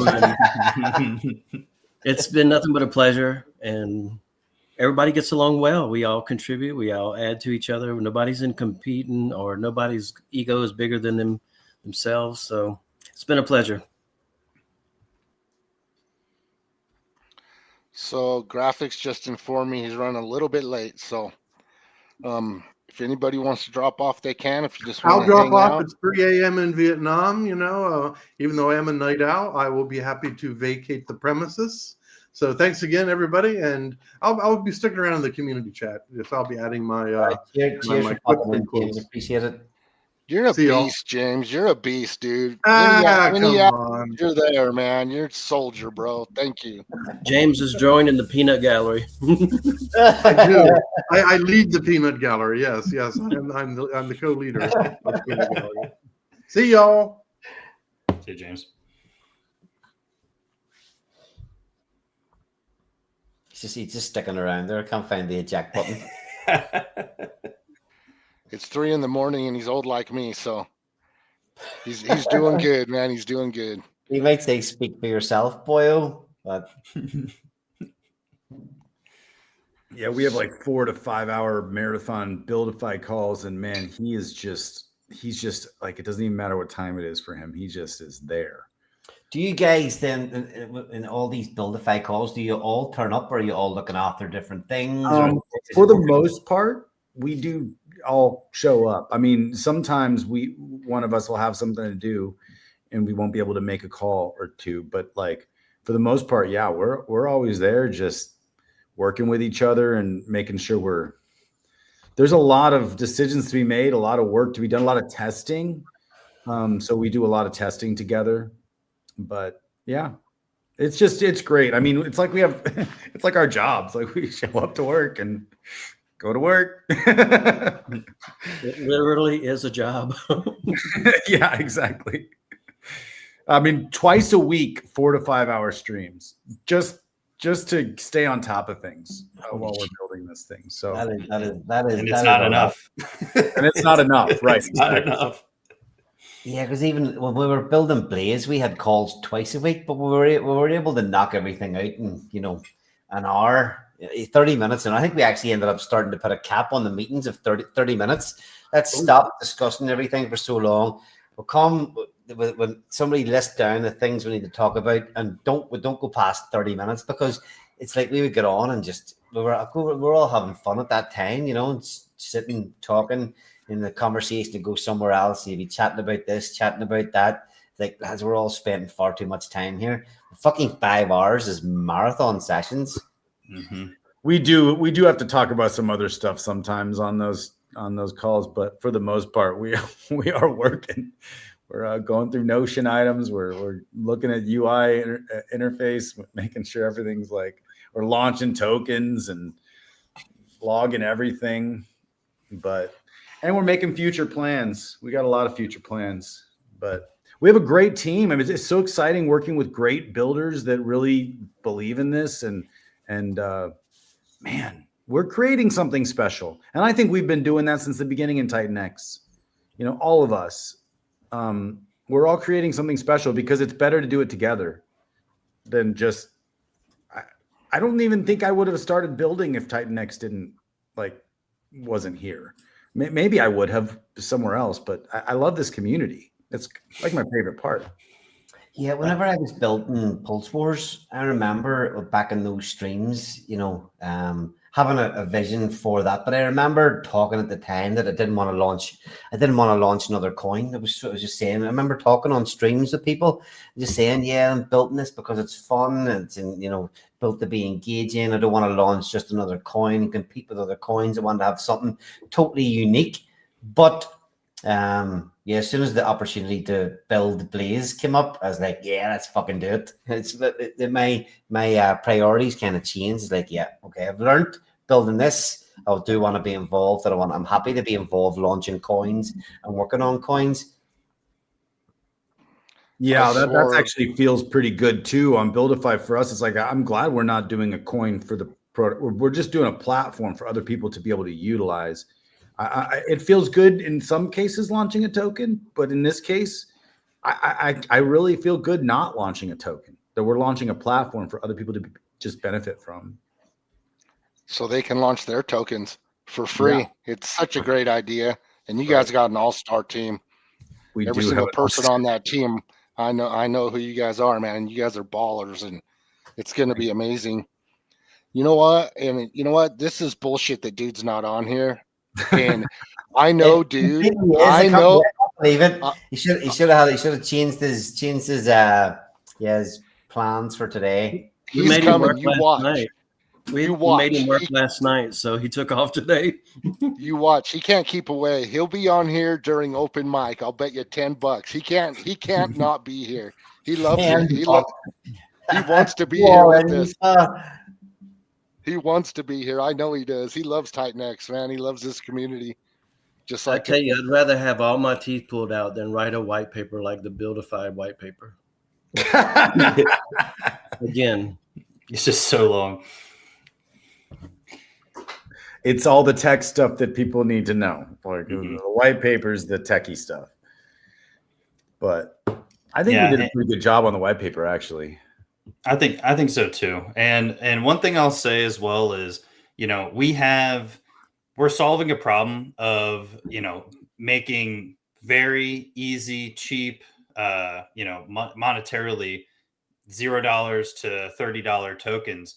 And it took us tens of thousands of dollars to build a token. Well, instead of using tens of thousands of dollars to build it, now you can launch it for free and use tens of thousands of dollars on marketing.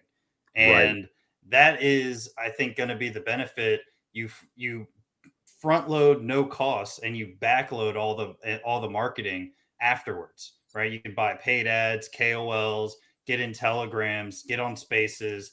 You have a really easy marketing budget if you use the same math.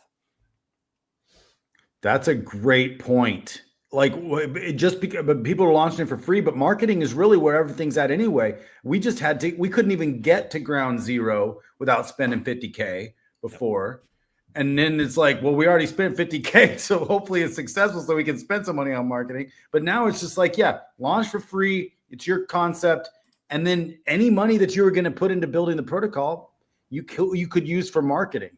That's a really good point. Allie, can you go to the chat and pull up this? I posted something there for you earlier. Yeah, so I'm trying to down the 5G. I had to go and got my new setup here tonight. I had to go and buy a new Wi-Fi extender because I get no internet in the part of the house I'm in. So little tech note: if you get a video in Telegram and you pull it onto your desktop and Mac, it comes out as an MOV file, a movie file. So you have to use your phone. I have to use my phone, save it to the camera roll, airdrop it to the computer, and then it comes through in an MP4. So maybe you can't share movie files on StreamYard. You've got to use them as MP4s. So I'm at a snail pace here downloading this video, Rich. Mm-hmm. I was actually talking about the smoke lounge right above that. Hey, I'm gonna chime in here real quick and just let you guys know that graphics is backstage. So if you want to look at, whatever Rich had or whatever, we can maybe start wrapping this up and we can bring graphics up. You guys are awesome. So Thank you. Before we look at his few bits and pieces, do you want to give us a little goodbye message, Dave? Yeah, you guys are awesome, and really just blessed to be in this community. I'm excited to be building with some great genius builders, and I'm in for the long haul, the long game. So it's one day at a time. But I'm really thank you, Ali, for always putting so much time and effort into streaming. I mean, even during these downtimes, you've been killing it, man. You've just been doing these very consistently. So, and now you're here for like 6 hours today or 7 hours. So thanks for everything you do, bro. You're amazing. I appreciate that. Thank you. He gained a lot of respect with me when he was doing Trade Brawl, and nobody was tuning in for many weeks. And every once in a while, I'd remember, oh shit, I need to go over there and check that out, because I was big on that game. And then I get over there and he had 1 or 2 listeners, and I was like, man, poor guy. But he's there, excited every week. So big shout out. Yeah, in fairness, okay, so Shrey gets his licks these days, but Shrey was always supporting me back then. He turned into every stream. It's like, you could always rely on Shrey and Rich to turn up and listen to me talking shit about a random game on the internet. We will look back to these times. They will always be with us. So they're important. Yeah. Very true. All right, Dave, appreciate you coming on today. Great to see you up here again. I can't wait until you're back streaming consecutively again as well, providing the value that you did before to the ecosystem. It'll be fun. I'll be back soon. Smooth. Yeah, so I really appreciate you doing this, and you and Utah really hosting this anniversary. I think this is just another year down the pipeline, and every year isn't ever going to be the same. It's impossible. And we have a long road, a lot of builders still building, and we're building utility, we're building platforms, we're building growth, and we're building streamlined ways for people to not only be involved in crypto, but learn about crypto and what true fair launch DeFi is. And I think Buildify is the answer to all of that. So I appreciate you having me on, and I think we have a really powerful group of guys that are bunkering down, head down, still working, still grinding, and it's only going to get better. So I appreciate you having me on. All right, yeah, thanks for coming up, and good luck with finishing Buildify, and I can't wait to see the rejuvenation of Awesome X and Fleur. Yes, sir. It's coming. Sir. Let's get it. Let's get it. All right, Rich, quickly then. Ray said I beat him in trade brawls. Yeah, that was exciting. I tell you, I'll tell you a few plays. I was dead last. I had lost all my active players. I had a few that was waiting to get in the next round, and I said, "Screw it, I'm going to buy some more." So I bought some more, and I think I went in on, was it P-Die or one of those long shots? It had taken a beating. It was down 30-40%. And I said, I'm going to place my new ones right there. Well, they catapulted me into the second place. And then I kept with that momentum and took it on to the end. There's a lesson there, because the prize pool for Pulse Wars, there was maybe even at the height, it was worth about 100K, and it dwindled down in the final. Towards the final, there was maybe about 20K up for grabs. But there's a lesson there that the one person that, whenever it was down and out, whenever you were looking at it going, right, there's not a big prize pool here. Nobody was paying attention. No new players were coming in. Everybody that was in the game was kind of hoping that what they had would see them through to the final. And I was exactly the same. But the one man that stepped up and bought more at the worst time, when it was costing more, ended up taking nearly all the prize pool. I mean, you got because you got payouts for each round up towards the final, and then you got the first place and the second place. Amazing. But when nobody else was willing to put it, because I remember at the time looking, it was going to, I think it was costing, was it 5 or 8 million pults per NFT? I think it was 5 million pults at that time, and you bought 8 towards one of the final rounds. And of those 8, I think that obviously the 2 winners, but the other ones also claimed prizes in the last couple of rounds too. So yeah, there's a lesson there for paying attention and attacking something when it's down. Yes, there's definitely a lesson there. I felt like I had come too far to let the game end on me like that. So, yes. Hey, bring up cryptographics so we could just join in. You want to look at this quickly first? No. Well, yes, but you could bring him in anyway. Okay, yeah. So this, I didn't mean to make this late, but I realized I didn't even talk about smoke. So in the process of build in February, starting with Buildify, starting in March with diamonds, and those were both dragging out so long. I reached a part where I was kind of like in the middle while I was working. In the summer, I just decided, let's do this smoke project. And so this has been kind of fun for me because it was just a meme token I thought would be kind of cool. I don't really have, any connections to weed anymore right now. I just thought it was kind of fun. But anyway, long story short, for the holders of smoke, for the people who like memes, I do have some plans for this. And I mean, some plans very soon. I plan to have an NFT project launched on Smoke on this month of November. So be on the lookout for that. And I will be introducing a buy and burn with funds coming from a secret source. So that's about it for now. Builders be building. This is what the lounge. Yeah, this is what the lounge will look like. There'll be NFT portal right there on to the right, next to that weed leaf. The weed leaf will actually be the buy and burn. So when you call it, it'll be this little bong on the desk there or the counter, and when you hit it, it'll have a buy and burn for Pulse Chain and a buy and burn for Ethereum. So the Ethereum will go live first. The Pulse Chain will be later.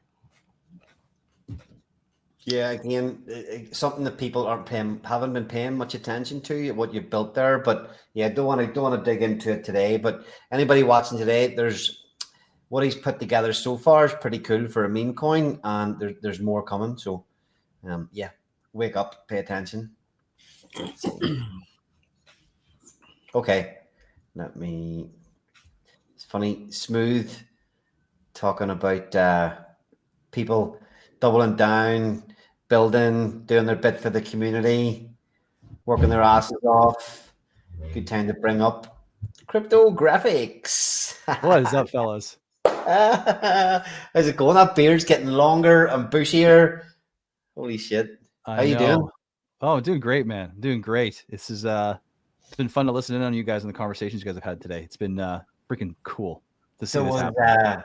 Yeah, I mean, I was looking back through some old streams, and I remember us doing our first stream together. I'm not sure what it was now, but maybe it was a couple of weeks ago. It was over 6 months ago that we had that first stream together. Whenever Taurus was kind of still an idea, pretty wild ride. TitanX aside, it's been a fucking wild ride for you since you launched Taurus and Unity. How you feeling about things these days? How's everything going? I feel really calm, really at ease with the way everything is going, which tells me things are going really, really, really well. Because if I was stressed and I was feeling like things would probably not be going, so well. But I feel great, watching how the protocol has, built its own foundations, how it's built its own foundational community members, and the understanding of how this thing is going to evolve over time. Watching the TitanX get burned. Watching people, use the staking mechanics, watching all the different pieces that, when you write something down on a napkin, think that would be really cool if that actually works. And to see it happen in reality, when you put it out into the world is pretty special. So, and having some kind of an impact for the ecosystem as well, bringing in ETH, seeing 286 billion TitanX be burned in 114 days. I mean, pretty cool. Yeah, absolutely. So if we take it to, before we start digging in and talking about the protocol, you've been here in TitanX since the beginning. We had a good dig deep into the sort of origins of TitanX. How have you, what's your take on, the first couple of, an easy take or a quick take on what it's been like for the first couple of years? I guess you could, what's a good way of putting this? You ever been on one of those rides where like they drag you all the way up to the top and then they just free fall you back down and they bring you back up again and it free falls down? Kind of like a roller coaster like that, in a really great way, because every time you go up, you learn something. Every time you come down, you learn something. And I mean, I couldn't say it is gone any other way than perfect, because we get to be having this conversation. All of us get to be having the second anniversary stream together. But to break it down a little bit more instead of just being overly generalistic, I mean, it's been so fascinating to watch, community come and everyone be excited, and people start building protocols, and then the Dragon X comes and a little bit of drama starts where people get pissed for the first time. And then I know you guys recapped it perfectly, so I don't want to go too much into it, but it's just been so interesting to see how, I guess, people choose to stay and fully believe in a future and see a future here, and then use math and a lot of pretty hard logic on what's going to be happening in the future, and then to see how people will also simultaneously leave and go to things that don't have the same infrastructure. And it's been the only way I know how to say it, because there's just so much to try and summarize briefly. It's just been a wild ride, and I still strongly believe that we haven't even gotten started yet. That's the best part. It's all led to a moment here where we're set up for the future. And if we forget, like I said earlier when I made that comment, if we forget about the history, we just look at where we are, we're so set up for an incredible future. It's ridiculous. And that's all that matters to me. Yeah, I mean, it really has been a wild ride. I mean, we were probably a good year into it before you started talking about building. Was it in the hype phase that sort of thought, like a lot of other people at that stage, we kind of going, right, this is where I want to be, this is where I want to build? Or was it even a little bit after the hype phase when you thought, things are getting quieter, things are going down, but I still want to do what I can for the ecosystem. This is where I want to launch my first protocol? Yeah, it was actually slightly after the hype phase. And it was only like, I actually never wanted to be a builder. It came up organically when someone asked me what I would like to see built on stream. I had no preconceived idea. I just blurted something out on stream, and I was like, wait, what if I actually tried to make that and just map it out? Like, what would that look like? And that organically led to, hey, this thing actually might be something, in my head at least, right? And try to build it. Way too expensive, kind of broken, not going to work. Give up on it. And then lightning struck, and I realized, wait a second, what if I just took this, tweaked it a little bit, and made this whole staking thing that had the complete the second half of Taurus in there? Boom. Now it's like, oh my God, now this thing has to come out. But it was never because building seemed like a good thing to do. It was just like, I had an idea, and then, oh, this would be really cool to come out. And then, damn it, it's broken. Oh, wait, now it's not broken. Now it has to happen. I see this whole future. And so here we are. Yeah, I think that's exactly what it was, exactly the kind of thing for me. Like, I had an idea and I wanted to add to the ecosystem pulse chain. I was like, right, I'm going to start building this. And then you come up with this idea and you just start building, and then it's just, one thing leads to another, and you just keep going, from an idea, you go, right, you start working at it, and all of a sudden you're sucked in, and you're a builder, and there ain't no leaving. No, it's exactly it. Now you're here for as long as you live in some way, shape, or form. I was able to see the Taurus proposition early on, and I got in right away. I did a couple tests, and I said, wow, those are looking cool. So, I started a staking ladder, and right now I'm looking at those staking. I did creations first, of course, but there was a point where staking became more attractive to me. I was looking at those high creation ROIs, and I was like, wait, I'm going to start the other trend first. I'm going to go ahead and switch to the staking side of things. And I got ladders right now, which they're all showing 400% ROI. I couldn't be happier.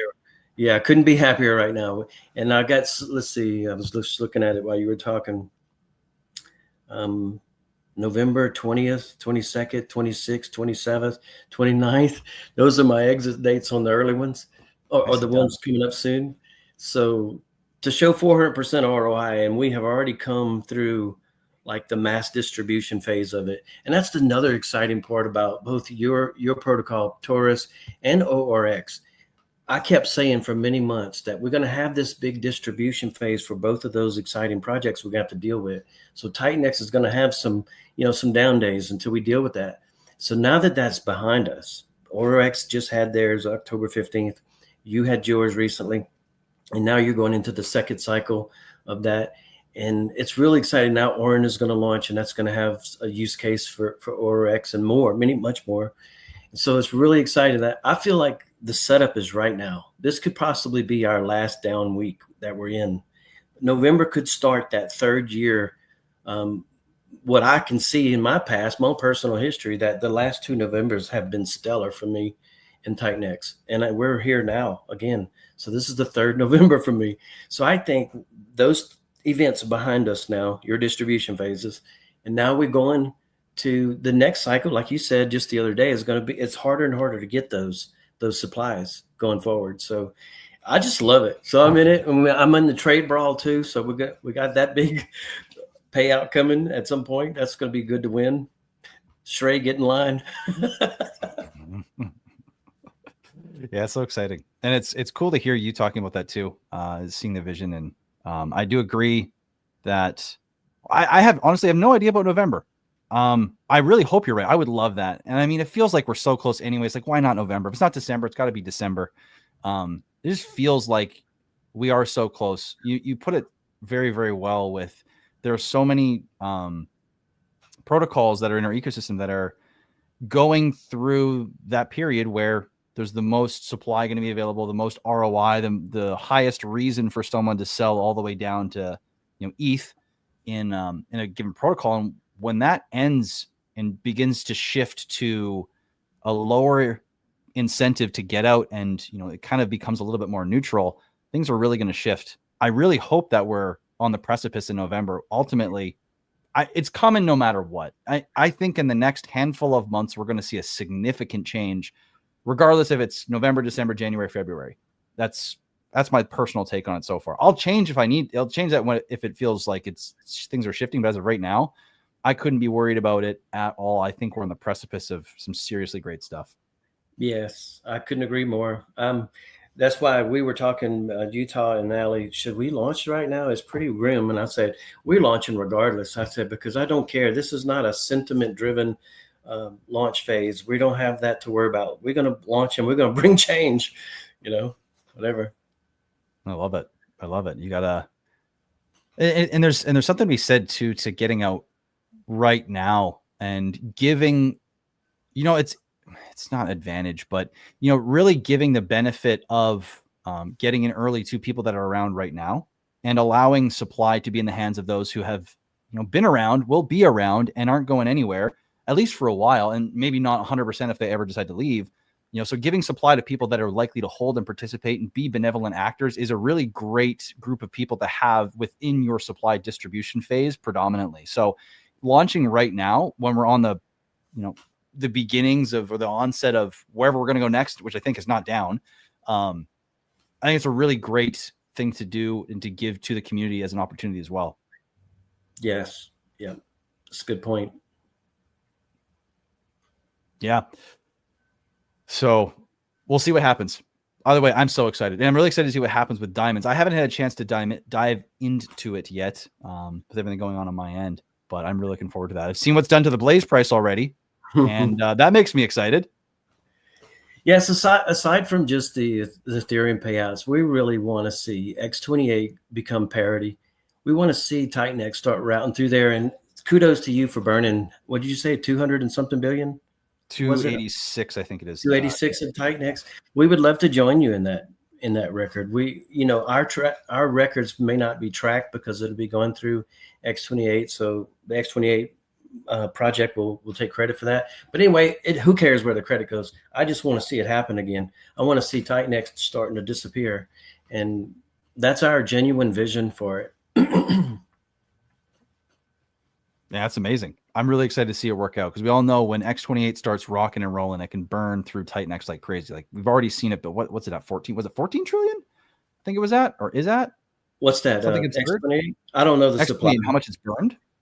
Oh, I actually don't know that figure. Let me go and check it out. Yeah.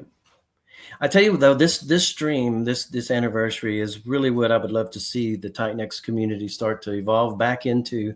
Is there was a time last year, and it could probably be attributed to our success, is that we were all supporting each other. We were all backdropping each other. We were supporting, we joined streams, support each other's protocols. And when the community sees that bonding, they don't feel like, okay, I got to choose a side here. And so I think that's real important for what we had before. And if we can get that back again, I think we'll see that success we've had. We all know green candles are a major ingredient there as well. Of course, but I mean, like, let's just imagine if November is that time, green candles come back, we all start to bond together. We have the community just, okay, we choose a team. Let's party on all the teams, you know. Yeah, it sounds awesome. I'm down for that. That's what I can say.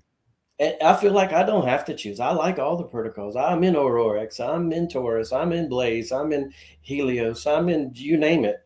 I don't regret any of that, because if we, when we joined TitanX, we decided to bond together, bond the liquidity with TitanX, and every protocol that was built had a chore. They had a task to do, bond with TitanX and burn or use TitanX. And if everybody did their part, then why not supporting each and every one of them? That was my take on it.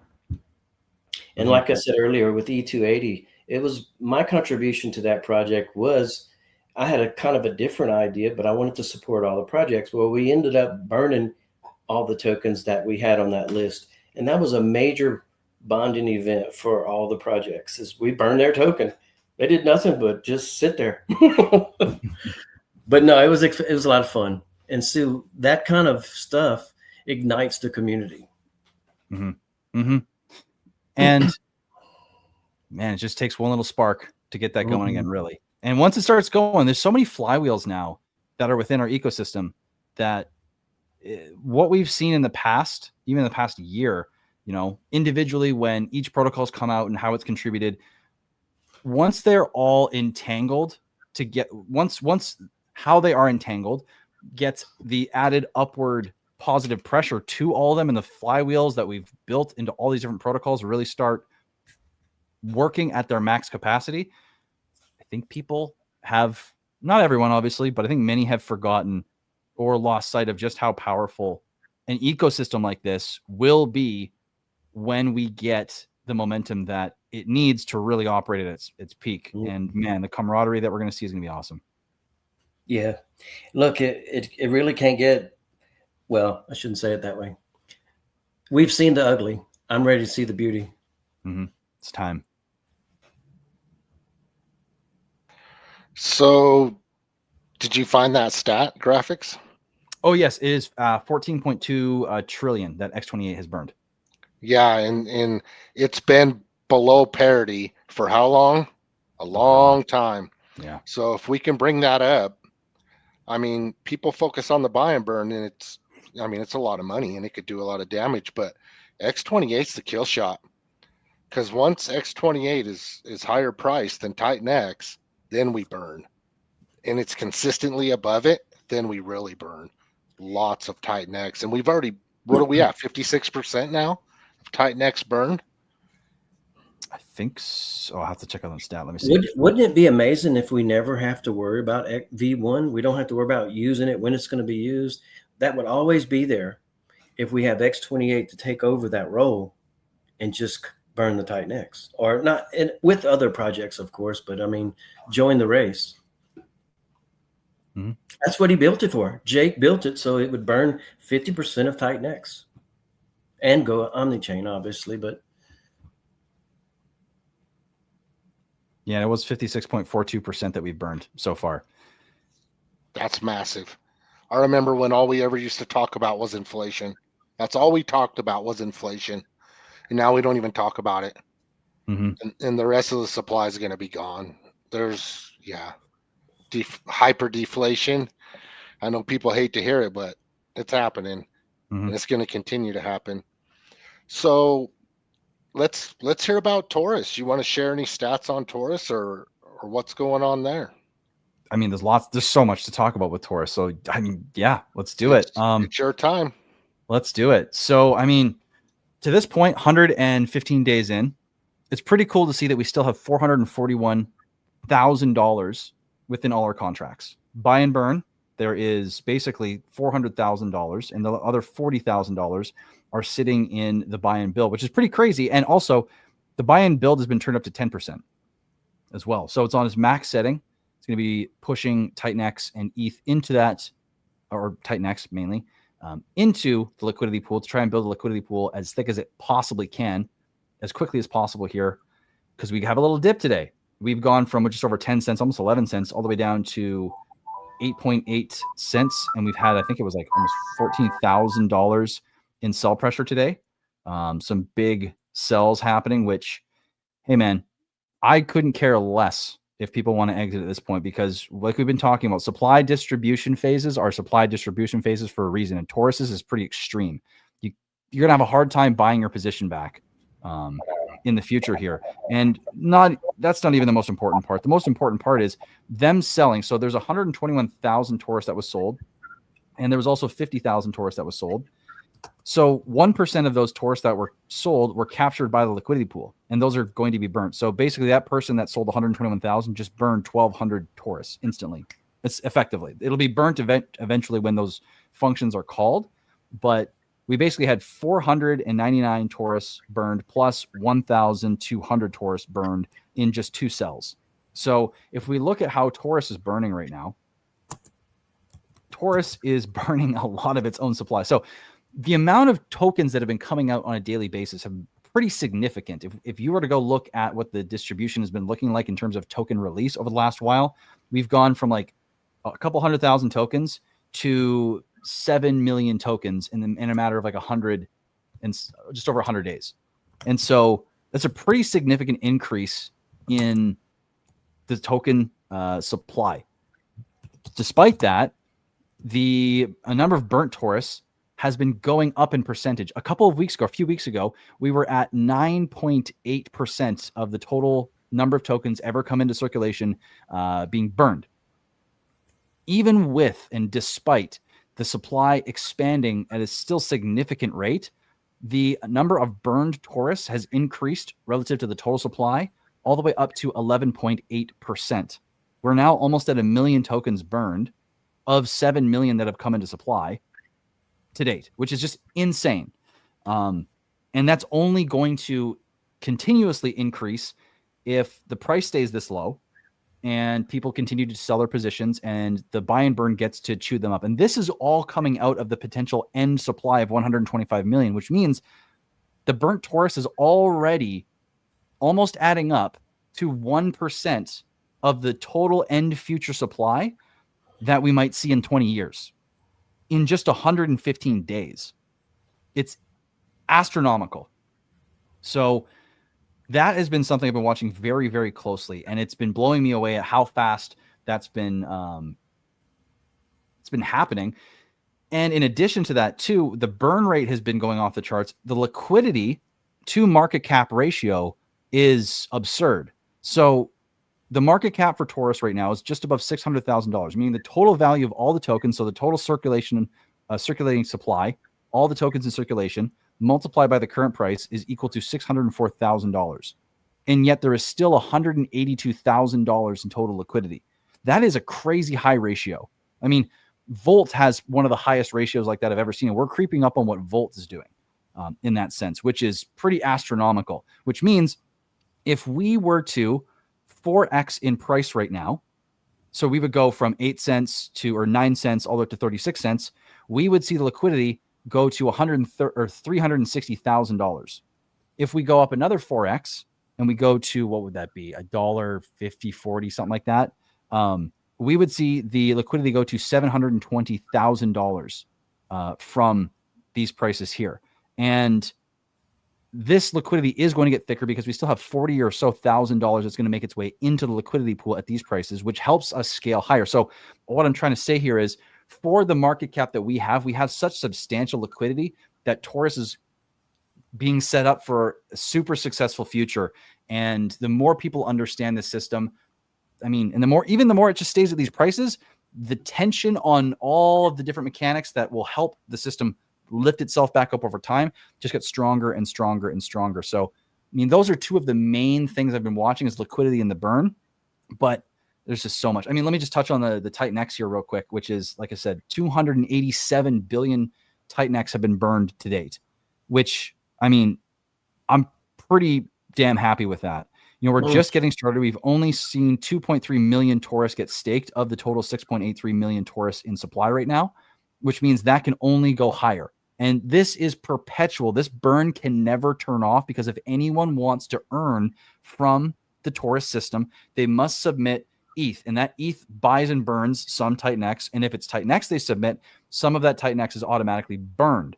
So things have just been absolutely amazing. And even though the prices have been low, everything is looking so strong. The springs are all coiled and ready to slowly move everything in the direction that it's ultimately destined for, at least in my opinion. I love it. I'm so excited. I'm glad to be part of it too. I'm glad you're part of it. It's good to have you. Yeah, I was quite active in the early parts, but then I was real busy also. And then I started another job. Then I'm doing Diamonds Close Out, the design. I had to take on more of an active role with that, and Buildify and Smoke. I was like, holy shit, I just need to mind my own business for a bit. Yeah, you're kind of swamped. It sounds like your plates are full. Yeah, I'm about to give birth though. Here we go. And then the fun's going to begin for a little bit. Mm-hmm. I expect Buildify to be on the market in December. And obviously Diamonds will be out in 10 days. And then I'll do a little focused effort on Smoke. And then, yes, at that point, I'm just going to relax and nurture everything. Great. Looking forward to seeing it all.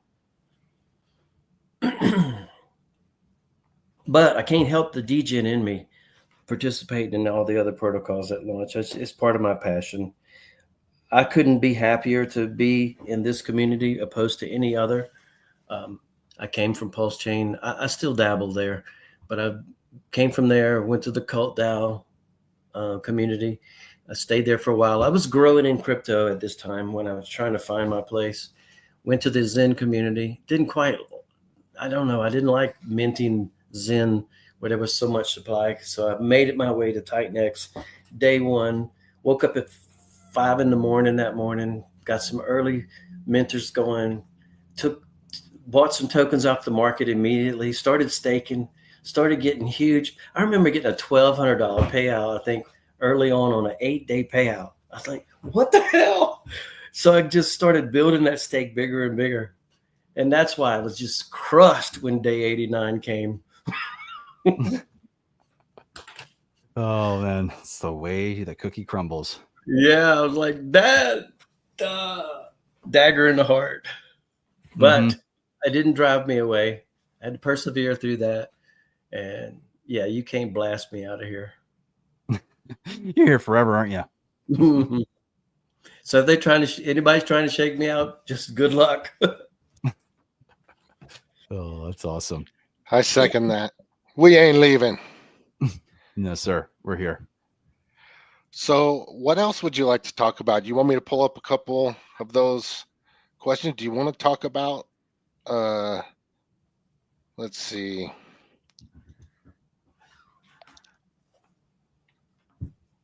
I mean, we could go into whatever. Yeah. I could go into what the questions are in the chat, or can just keep riffing off. There's so much to talk about, honestly. So, you sound like you're really pleased with the initial distribution phase. And that's always a big deal, right? If you're a builder, because you want to see how this goes. Because, as time goes on, there's going to be less tokens coming out on market. That's the goal. But at first, no matter what it is, if it's a mining protocol, then people can just go in and mine. You're going to have a lot of tokens come out on the market when the first unlock, basically happens, when the first mining, cycle finishes. So you sound like you're really pleased with the way that happened.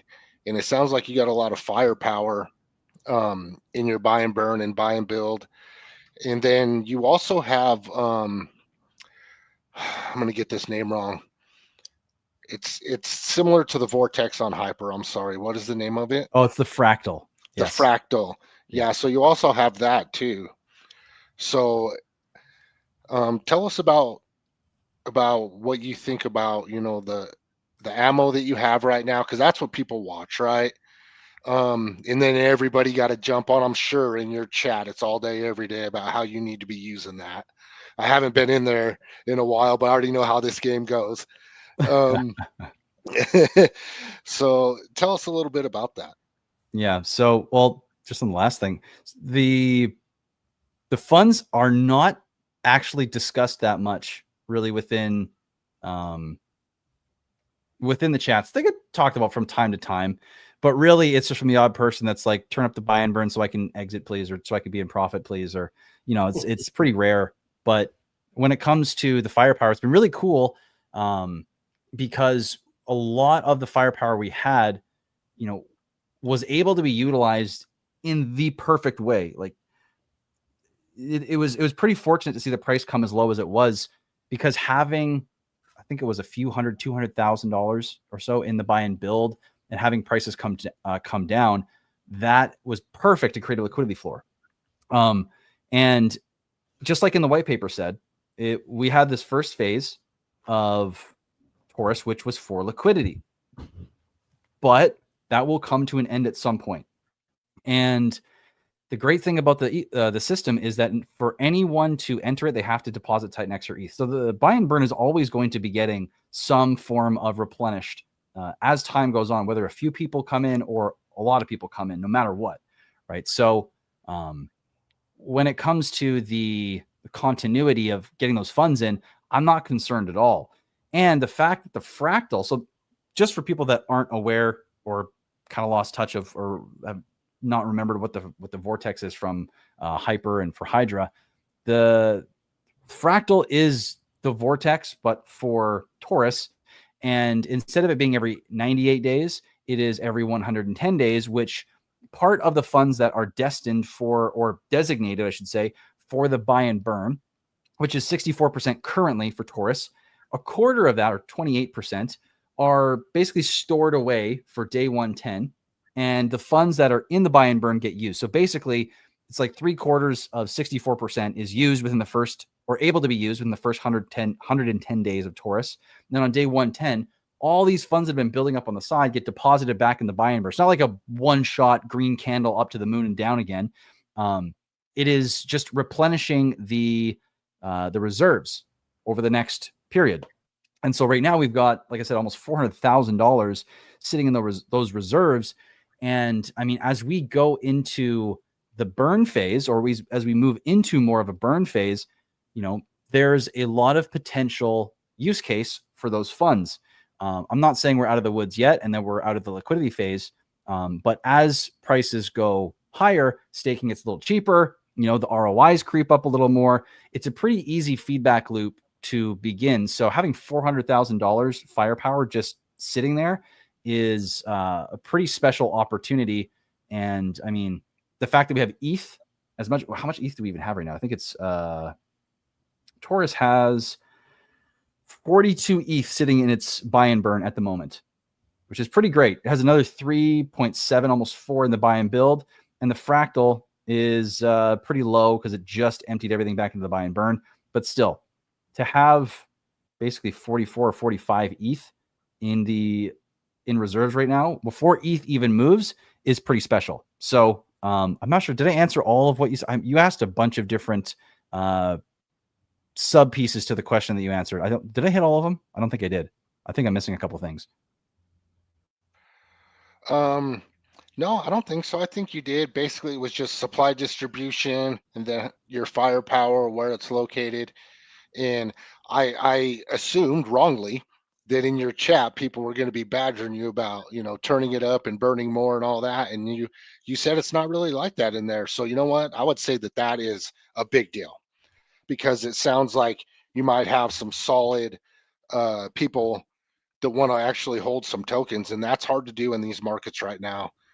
you know, Mhm. because everybody's been so brutalized. People are desperate, so they'll take any profit they can get. So if you got some people that are actually willing to hold and see the vision and hang on, man, you could build a really, really powerful community out of that. And like I said, it's hard to do in these conditions. My God. Have you Mhm. looked outside? Oh, Oh boy, my it's gosh. ugly out there. 100%. Honestly, that's one of the most profound things I've seen about Taurus is, and Unity, but just because we're talking about TitanX here, is Taurus is the community that's formed around it. I mean, people have taken the time to map things out and understand and really think and educate one another, and then start making their own spaces. And it's been pretty amazing to see people go from, how the hell does this thing work? How I see 1,000% ROI. Let me just capitalize on that, to, oh shit, I don't want to sell. I don't want to get out of here, because if I do, there's a whole future that I see. And each person that comes in the chat that is, let's say early in their journey of understanding really what's going on under the hood of Taurus, people come into the chat and are met with amazing people like Kirill, and we've got Martin Matt. There's a whole swath of amazing humans that are in the TG that immediately come in and say, no. Here's how this works. You want to see the long term.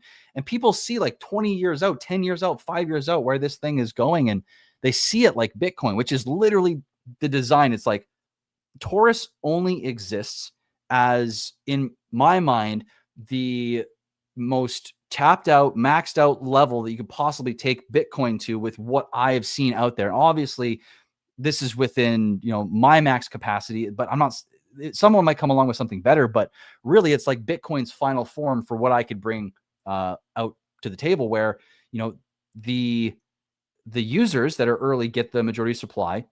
That supply has value because it gives access to earning more of that supply if you want to get that over time. And it gets more and more difficult to get that supply and to keep being able to utilize that supply because of burn mechanics and all this. So really, it is like a new take on Bitcoin with these crazy mechanics. And the reason I'm saying this is because people are getting this aspect of it, where they're seeing this long into the future and they're saying, I think there's something here that far out. I don't want to miss it.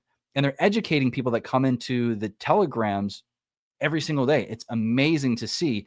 And that was one of the things I wasn't expecting to happen so quickly, is have so many highly convicted people that are also just awesome humans. I mean, the space we had the other day, we had a gentleman come in pretty distraught because I don't think I don't fully understand what his decision-making process was, but it sounded like he didn't make the decisions that were the most lucrative, was down, and came in pretty distraught. And what happened was, there was 4 or 5 of us, and the majority of the time I was not the one speaking. And it was like being in a men's group.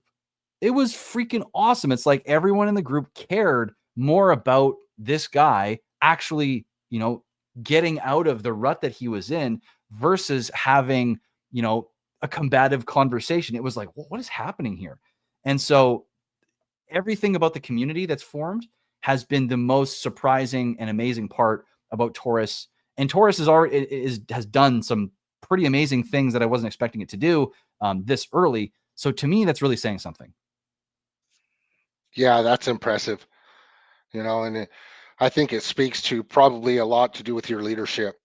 You're very easy to get along with, and you're very good at looking from other people's perspectives without getting too emotionally charged. I've always admired that about you, honestly, because I don't do so well, man. I don't do so well. I'm quick to fire back sometimes, and man, it's hard, and especially in crypto. I Because think we can man, you got take lessons from cryptographics on that point.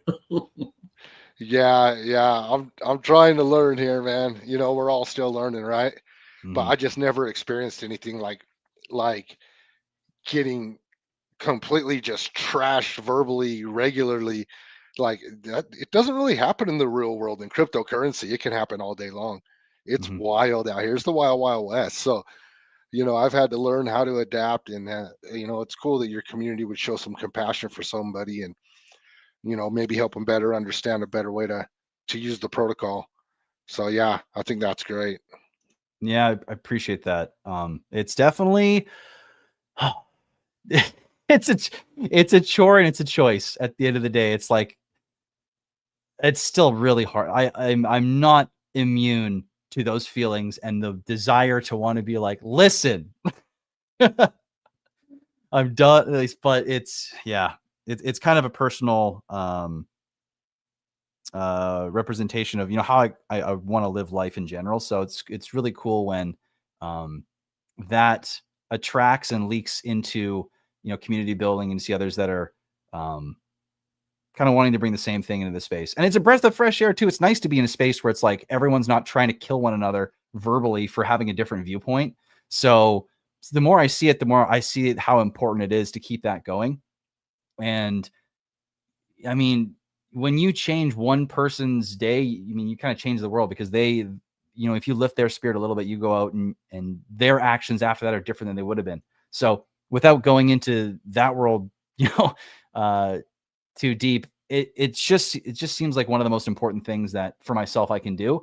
So I may slip up, I may mess up, I might get angry, I might say dumb stuff at some point, but I'll always try to come back to that. That's a pillar of mine.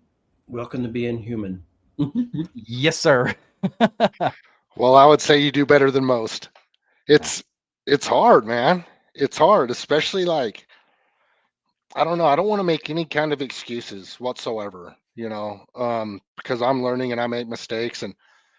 But like where I come from and the generation I come from and the place that I come from, like, you don't say those kinds of things to people, because if you say something like that to somebody out on the street, like, there's going to be a fight.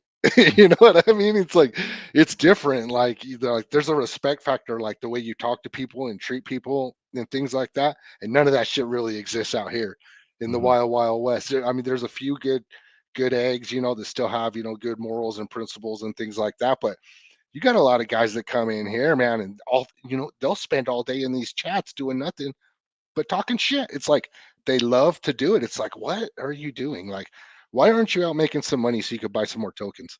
That's the way I look at it, like, oh shit, price is down, everyone's miserable. Damn, how can I hustle and get a few more bucks so I can, buy it? Right now, I think I can buy like a billion Inferno for like 40 something bucks. It's like, holy shit. And so that's what I do. Where can I come up with 42 bucks, And I'm like hustling out here, and just building on my bags and everything. And yeah, so it's weird. It's just the wildest place I've ever been, man. Is social media and crypto.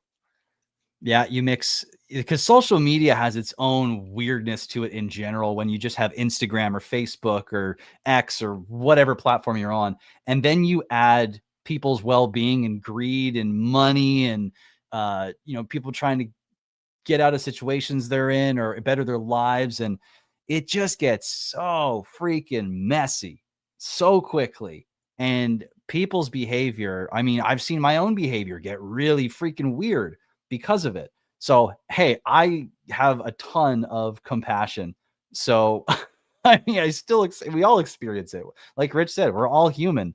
But I think part of the power in, transcending that is just recognizing it and seeing when we do that, and not getting caught up in, oh, that person's doing the thing again. It's like, what do we expect? We know where we are.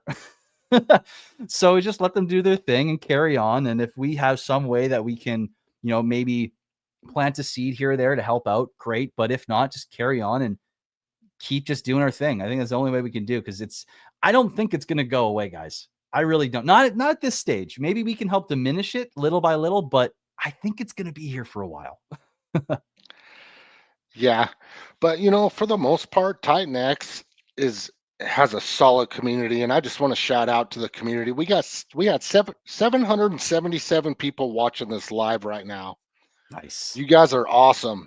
I mean, in an altcoin market like we have right now, to have 777 people watching, you guys are soldiers, because man, we've been through it. We have definitely been through it. So I think we have a great community in TitanX. I mean, you're always going to have people, come in and do their little drive-bys or whatever. But for the most part, man, I think we're down to just solid believers and soldiers.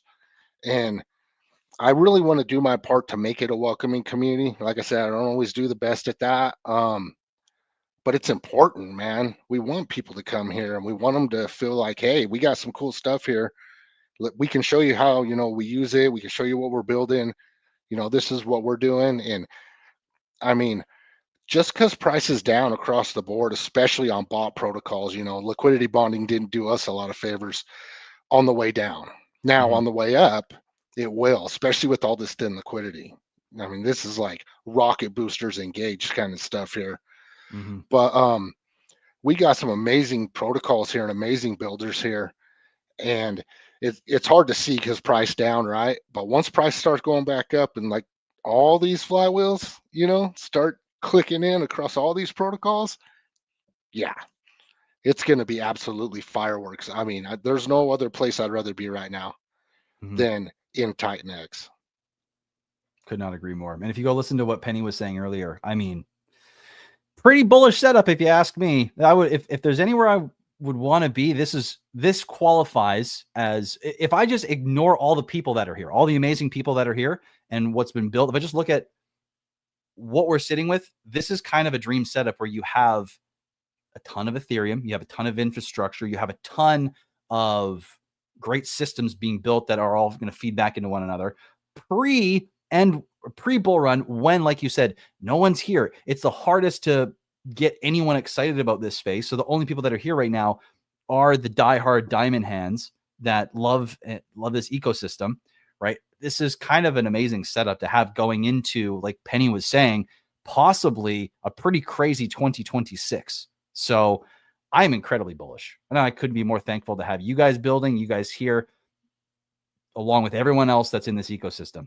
It's really an amazing setup. And I think it's going to be a lot of fun to be here together and to see the expansion and the excitement and the hype that's going to come pretty rapidly. As we all know, crypto goes down until it doesn't, and then up we go.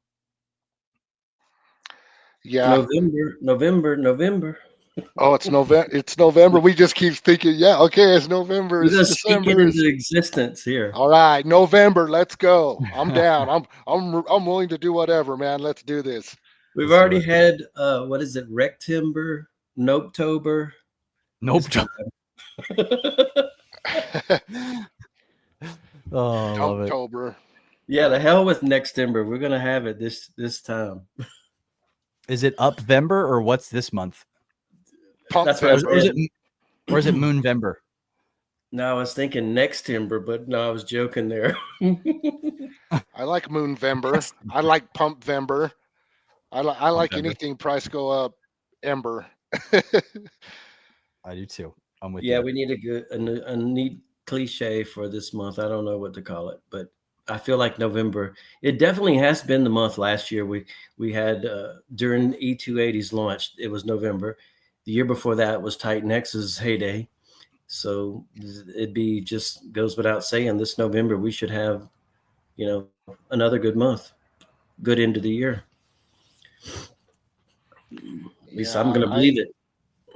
The way that I look at it is like, I have to put myself in like a battle, right? Like, okay, these big rich companies and people, they're all in crypto now, right? They came in, they think it's their party now, and we weren't supposed to be here, and they don't want us here. So they're going to do everything they can to shake us out.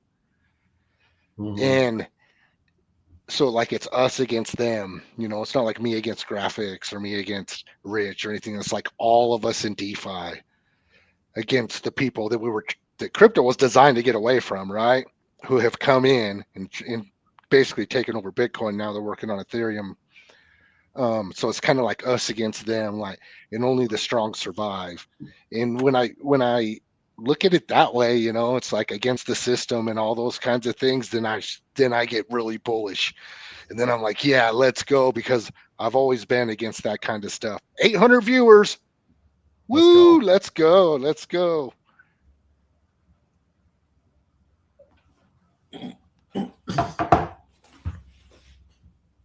Did it freeze? Nope, we're here. I just quit talking sometimes. Like I'll be talking, I just stop. Sorry, I'm looking at the chat. I'm a male, so I'm not able to multitask. Right? We're not good at that. We do what's right in front of us, and that's it. It's hard. Yeah, exactly. So somebody texted me right when you was talking, and so I had to answer. And so when you stopped, I didn't have nothing to say.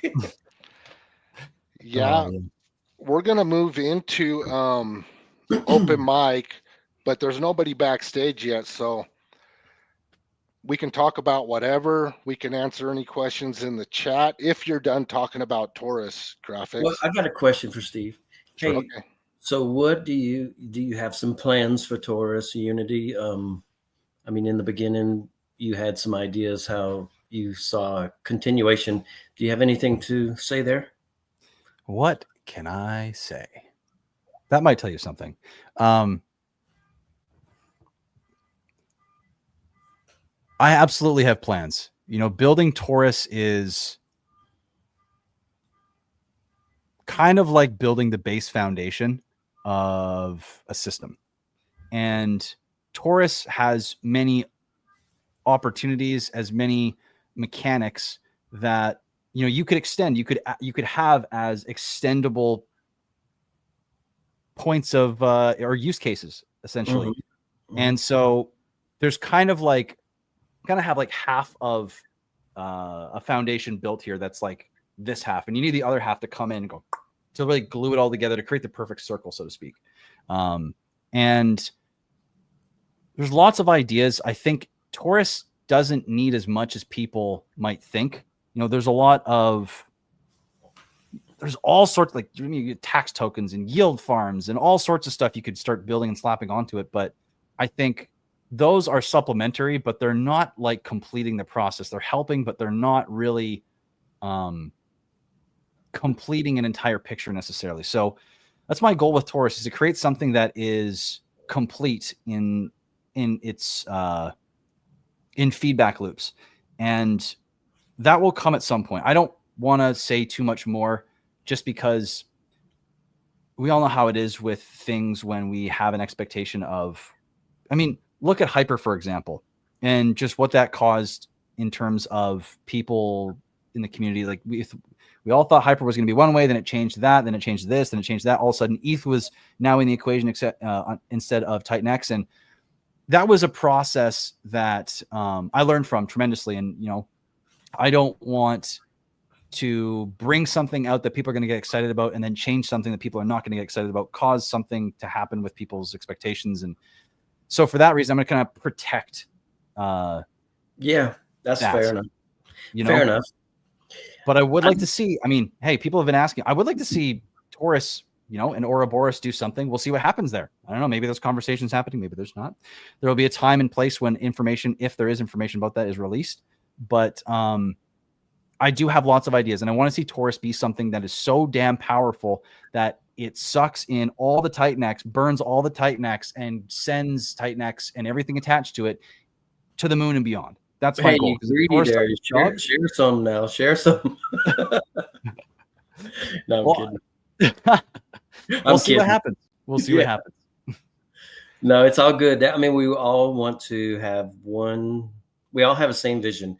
We want to see TitanX depleted by all these use cases, so that we're getting rid of TitanX in our daily existence, in our daily operations. And that's going to benefit everything. So we all share that vision. Mm-hmm. And we're all going to do it in our own ways that are all going to be really fun to watch unfold. That's what I think. We could all be somewhere else. We could all choose to be in another community, another place. I couldn't be more happy than here.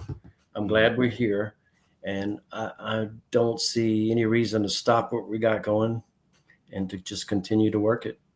2 years is not a long time already into your future. So there's a lot here left to do. Mm-hmm. Well said. I think the last thing I'll say just on the Taurus front is this time here is very, very special, because like in its distribution phase, there's an opportunity to get into a protocol that will have the opportunity to earn yield consistently over time in the form of the supply, kind of like being able to earn Bitcoin every single day, just a little bit, but the ability to gain a majority of supply, to be able to get a position that will allow you to continue to earn significantly into the future is pretty significant now when no one else is looking at it. So by paying attention now by sharing with people that you care about, and possibly helping them get into a protocol that is designed to do something significant in the future, you might be very, very happy. And to see what it'll do with TitanX is going to be an added bonus as well. So please hop into the Telegram groups or the group, and would love to have each and every one of you that haven't had the chance to speak to you yet come and ask all your questions. We have one of the most friendly groups I've ever seen. And yeah, I guess I'll leave it there for now. It's great seeing you. Great. Been wanting to hear a recent conversation with you. So thanks for coming. Thank you. It's been great to hang with you guys. And I'm going to stick around for the open mic section for a little bit here, but I got to go probably in 20 or so minutes. But yeah, and Utah and Ali, I don't know if Ali's still in the backstage, but shout out to you guys. I mean, you guys are always putting on events like this and continuously streaming and continuously showing up. So, man, shout out to you guys. There's anyone that we need a title for you guys, because I mean, you guys have been the ones that have been most consistent. Even like you said, when there was nobody watching, you guys have been still going. So just shout out to you. Special moment of appreciation for you guys. Sorry, I had to stop off there. Missed the whole cryptographic session. It's all good, bro. We appreciate the kind words, man. It's tough sometimes, man. It's tough. Utah, you're not allowed to say that. Oh, I'm sorry, Ali. Sunshine and rainbows, bro. Yeah. It's great out here. It's always great out here, man. It's awesome. Everybody loves everybody right now. Let's go. Oh, right on. Let's see this. MVP. That's for you guys. Thank you, Daniel. Daniel wasn't on board. He came in to, I think it was a Spaces, and like heard some things, and then just like came into the community and started asking questions and started showing up on streams and started participating in the TitanX ecosystem. So that was awesome to see. It was cool. It's always good to people join. So I see that we got Nona backstage, but his camera's off. I don't know if he's ready or not. I guess we're gonna find out, huh? Guess we're gonna find out. Ooh. Hey guys. Hey, how you doing, bro? Hey, nice to meet you. Nice to meet you too. Nice to meet you. Been in the community forever, but you guys are doing an amazing job. Yeah, nice to be here. I've been waiting quite a while to actually join you now. It's quite late, but I got my stuff going by now. I don't know if you all have seen what I've done in the background. It's still kind of an MVP, but it's by now it's quite far developed actually. And I didn't know this. So you're building a protocol at the minute? No, I'm more like I wrote down like my elevator pitch in one sentence would be a fast loading community website focused on content with a simple CMS behind it. So I'm actually like in my daily business, I'm a web developer, mostly front end, and we've got like a huge structure behind it, like a PHP framework, quite big, quite heavy. I mean, it's fun working with it, but at the same time, I always dreamed of like a more, how do you say it, like a leaner version, something which is hasn't that much of an overhead. Mm-hmm. Yeah. So that's what I've kind of done for the TitanX community. Build like a fast website where the content would be in the focus. And is it built on TitanX.com is yours? Yeah. Nice. Looks great. Let's get it up. Yeah, actually, let's try if I can share my screen. I haven't used StreamYard before. If you want to drop the link in the chat, I can copy it from there. Oh, you got it. Going to share all of us. Oof. So in the background, while you guys were talking, I finished one piece of the whole thing, but I couldn't I couldn't try to push it to the website because it might break everything. So I just left it out. But we can look at this on my own screen. So the whole idea is actually like, I mean, I don't mind to like writing my own content as well, but the whole idea always was like get you guys, especially the builders or developers, involved in creating content as well on the page. And yeah, so the basic structure is like a normal good website with some different content elements. I mean, but now you probably have seen the start page, which kind of shows the different elements. But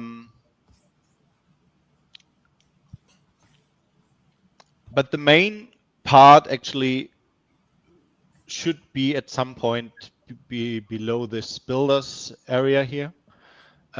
So one part should be like the tutorials. That's at least my idea of the website, where you can write your own articles. Here's like 3 example articles of like new developments in the ecosystem. So they aren't finished. Like I would need like 2 or 3 more weeks to actually like finish all the things I kind of want to do.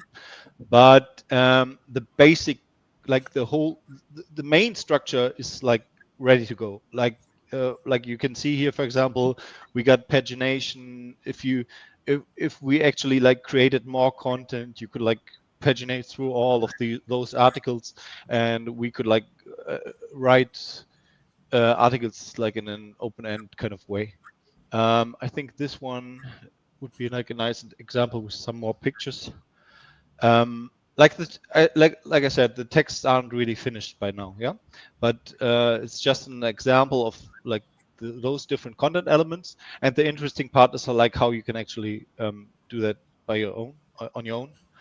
We can get into that in a minute as well. So it's like on the start page, you get like those different kind of components you can use. Like for example, here it's like a text image component. I still want to kind of allow like a zoom into the image, but this is like stuff I haven't done yet. You can share your articles as well, just like by clicking on those different icons.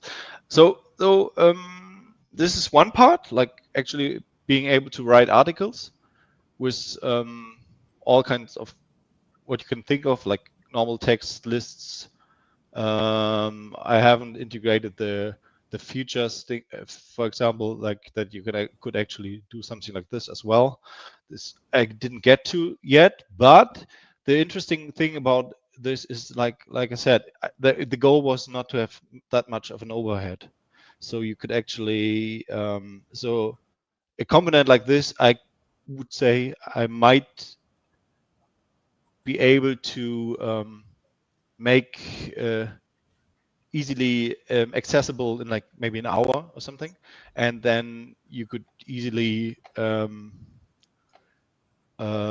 do you say it, edit it in the Sorry, no. Is this live yet, or you're just working on this? No, this is live. This is built on TitanX.com. Okay. Oh, so this is new features that you're adding to it. I thought I'd seen that. Did think I had seen this before. Which one? Which part? The site. I think I'd seen it shared before. I don't know. I mean, it's live like this for a while. What's kind of new is that I actually put some proper like looking articles on here, at least for the overview, not for the actually articles. But the rest is kind of live like this. There are some little tweaks which are still missing. For example, but that's like just one little example. This page doesn't work perfectly on mobile yet. There's some issues with those buttons there, but that's like one tiny thing. Yeah, what else? So I've got like a dark and a bright mode because I always felt like in the crypto universe we mostly got like sites which have like a dark feeling, and when showing them to friends, and the sometimes comes this feedback of it looks too how do you say it, like too Too dark. Yeah, bring it back to the light. Bring it back to the light. Yeah, kind of. No, it's more. Yeah, like it has this weird of like what kind of what is that though? I'm not used to that kind of website. No, at least when you're talking to people which aren't that deep into crypto. So I kind of wanted to have like a bright light mode as well. So one more thing, and then we might like actually talk about what we could do with this whole kind of idea. Or actually two. Like for 1 second, we could look into the backend, how it would actually look like, how to edit the pages. If we look at tutorials, for example, you can see the different tutorials which are published right now. So those 3 are published. And if I did want to edit one of them, you could see you get like the title, the description, the main image, the author, and date up here, and then you get like those content blocks, and there's like most of the magic behind it, because those content blocks could actually easily be added and how do you say extended. I'm playing around with those content blocks right now.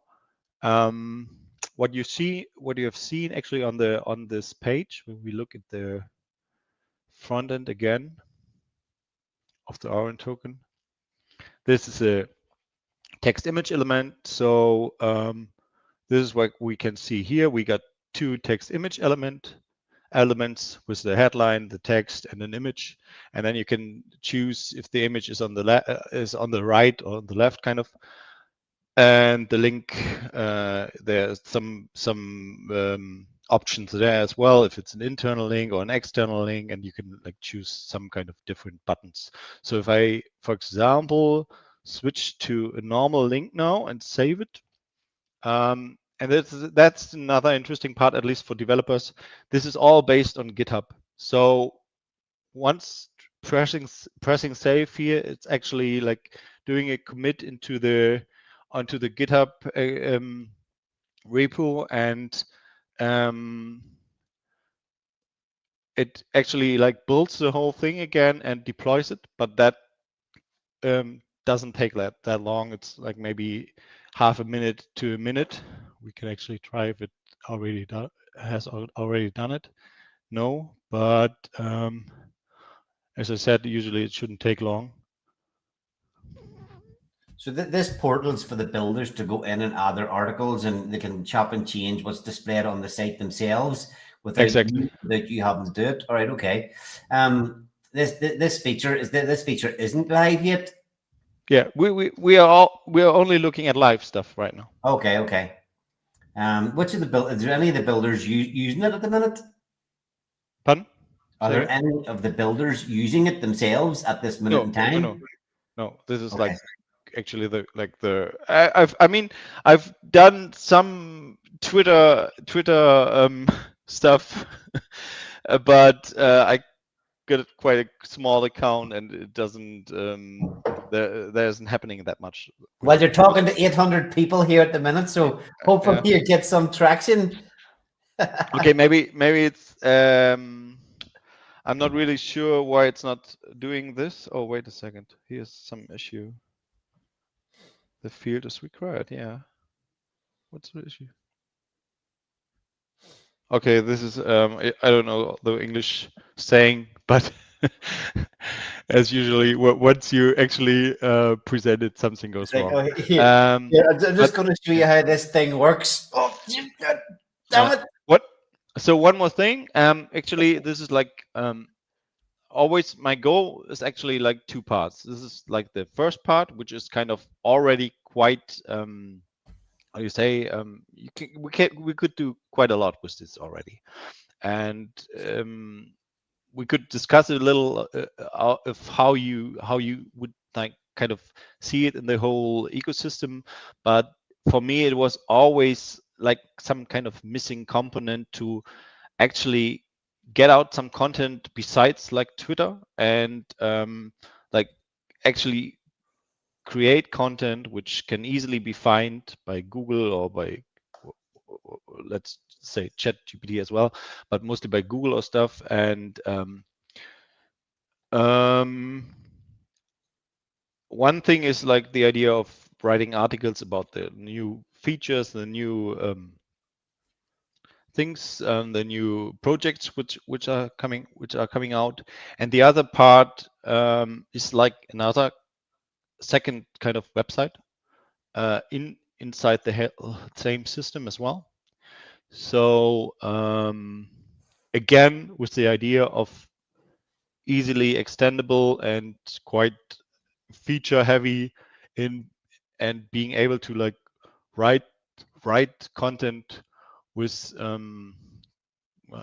like articles with the idea of taking the build on TitanX to the next level and actually creating being able to create content which gets more developers pulled into the whole idea of like creating smart contracts.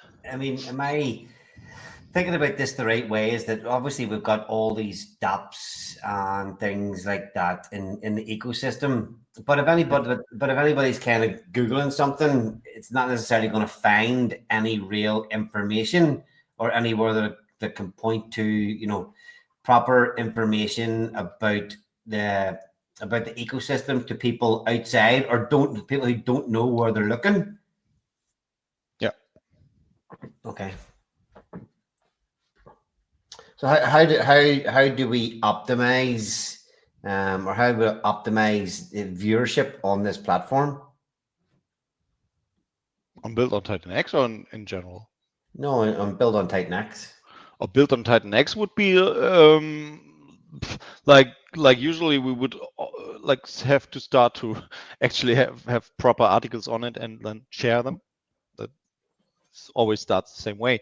But once this is happening, it would be a little different to, or it should be a little different to like let's say our white papers. The most white papers are in the Git books, written in Git books, and they aren't that well. You can't find them very well, and I'm not that happy about it, because I mean that's what we want. We want new participants come in. The ecosystem needs to grow and needs to grow for quite a while by now, and this is why we need some new participants, new eyes on the whole projects. And this is why I kind of wanted to create a website where we can actually find or get new eyes by writing interesting articles about the ecosystem, about about how to even building a project, what it means to be a builder. I mean, you guys have actually done it by now. And you've talked about it for quite a while now. Again, how hard it is, how much effort you got to put into a project, how expensive it is. All this kind of things I want to support with this website and make it accessible by searching in Google about these kind of things.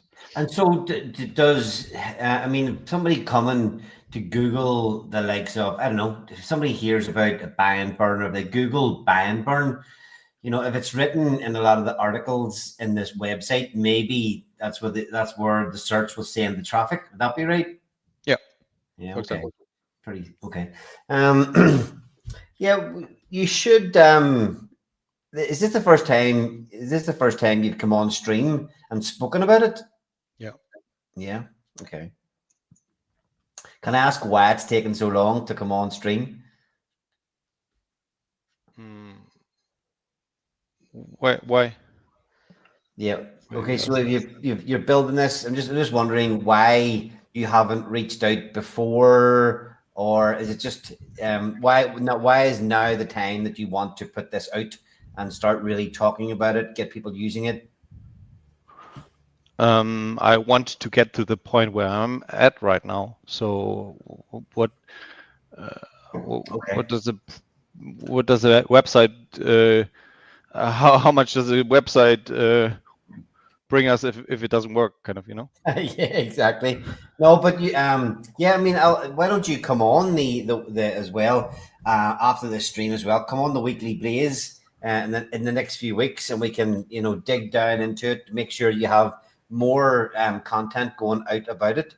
Yeah, I suppose you need to get people, builders writing articles on for this specifically. Yeah. Can community members step up and write articles and add them on this about their favorite protocols? Yeah. That's the whole idea behind it. Okay.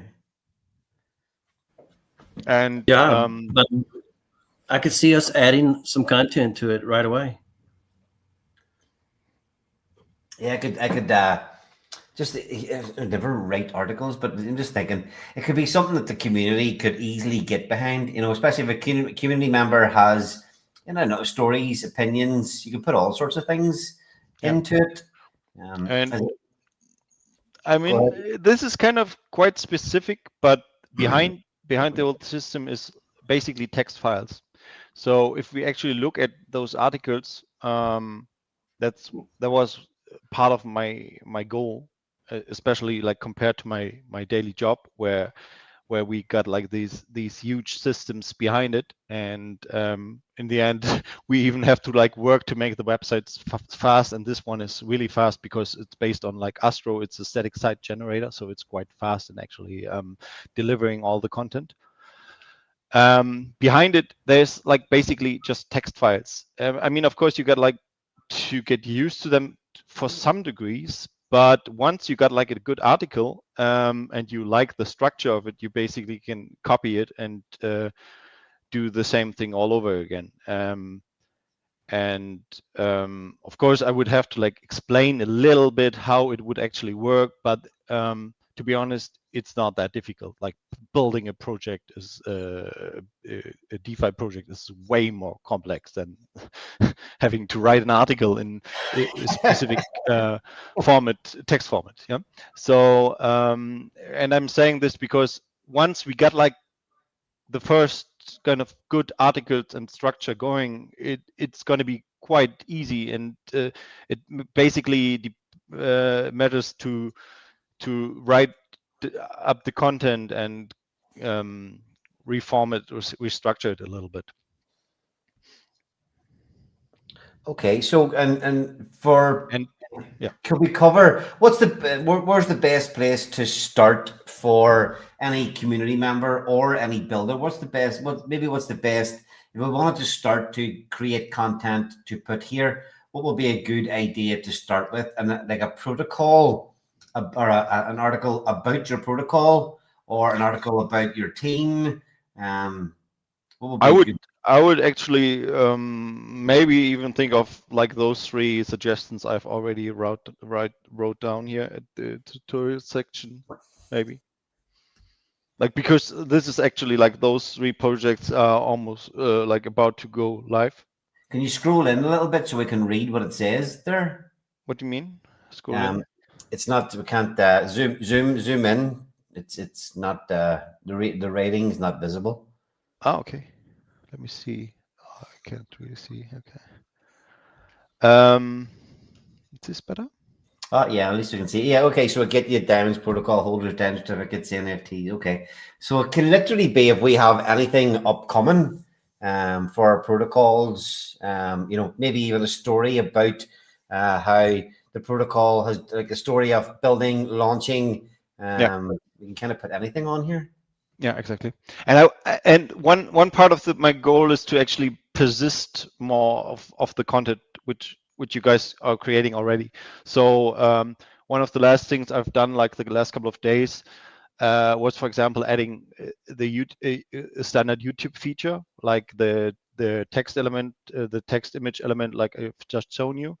There's now also like the same component you could use for YouTube videos, because I feel like YouTube, especially like live content on YouTube, it kind of disappears.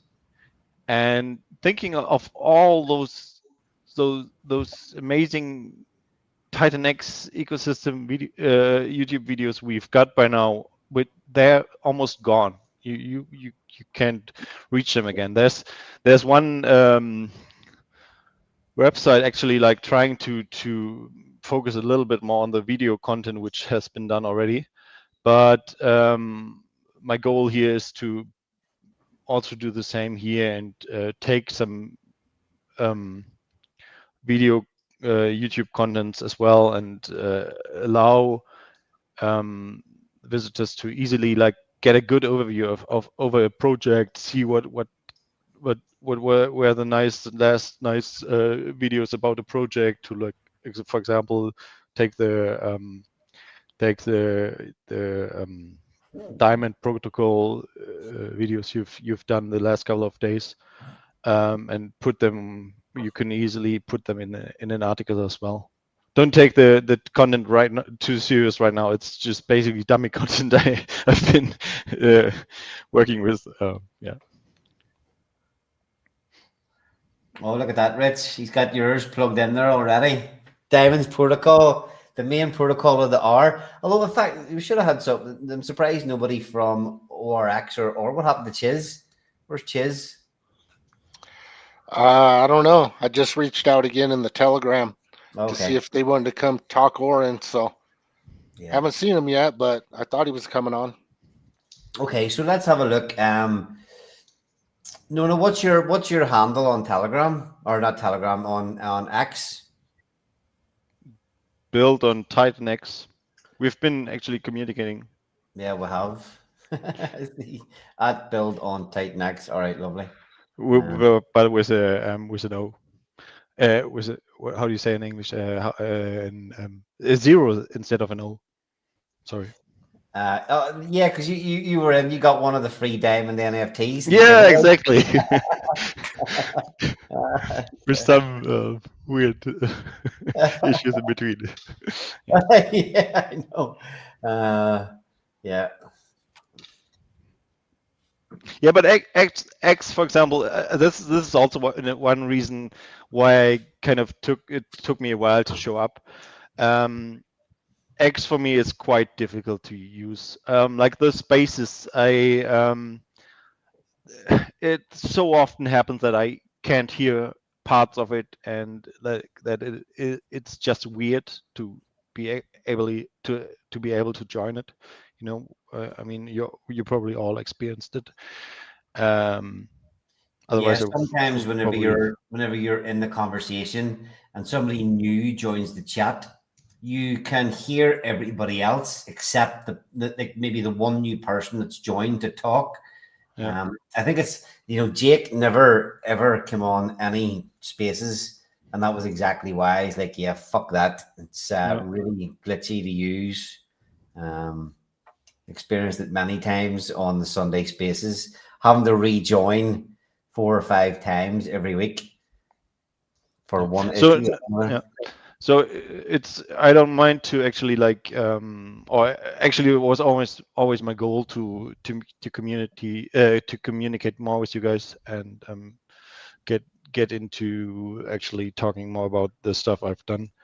And it's important too because especially now I need some community feedback. I need it would be nice to like actually get you guys interested and using the platform and get your feedback about it, and yeah, actually see it grow. Yes, I think it's very useful. I would like to see it get filled up with content. And what I was thinking when you was explaining it was how to get this out, like how, because lots of times people do say, "What are you going to do for marketing?" Well, hell, I don't know. I know how to figure out crypto tokenomics. I don't know how to market. So yeah, give me some feedback. I mean, I really would like to hear what the community would do differently, because crypto Twitter is difficult. I mean, for some reason, you got only your circle. I don't know how to go out this because they tell you if you go to the KOLs, you're not going to get very much out of that. It's a waste of money. And sometimes you don't want that type of investor coming into the projects anyway. So it's difficult. I would like to figure out how to take this outside the community and get it out in front of people. Yeah, that's why I kind of feel like a good approach to have some website like this to actually I mean, that's like my daily job usually, like being able to be found by SEO. It's just doing SEO. You don't even have to pay for it. You just have to have good content out there which can actually be found. And so your website has to be fast, and of course you got to be known out there. But once you've got good content, there will be some people visiting your site and sharing the content. I just had an idea, actually. This might be timely that I'm seeing this right now, because I posted to Allie in Utah just the other day something I was looking into, and part of it was having to create some content, and looking at what you got here could be sort of a use case for that. So yeah, we'll be reaching out to talk to you about this. Yeah. So this is geared towards SEO. Yeah. So when people search for your crypto online, this will pick out all the keywords out of everything that's uploaded to this site and then direct them. That's what we should way, focus right? on. Exactly. Yeah. Okay. Awesome. Yeah. So there isn't. I mean, by now I basically managed that the website would actually be fast. That's like one really important factor, and like the SEO part, we would still have to put some specific fields maybe into the content management system to allow you to, for example, write a specific description for being able to be found.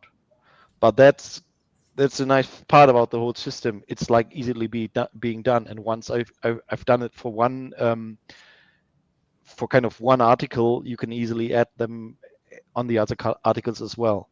So the whole idea is to be easily extendable and to therefore be working very well with SEO. And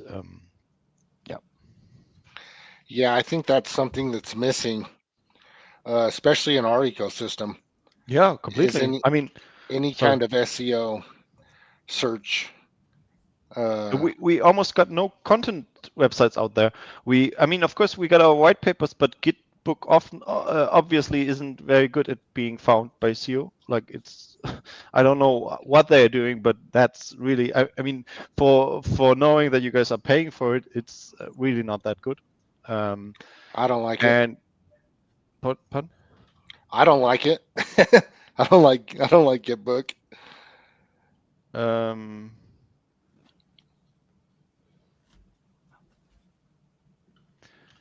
Also, this is always an issue I had with the TitanX Army. This is like a faster computer of mine, but my daily computer I use for my daily stuff, it's almost like too slow for this website, because I'm sorry, but those bubbles in the background look nice, but this website makes my computer like go crazy. How do you say it? The fan instantly turns on, kind of, and I really feel like we got to work on creating more content. It doesn't even like have to be that much. We basically would have to. It would be a good approach to have a nice article about the new projects coming up. Like also maybe like have a part where we actually put a news message on this page as well, and link to the project or the article. And once we would be doing this for a while, we would start seeing how the SEO is starting to kick off some more. And our ecosystem right now, at least I feel like, is missing that on that front.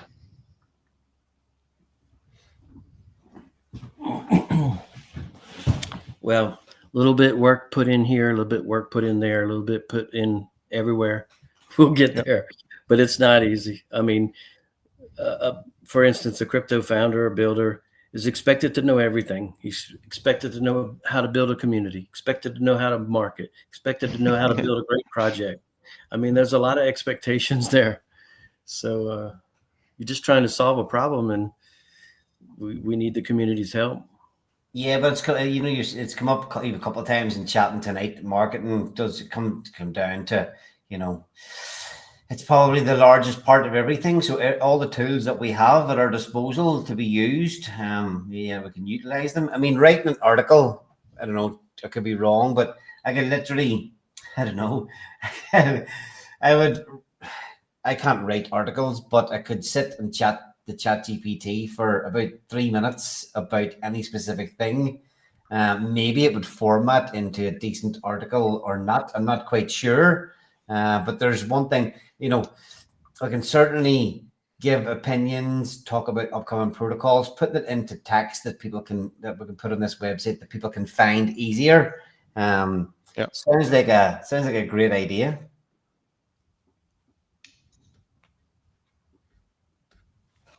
Yep. And I'm the worst probably to try to put together an article, but ChatGPT actually is a great help for that, isn't it? I'll stop my screen share for now. How do I do it actually there? It's great to see. I feel like I'm sure that took you lots of time to put together. Yeah, it did actually.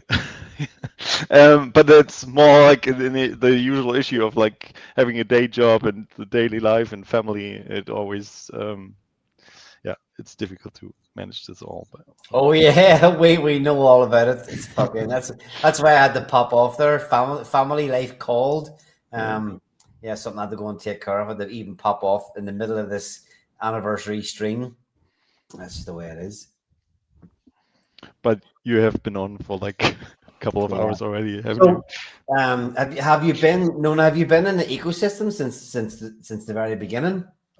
Yeah, almost. I was wondering earlier because someone was saying like he's been in there for Penny, I think it was, from the first day of TitanX, I think he said.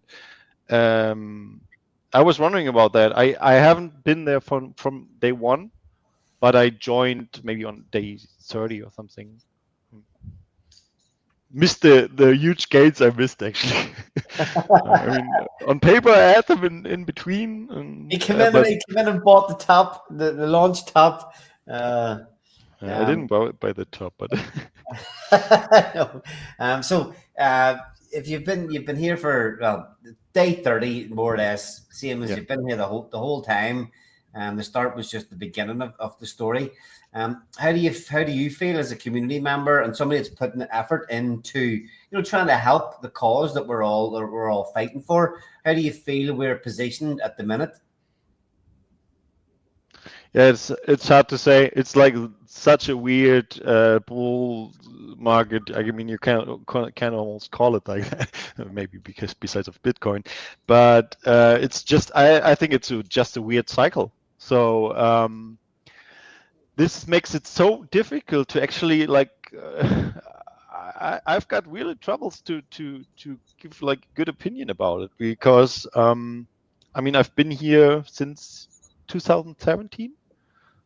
So I have been through some bull markets and bear markets, and for TitanX, I think it's so weird that Ethereum performed so badly.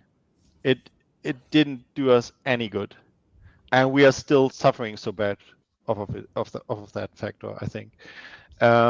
Once this actually changes, and once Ethereum actually picks up and moves, I feel like we got a pretty good standing.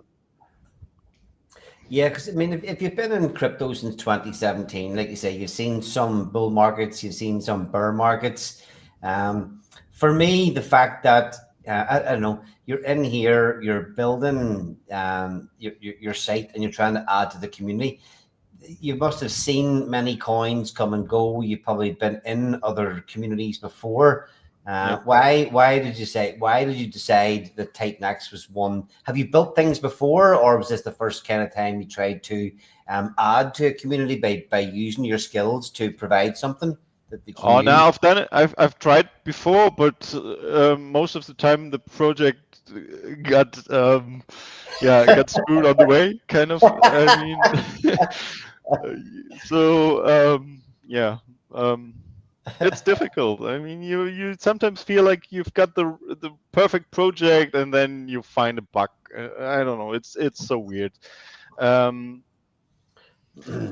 And yeah, with TitanX, I felt it's such a nice idea to create an ecosystem in the community where building together and on top of each other is one of the main parts and focus of it. And I always like I really enjoy the community, and you guys are doing an amazing job, and I always felt quite connected to you guys, so I stuck around.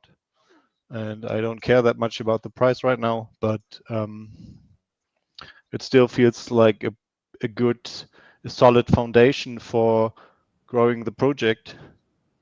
Yeah, I mean, obviously, a lot of the builders, especially ones that were up here tonight, and not even just the ones that were here, but all the ones that are actively building, working, streaming, all feel the same way. But we do have a great, aside from, builders that build protocols are one thing, but it's the likes of yourself that are stepping up to see a little gap in something that they can use their expertise in and add more to the community. We've got yourself build on TitanX. We've got TitanX Utils, TitanX Hub. Rod Warren's got the YouTube optimization thing as well. So there's a lot of community members that are maybe building things that aren't necessarily projects, but they are infrastructure to the ecosystem. So thanks very much for doing what you've done so far, and I hope people watching tonight, maybe some of the other builders, or if community members have any ideas or want to write articles on behalf of us, the builders,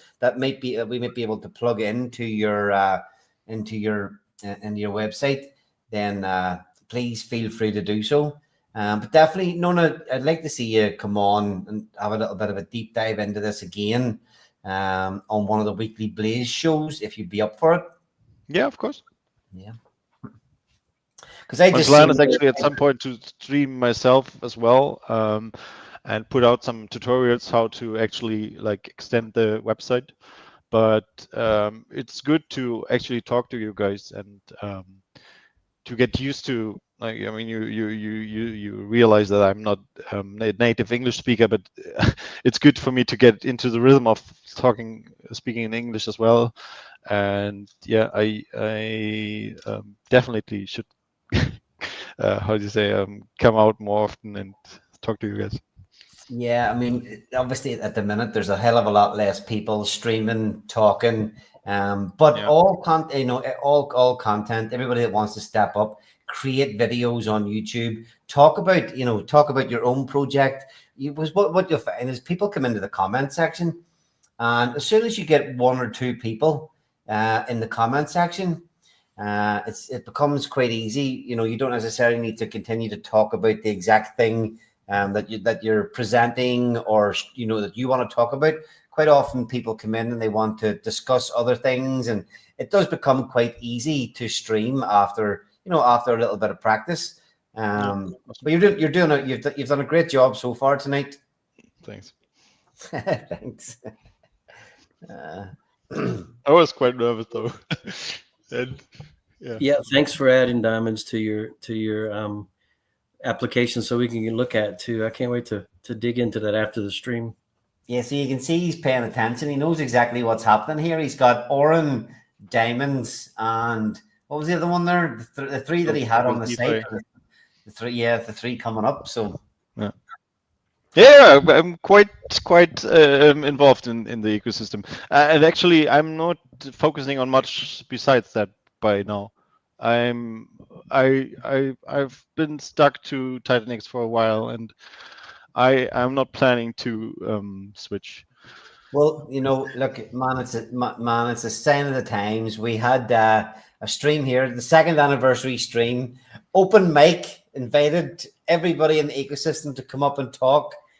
You're the only one that decided it was worth the effort to come up here and talk tonight. So look, one, I appreciate 100% what you're building for the ecosystem. Me and the guys, you know, we've got Blaze, Trade Brawl, Diamonds, all there. Plenty of articles that we can write, and plenty of ways we could potentially use the site. So I want to appreciate you know, building what you have. And I've always said this, you know, from I started building, when I get into the Pulse Chain ecosystem, when I get into the TitanX ecosystem, one of the most important things for me was wherever I position myself, I want to add some value. You know, there are really, you know, we can all bring very, very different skills, very, very different personalities, and that's what makes a community. That's what makes an ecosystem. So thank you for stepping up and building what you're building, using your expertise to do that. But also thank you very much for having the balls to, when you haven't streamed before, when English isn't your native language, to step up tonight, show what you've built, present it to almost 1,000 people here at the minute. So yeah, fair play to you, and thanks for being part of the ecosystem. You bet. You bet. Thank you. All right, Nona, we're going to start wrapping up here. Is there anything you want to say just before we drop you down and start to put in the final comments? Yeah, maybe just one more thought, just because you were saying this, as like this is usually also not my skill to actually write content. So it would be also good if you guys jumped in and, for example, like the diamonds article, there's not much there yet, you know. So, but I've been always planning to like stop with the development more and focus myself more on the content, because I feel like this need. So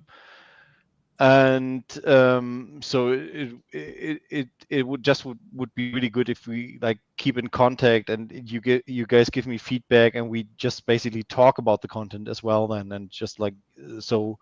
I mean we've done this a little bit about on Twitter already, like on X, for example, like with the diamonds 888 club, and us figuring out that actually like after 888 days it all resets again, and the NFTs are a pretty nice cheat code to get around this, and stuff like this is kind of important to, like, for example, to put in articles and to put into content. But it's always difficult to be that precise, you know what I mean? So Yeah. it's always quite important to have the builders and look over content and see the errors and see where you can improve something, or yeah, just like point out what might even be wrong. Yeah, I find the challenge is too much information. Like that's where I struggle, putting too much information. So it makes it too long. Yeah, I remember the first draft of the Diamonds white paper. I was like, "What the fuck is this?" it was fucking 10 articles for Build on TitanX. But by the way, this was also a sort that you don't need to have like a really long article, especially like on this side as well. It doesn't always need that much to be that much of information. Maybe just like I already felt about this on Orange, for example. I was wondering if it actually even makes sense to write one article about the universal staking module and the Orange. This is way too much. I mean, the white paper already is quite huge, and the universal staking module itself is quite how do you say, big. So I think it makes sense to break content down into smaller articles and just focus on one tiny piece and maybe write another one. Yeah. Okay, well, look, thanks very much for popping up and sharing everything with us tonight. And I'll reach out to you. We'll get you on the Weekly Blaze. And if you ever want to read, if you want to catch any of us, in the Blaze Telegram, we're always in there. t.me/Blaze DeFi. Pop in there, Nona, and drop in anything. We'll chat about it. Awesome. All right, thank you very much for coming on. Thank you too. Bye-bye. Bye. All right, lads, we've gone for 5 hours and 54. I think this might be the longest stream on last year's anniversary stream. Although I only covered the first few hours each day, and it was taken over by other people. So possibly this is my longest streaming in one day. We're almost hitting 1,000 viewers, so maybe want to hang on in here to get ticket up over that 1,000 mark. We need another 990 people tuned in today. So it's been, pump it. Let's break 1,000. Let's go. Yeah, that's it. What do we need to do? What do we need to do? Let's pick up an old video here before we start wrapping things up. Diamonds are forever. The crown jewels keep. Diamonds are forever. Locked whispers of the sea. Diamonds are forever. Blaze that cracks the night. Diamonds are forever. Your ticket. Get those diamond certificate NFTs, Rich. I love that video. That one and the old lady in the wheelchair. Oh, it's incredible. Oh, darling. Lean in close for diamonds. The sultry Ethereum Temptress making Blaze and X28 tokens sparkle with irresistible fire. 3 steamy payout pools lavish you with ETH, crushing cell. 3 steamy payout pools lavish you with ETH. You missed the best part with the girl circling the table in the bikini, dude. Oh, I didn't even notice that in the videos, Rich. Oh, darling. Lean in close for diamonds. The sultry Ethereum Temptress making Blaze and X28 tokens sparkle with irresistible fire. 3 steamy payout pools lavish you with ETH, crushing cell pressure and whispering sweet utility in your ear. Drama? Please. We've got pure diamond desire. Man, what the fuck? It's only 30 seconds. Do you not have 30 seconds? No, I don't. What I love about these videos is that when you actually listen to the words in them, they do give you a pretty good overview of what's going on in the protocols. The unfortunate thing is that sometimes people probably don't pay attention to what's being said in them. They just looking at the girl in the bikini that you didn't get to. There was a load of ones in bikinis in the pools there. No, I thought that's what you meant. No, you just clipped it right before it started. Right, okay, you've built it up enough. We've got to see this now. You're gonna have to sit and watch all 50 seconds of this video to catch 30 seconds. Oh, darling. Lean in close for diamonds. The sultry Ethereum Tempress, making Blaze and X28 tokens sparkle with irresistible fire. 3 steamy payout pools lavish you with ETH, crushing cell pressure and whispering sweet utility in your ear. Drama? Please. We've got pure diamond desire. Slide those diamonds into the vault. Tease up to 888 for shares that'll make you shiver. Craving more? Crush extras for a bonus that'll leave your wallet begging. Payout seduce. 60% at 88 days. 40% at 288. Effortless, eternal, and oh so enticing. Baby, dive into the diamond's allure now. You know you want to. I'm sorry that cost you so much pain to wait that long. Yeah, I'm impatient. Time in the market, not timing. Anyway, okay. Wow, what a stream today. We covered a hell of a lot. First hour, me in Utah, dug deep into our experience of where TitanX originated from back in Jake Sharp's mastermind. I have Penny Boy on for the second hour, giving us a rundown of macro and all the liquidity is coming. It's all coming to us. The alt season we're all hanging in here waiting for appears to be on its way. Then we had the DEFI team show up. It was nice to see Smooth and Crypto again. Dave Awesome X hasn't been on too many streams of late. Nice to catch up with those guys. Cryptographics on. I missed that section, but he's built a lot and done a lot for the community. And then the open mic there, we had Nona on towards the end, showing us what he's building and how he's contributing to the ecosystem. So we covered quite a lot there tonight. Not quite the hype that we had this time last year.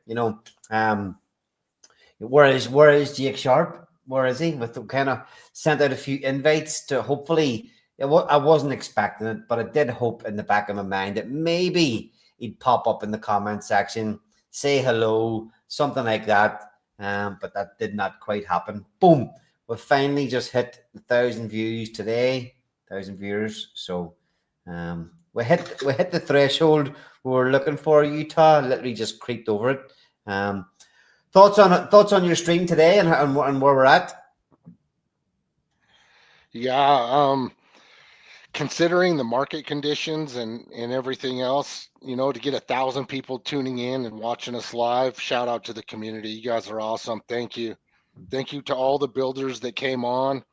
I mean, last year we didn't have enough time to get everybody on. This year I couldn't even get responses from a lot of people. So grateful for the people that showed up. DEFI team, Rich, you, Ali. So yeah, graphics. It was good, really good. I love these streams, man. And the more the merrier, man. I'm ready for us to start fucking pumping, and then we can all get on stream and have a good time, and the people in the chat will be happy, and just have a big old party like we did last time. Yeah, exactly. Yeah, I mean, I do. Again, it's another thing that all right, okay, we've built protocols, but most builders have other things in their lives that go on. We're sacrificing, plan A, sacrificing Saturday, Sunday afternoons. Mike Dean was doing it for a long time. We jump on every Tuesday, we try to do it Thursdays, Saturdays. There's a lot of time given up for these things just to be here and create content, so that there's always something, there's always some presence for the ecosystem there. And at times it's difficult, but in my opinion, it's very, very important to have things like this stream, like us, and whether people tune in, whether they don't, in the long run, it just matters that there's a constant stream of something going out covering the ecosystem, and that's what we try to do here. I wonder what this is. I have a gift for the community. Yeah. What is it? What is the gift? I just asked him. Yeah, tell us what you got. It would be nice to know. Rich, how you feeling about the launch coming up here of Diamonds in 10 days' time? I'm thrilled. I'm gonna probably take off at least that morning, if not that day. Depends on what I got going on at the job. But yeah, I'm looking forward to it. I couldn't be happier. I've done some personal onboarding myself, a couple friends, family, and yeah, I wouldn't get my friends and family involved if I thought it wasn't going to do well. So, yeah, I'm excited about it. This has been something that's been on my mind since last year when Blaze sort of went through that first payout. I was like, wow, how can we keep this going? This is what, when TitanX first launched and it had those big stake payouts, that was the thing I was most attracted to. Everybody had their own ways of playing it. I like staking, so I came into the protocol wanting to stake, and I wanted those ETH payouts, and they were going good until they weren't. And so I said, how can we get that back? And so Blaze came along and it came back. And then, we went through a phase where the market was doldrums or whatever. So I just want to revive that. And that's what this is all about. And then the way that Diamonds is structured is to not only revive the ETH payouts, but to revive X28, to start burning off TitanX, contributing to the ecosystem, to give people a chance to win again. A lot of times I've invested a lot of money, and like I said before, I haven't always won. I've actually become bag holders. So that's not fun. I mean, eventually you need to win one, right? You need to win some. So yeah, I'm hoping this does that. I'm just actually while we're chatting here, we're waiting on DeFi DJing to bring up the goods. I'm just looking back some of my old memes here from the ecosystem. Let's see. I can share some of these. Play the yeehaw. Play the yeehaw. Absolutely will play that.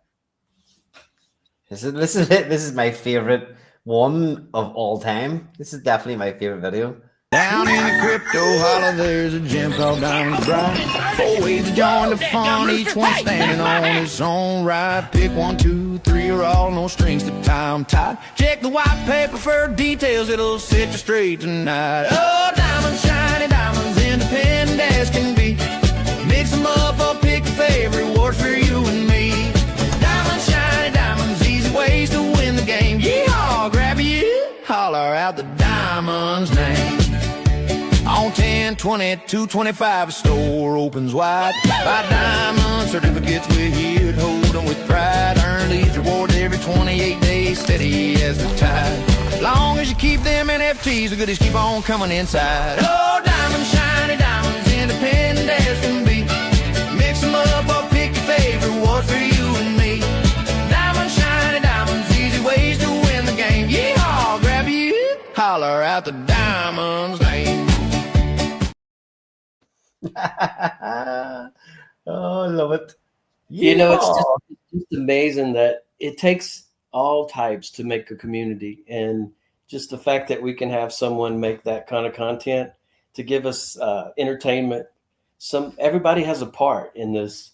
I'm no good at marketing. In fact, I'm no good at speaking, but I'm doing what I can. Yeah, you keep saying that. I don't think you do too bad a job at all. Let's see.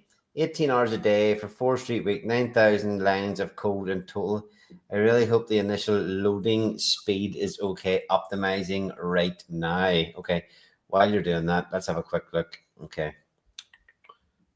Let's see, what have I got first? Zenzu. Zenzu. These are, yep. Make ETH devs great again. That was what we're trying to do. So at that time, everybody was a lot of people were playing around in Zen. We'd all been burnt, and we in Blaze were trying to make ETH devs great again. That was Mike Dean's one. Let's see. Let's take that comment away. Hear that. Wow. 18 hours a day for weeks, 4 weeks straight. That's amazing. And 9,000 lines of code. That's more than Buildify. Is it? Yeah. Oh my God. Oh. Oh, most people won't even know what that is. This was, I can't even remember this guy's name. This guy Hellwell. Hell Whale. That was it. Hell Whale. We're going back into the fucking history, the deep history books of TitanX here. This was actually a remake of this one. No, not that one. There. Somebody posted this on Twitter back in the day, like the very start of TitanX. I think whenever I don't know, whenever they realized that Jake had control of the band burn.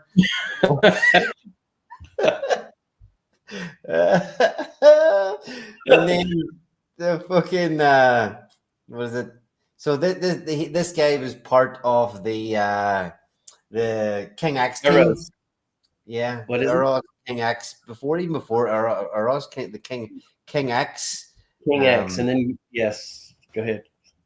So yeah, he was the guy, one of the guys. It was King X, it was gonna be Queen X and all kinds of stuff, and it just never would launch, and then it finally launched, and wrecked a bunch.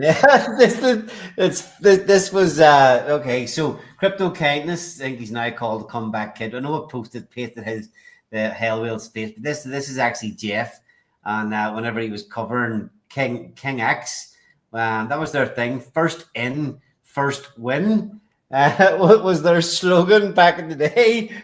First in, first win. I think everything Jeff covered went to fucking zero except PTGC. First in, first out. And then like this one, where is the last one? Last one I'll share is the good old market ban Blaze or participating in the Blaze auction. Both as good as each other. Okay, what have we got? DJ's got something. Did you see my first message? Here it is again. The fuck's he talking about? He's probably trying to post links and they're probably getting blocked. Yeah, drop it. Go drop it in the Blaze Telegram. We can pull it up there. Probably another scam link for me to download more shit. Wallet drainers. Yeah.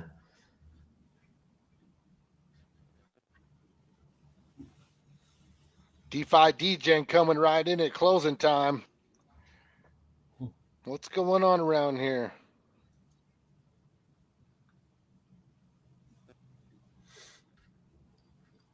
Yeah, what is going on? Yeah, I gotta shut this thing down. 6 hours going. What's the hurry? I've shit to do. Well, if you guys, I'm happy to bounce off. If you guys want to stay on here and chat away. Nope. Nope. I got somewhere I gotta be too. Yeah. Yep. But it's been good. It's been awesome. Actually had really good participation. Yeah, so thank you to everyone. The plan of attack for us over the next week or so, just while we're here and closing up. But between the three of us here, we've got the launch of Diamonds coming up in 10 days' time.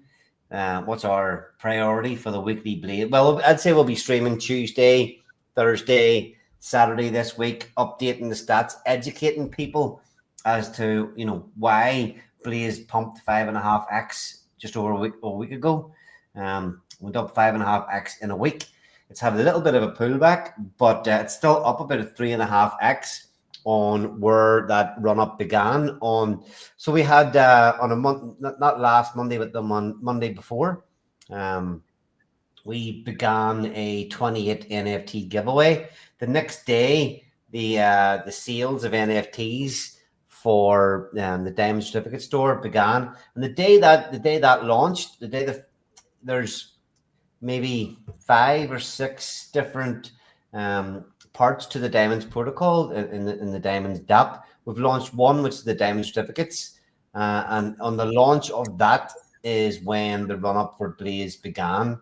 So yeah, I mean, we'll be doing probably another couple of deep dives, educating everybody as to one, how things are progressing at the minute and what that bodes for when we launch, and just educating people as to all the things that are built in to diamonds, how it benefits TitanX, how it benefits Blaze, and how it benefits X28, and how it benefits, hopefully, not financial advice, everybody that participates, back pockets. Yep. Okay. Yeah. So he posted the link in the Blaze chat. You need to go to DeFi DGen's X page. Okay. That'll come up automatically here. Let's see. This better not be like like that fucking video people used to send you. Like it's just fucking porn noises.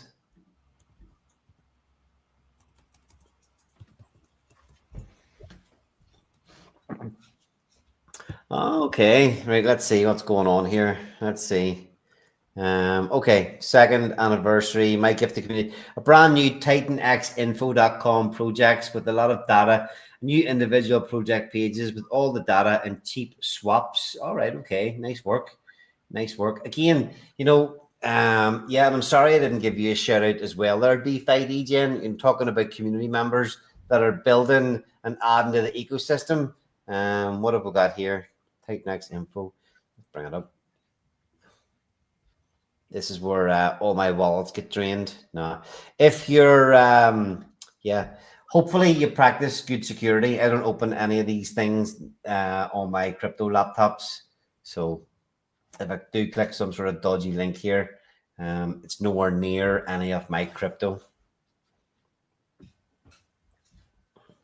All right, projects page. Okay, got all the links to all the sites. A lot of data here.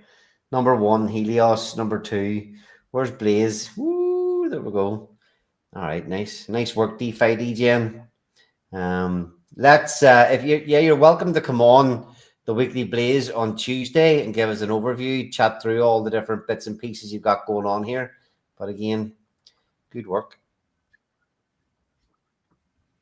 Yeah, I'd like to see more demonstrations. So come on the stream Tuesday. Yep. All right, awesome.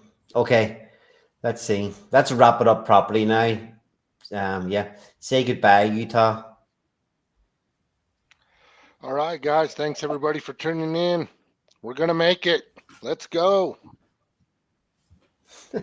No, yep. You've moved on from hold the line. Hold the line. No, he's moved on from it's been rough. It's been rough. Yeah, folks, this is November. This is our time. This is what I said earlier is Next true. We had two Novembers in the previous 2 years that have been the best of times in this community. So I'm expecting the same from this month.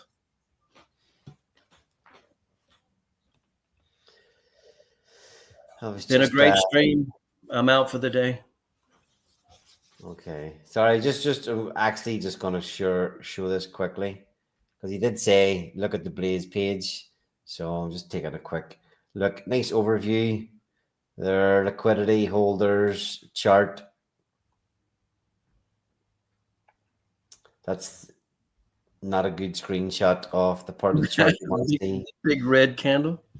Yeah, it doesn't show the run up. I can't even scroll in. Let's see. It's Christmas colors right there. Yeah.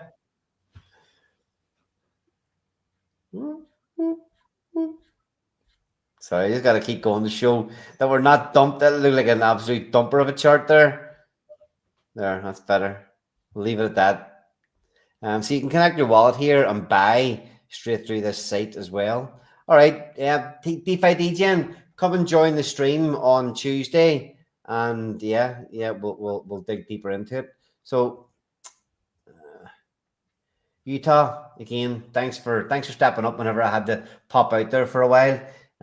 It takes a bit of teamwork in everything to keep these things alive. I know you've got my back. I know I've got yours. Same with you, Rich. Yes.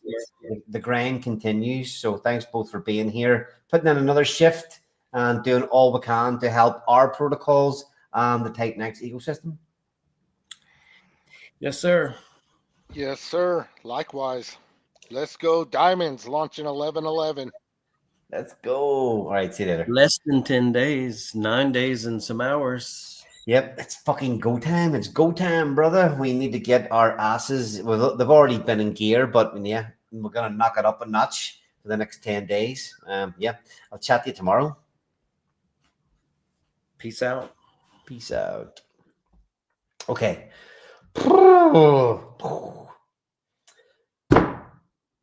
Utah says hold the line. There's many other things, you know, don't get shaken out.